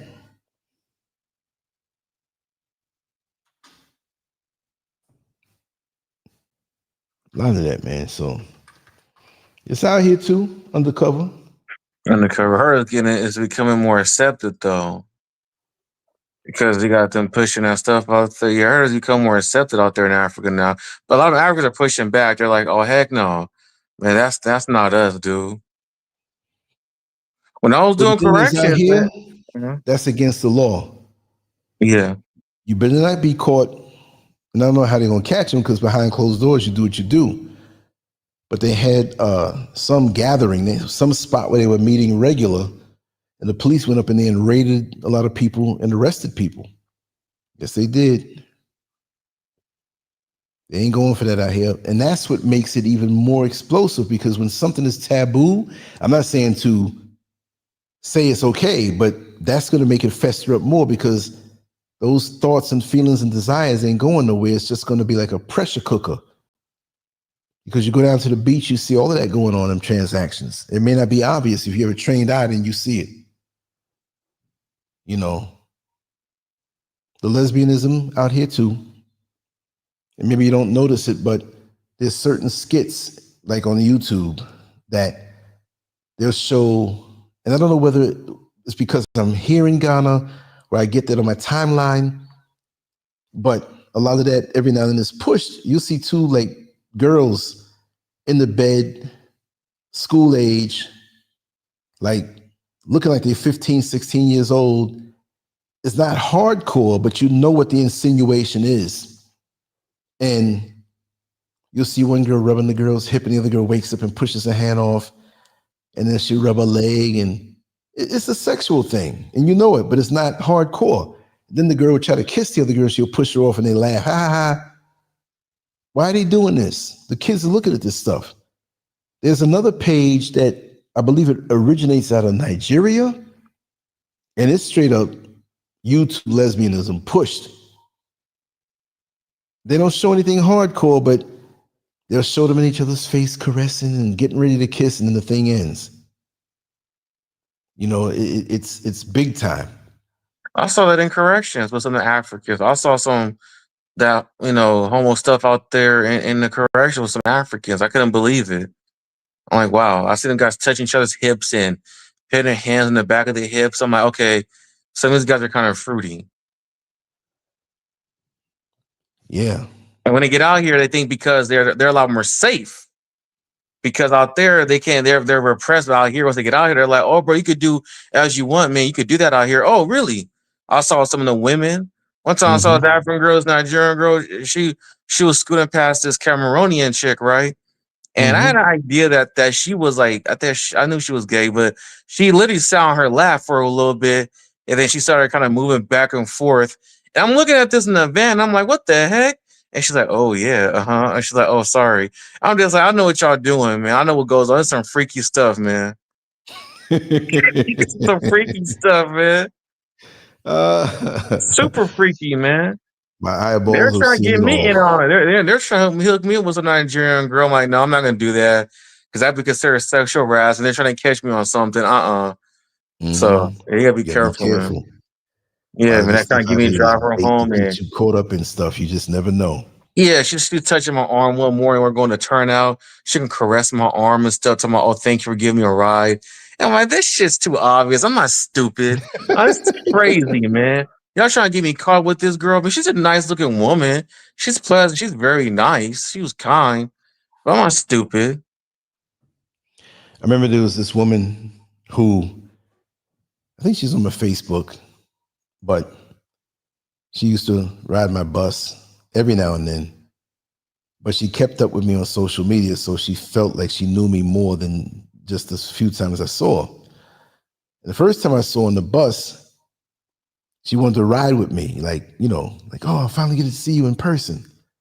And after that, a couple of times, she drove, but when the car was in the shop, she'd make sure to get my bus. Well, one evening, she called me, and she wanted to invite me to a get together. So I'm listening. I'm hearing her out because I wasn't going nowhere, right? And I didn't really know her, but she was trying to entice me. She was like, "This is a get together. It's just women here, and I need you to bring your camera so you can capture the moments that we all have enjoying ourselves. There may be one other guy here because at some point we're going to need men here, but we don't need a lot of men here. So I'm choosing you to come by." And she's letting me know that this is a lesbian orgy, and she wants me to videotape and take pictures for their little group, and I'll be rewarded with multiple action on my nerve endings, basically. And so I'm listening to her, and she said, "But I want you to do one thing first for me. I want you to go," I'm not going to say the name of the neighborhood because it's knocking a lot of good people if I say it, but there's a lot of bad stuff that goes on there, right? "I want you to go and pick up a package for me at this location and bring it here for us." And I knew exactly what that was. First of all, I wasn't going anyway. I just finished having a good Mr. Scurv meal. I'm home, right? I'm enjoying myself. And I couldn't believe it. She gave me the address to this place, and I knew exactly where it was because one of my bus routes went through that neighborhood, and that was a dope house. "And I'm going to call my friend. You call me just before you get there, and he's going to bring it out to you." I'm not delivering drugs for anybody. She wanted to get cocaine away, and I'm your delivery boy? No way. And you want to use me and think I'm going to be hot and bothered hearing that? It's not like I never had that before. So come on, get out of here. You messing with a veteran. You're not going to, Imagine me locked up somewhere thinking I should have stayed home in my warm bed. I was enjoying myself and about to doze off. No. And she was mad with me because I didn't call her. And she was ringing my phone off. I let it ring. After I just blocked her. And she cussed me out on Facebook in a message. You blew it. You could have had a good time. Whatever. No, you could have went and you could have got your package yourself. Yeah. So You gotta be don't careful. do me This is like being that. street smart, man. You got a lot of street smart. You're like, I'm not doing that for you. That's a setup. Of course. Well, if you know they're trying to rob you or hurt you or whatever, hold you for ransom. I mean, people do all kind of crazy stuff. And people will work. Some people will get people to set you up and do stuff so their hands are not on it. Mm-hmm. You know what I mean? You got to, especially when you're online, speaking your mind freely. Mm-hmm. Some people are like, "Oh, we're going to get him. You're going to get him in the worst way." I was propositioned many years ago. I think it was like, I'd say like 2008, 2009. This one girl started, what do you call it? Messaging. It was on Yahoo. I still got Yahoo account, but I don't really use it. I check it every now and then. It's pretty much dead. Get a lot of spam. But then it was more active. And she was inquiring about my artwork. I didn't know how old she was. I didn't know her situation. I didn't know nothing. People would ask me things. You ask me, I'm going to tell you. A lot of times I'm sitting up at night drawing or editing something, and anonymous thing will come by, and most of the time it's legit or I love what you do, whatever. They may say something, I ask something, and I do it. Boom, I answer the question. So she's asking about the artwork, and she's, oh, can you give me some pointers? I want to sometime, I said, yeah, I'm all over the place now, but when you catch me, I'll talk with you. She says, great. Do you ever come to Atlanta? I said, not really. It's not like I go there all the time, or I've been there before. I passed through, but I was one there once or twice. Well, I want you to come by and maybe you can show me the pointers in person. Then here comes the photo of her in some mini skirt that covered half of her butt. I mean, it was more like a belt, right? And she looks so young. And there's another one who was like 16 years old. Mm. I'm like, don't send me anything like this. If you are that, and I delete. She kept sending me pictures. I had to block her. Yeah, block that, man. That's a setup right there. Don't get me to put this stuff on my computer or just me open something up and don't come at me like that. And I typed that in there too. They'll set you up. Mm-hmm. I had a pastor, female pastor, do the same thing to me. And she was live on the camera. It was funny. She was older. So I let the video roll. I'm like, I can't believe this. And yes, she was actually that. She might hear me saying this because she follows me a lot, but I don't even care. It's just what it is. I don't care, bro. I mean, there's so many avenues and there's so many things you gotta watch out for. People are it's just how deceptive people are and how cunning they are. You can deal with some really, really cunning people. There's some really smart, cunning people out there. And bold. It's crazy that somebody will stay up all night, all day, every single second, thinking how to get over on you. That's crazy. No, it's the truth though. Everything his moves online, even for the most part, prostitution. That's the ultimate host role. You can sit there from the comfort of your home, whatever age you are, in your bedroom and just use your phone and catch tricks. They do it on TikTok out here in Africa. Girls get on little short stuff, tight stuff, and they dance and they turn around, show their butt, turn around, and you look in the comment section. Oh, beautiful, call me, please call me. I want you. Man, a lot of lonely men out there. Say it again? A lot of lonely men out there. For real. Because everything's moved online.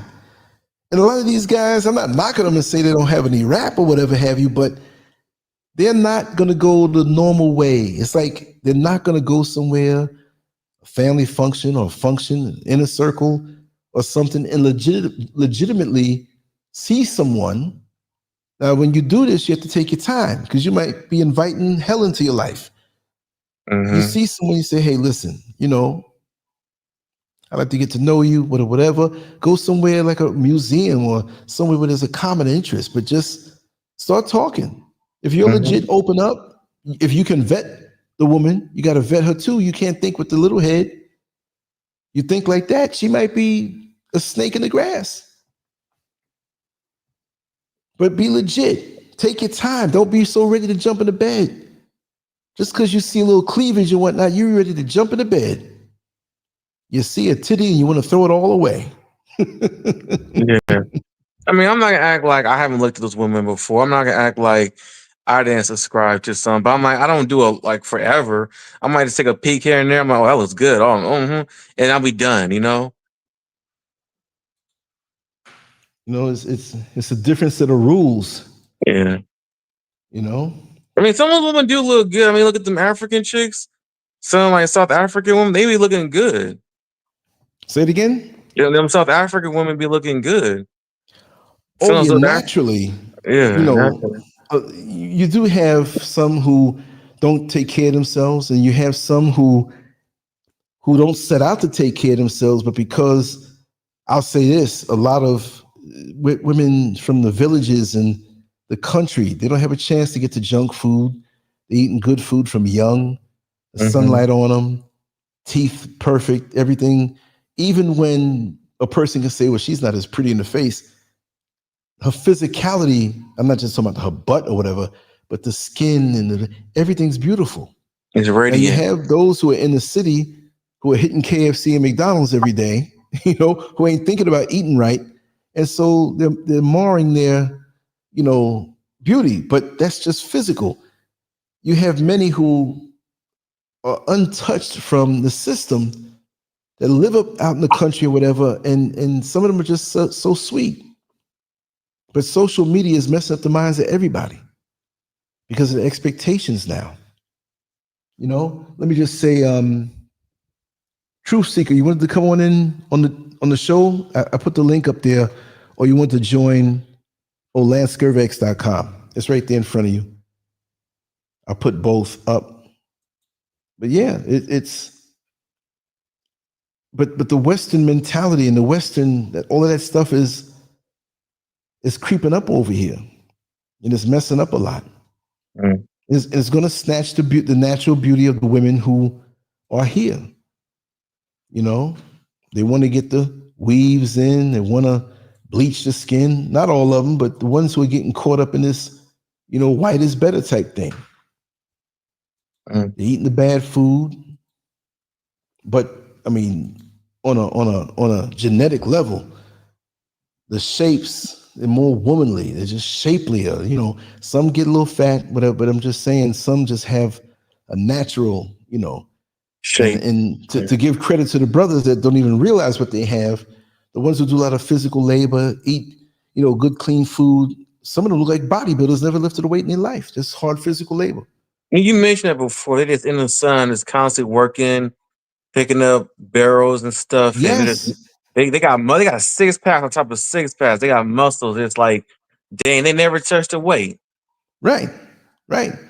And you can see the female musculature, which is shapely and feminine. I don't talk about no hard muscle, but the shape, and that's what gives the woman the shape, is the muscle under everything and a healthy level of body fat.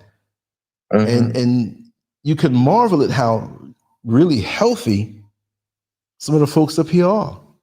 Well, I have a question. What do you eat up there in Africa? Do you eat the traditional African dishes, or how do you eat? I really don't even get down with the traditional Ghanaian food because I just feel there's a lot of starch in it. Yeah. But the folks who were born and raised here who eat that, and the fufu and the this and the that, they're moving so much. They're up and down. They're physical. It kind of burns it off and just keeps it a certain way. But if you sit down on that, you will put on weight. Sometimes I have, you know, some of the way they prepare their rice or something like that. But I'm not really crazy over that. You know, I eat my fruits. And I'm not a vegan anymore. You know, I found a lot of things about that. It affected me a certain way after so many years. But I'll eat the same way I eat in America. You know, I have my proportions of stuff and home cooked and everything. So, you know, there are things I'll try because they will try. Like, oh, come on, you got to try this, try that. The thing is, a lot of the food is so spicy. You put a lot of spice on it. I mean, hot.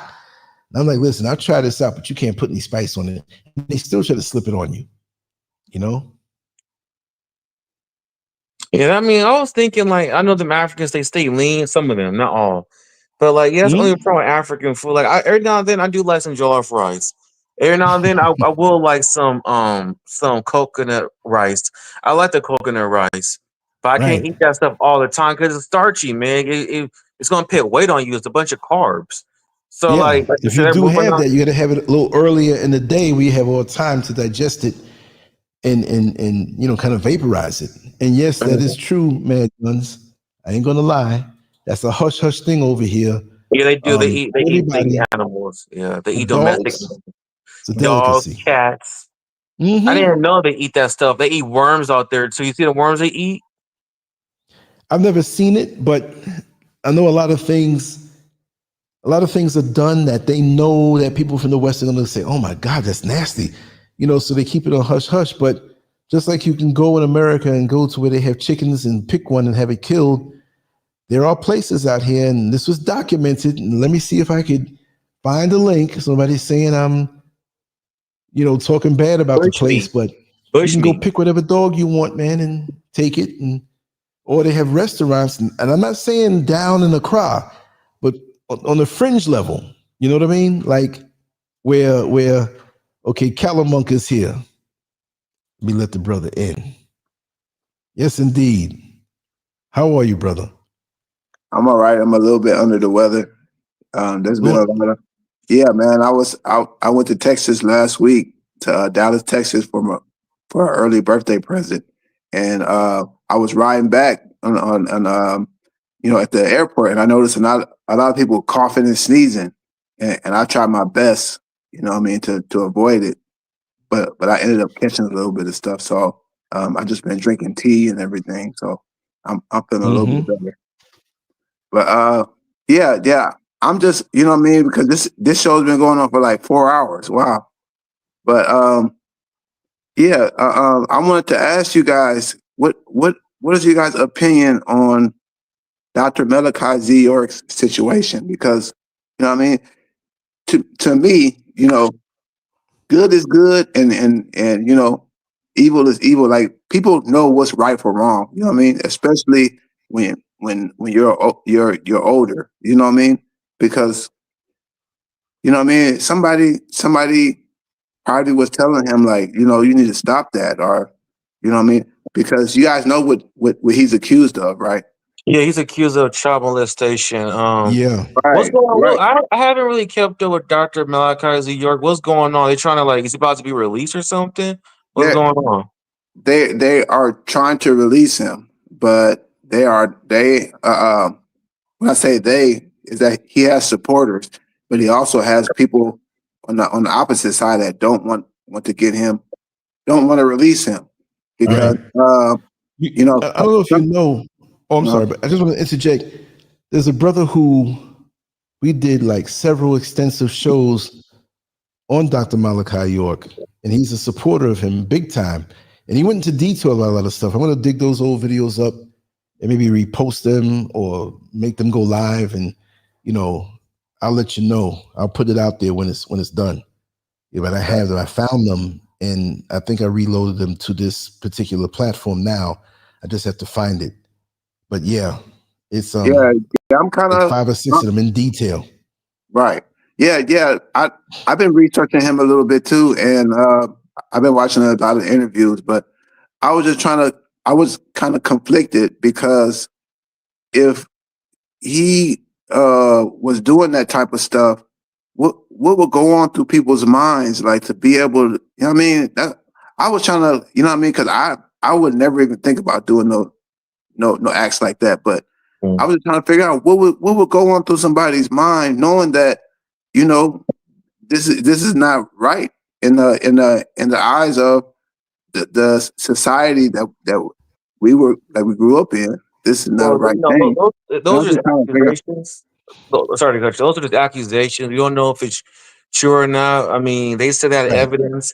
My thing about Dr. Malachi Z. York was wrong is I think he went too far with it. He made it into a cult. And it was a cult. I listened to some of his beliefs. I didn't agree everything he said, but there was some stuff he was saying that was good. There was a lot of stuff he was exposing and speaking on that I like. He went, with me personally, went too much far into like the metaphysical, religious stuff. But my problem, Malachi Z. York, is that he set himself up by making a camp and getting a he had like a compound. He went too far with it. He shouldn't have done all that. So he did himself in doing that. He went too far with it. And there's some things that people were saying that he was doing or that he was accused of doing, in Atlanta, Georgia, when he set that compound, he made himself look guilty. He made himself look like it was a cult. Yeah. There's actually interviews on YouTube. Like, I was watching one earlier. Polite was interviewing one of the so-called victims, and the victim was just straight out with it. He said, "Yeah, these things were happening, and like the parents should have it should have got handled inside the organization, not waiting until waiting until our enemies." And that's what it is, though. It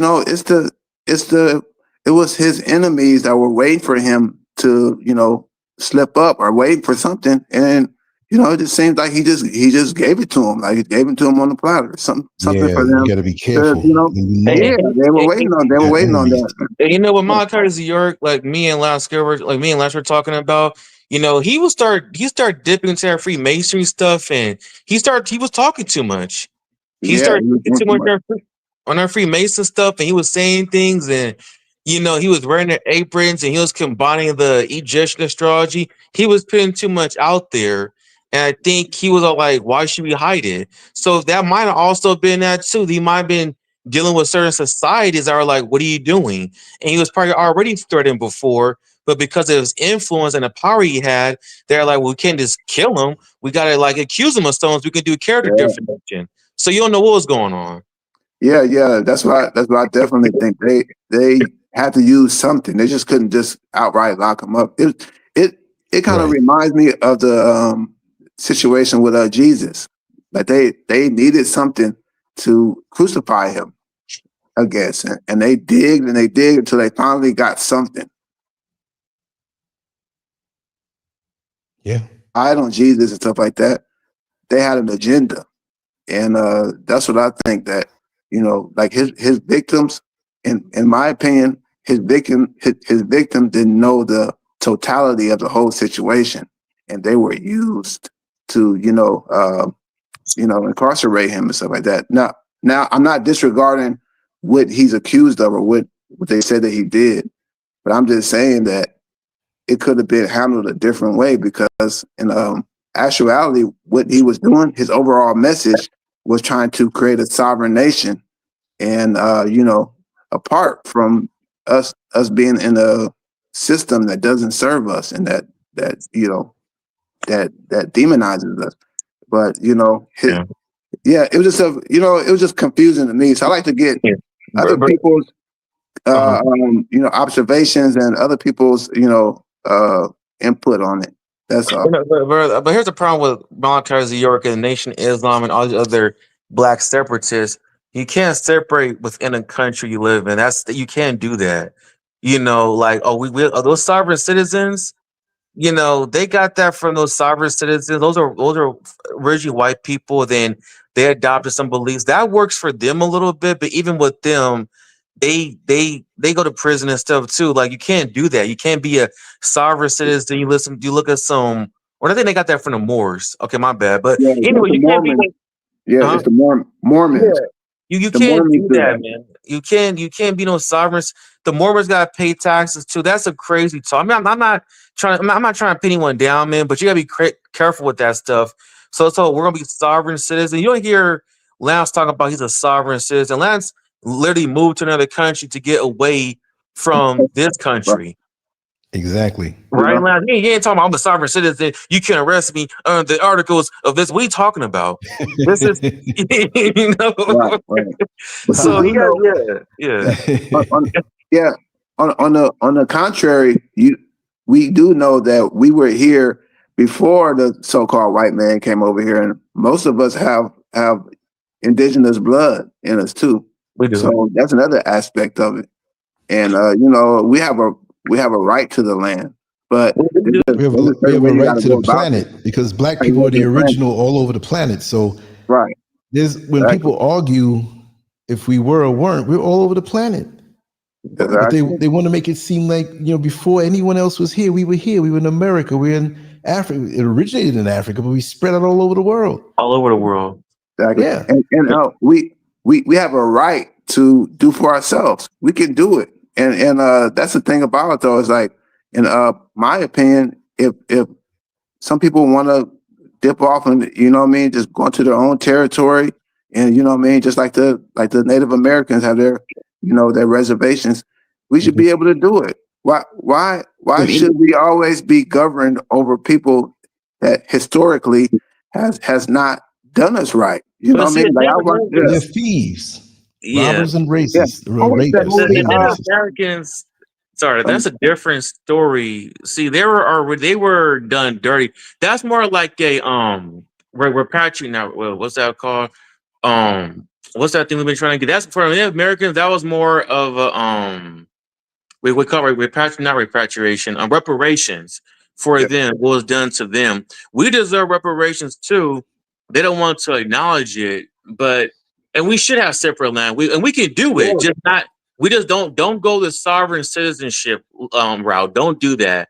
There's nothing wrong with taking bits and pieces from it. What we need to do is, if we're going to do black separatists and black, independence, Just study what the Asians did. Study what they did. Like, they have their own communities. Do what the East Indians are doing. Do what the Jews are doing, and just do it like that. You don't gotta go the sovereign citizenship route. Like Dr. Malachi New York, he was going the right way, but he did too much. But no, you're right. There's nothing wrong with us having our own. And yeah, us being in America, we're not 100% super black. We are mixed, and we are a part of this country. And we are different, you know. So we should have our own stuff. We just got to just thoroughly research it and organize and plan it effectively. Yeah.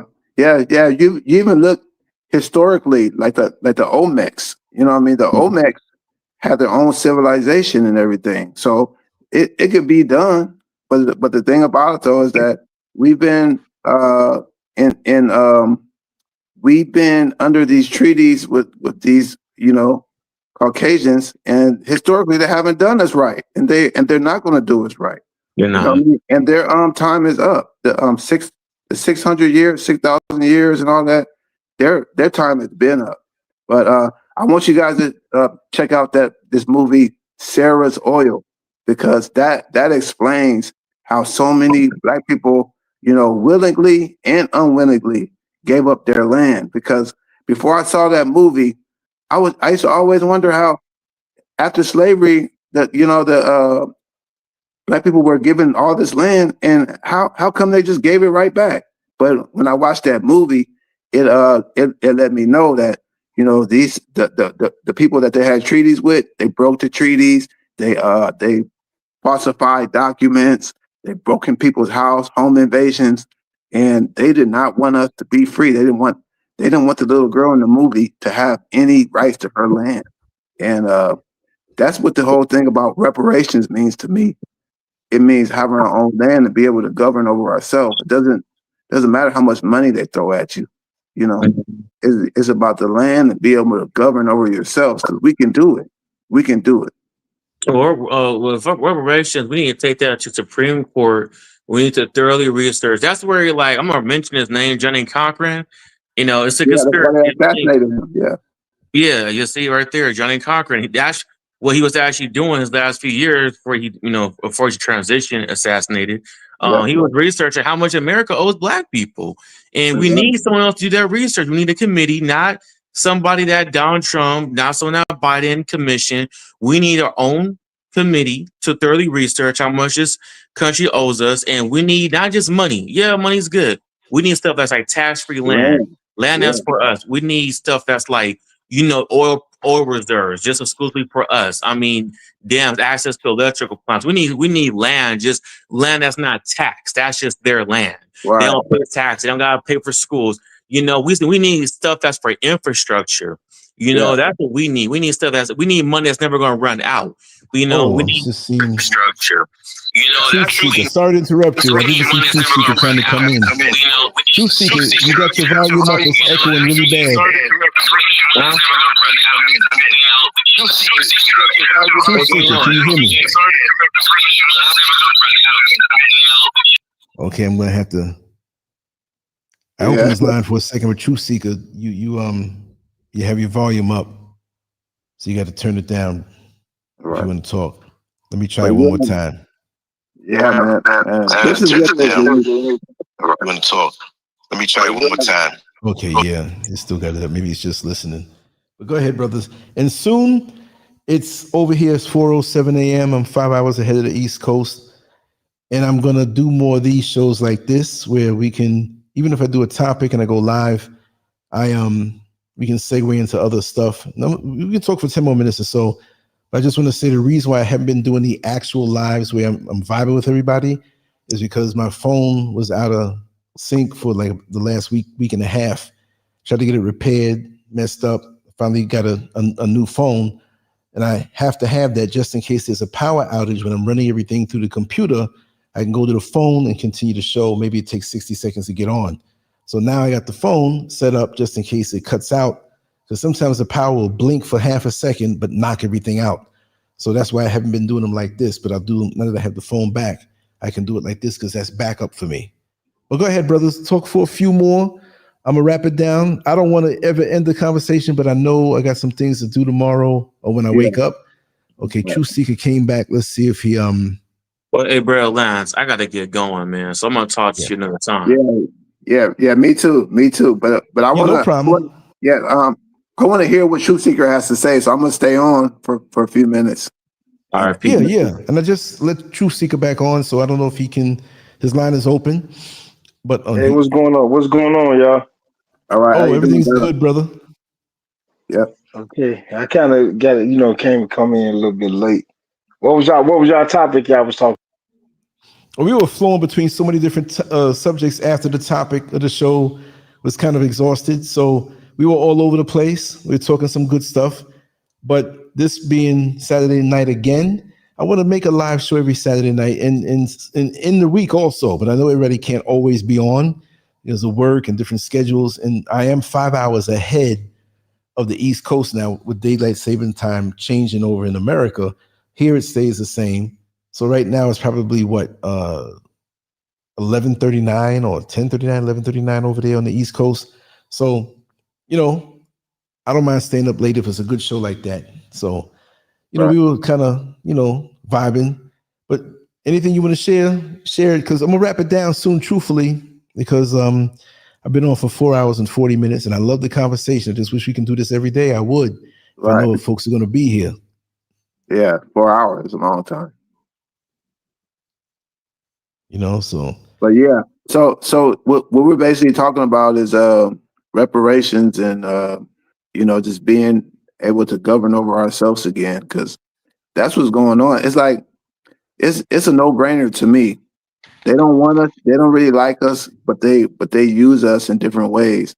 And it's like, the solution to that would to be to separate. And they don't want that. That's one of their biggest threats is our unity and us being able to govern over ourselves. And it's like there's so much opposition against that. Yeah, and it's like it's like a no-brainer. Why won't we do this?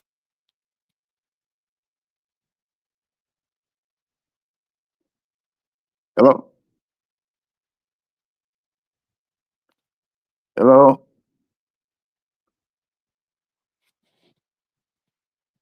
Okay.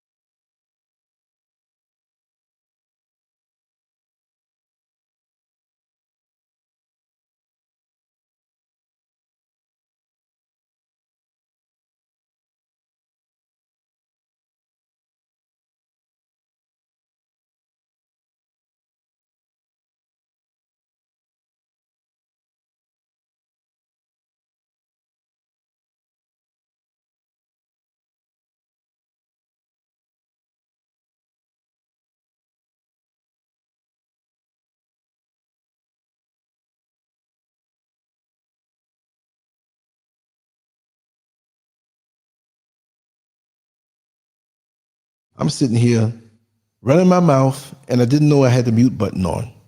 I'm so sorry. I had the mute button on because I know sometimes the echo might pick up from this side. So, but like I said, we're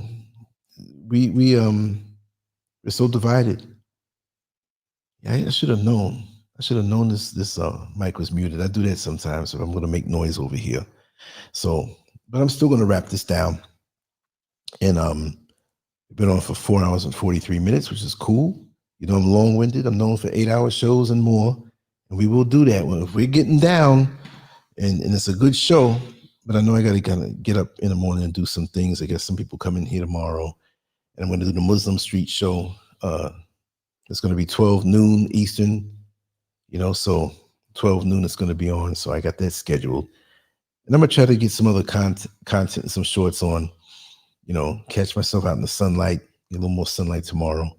So anyway, it's been good.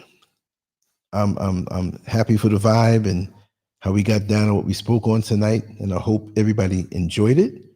And if you have any ideas for any shows to come up, discuss certain things, or any questions, anybody that wants to be interviewed, if you know, then let me know and I will set it up.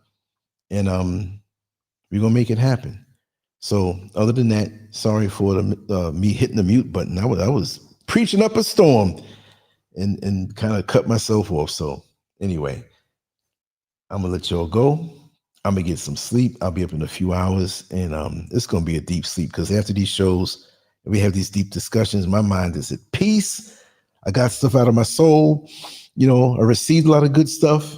Chat room. Much love to you all. Everybody who's listening, past, present, and future. It's a good thing, and I love you all very much. Thank you so much. Peace.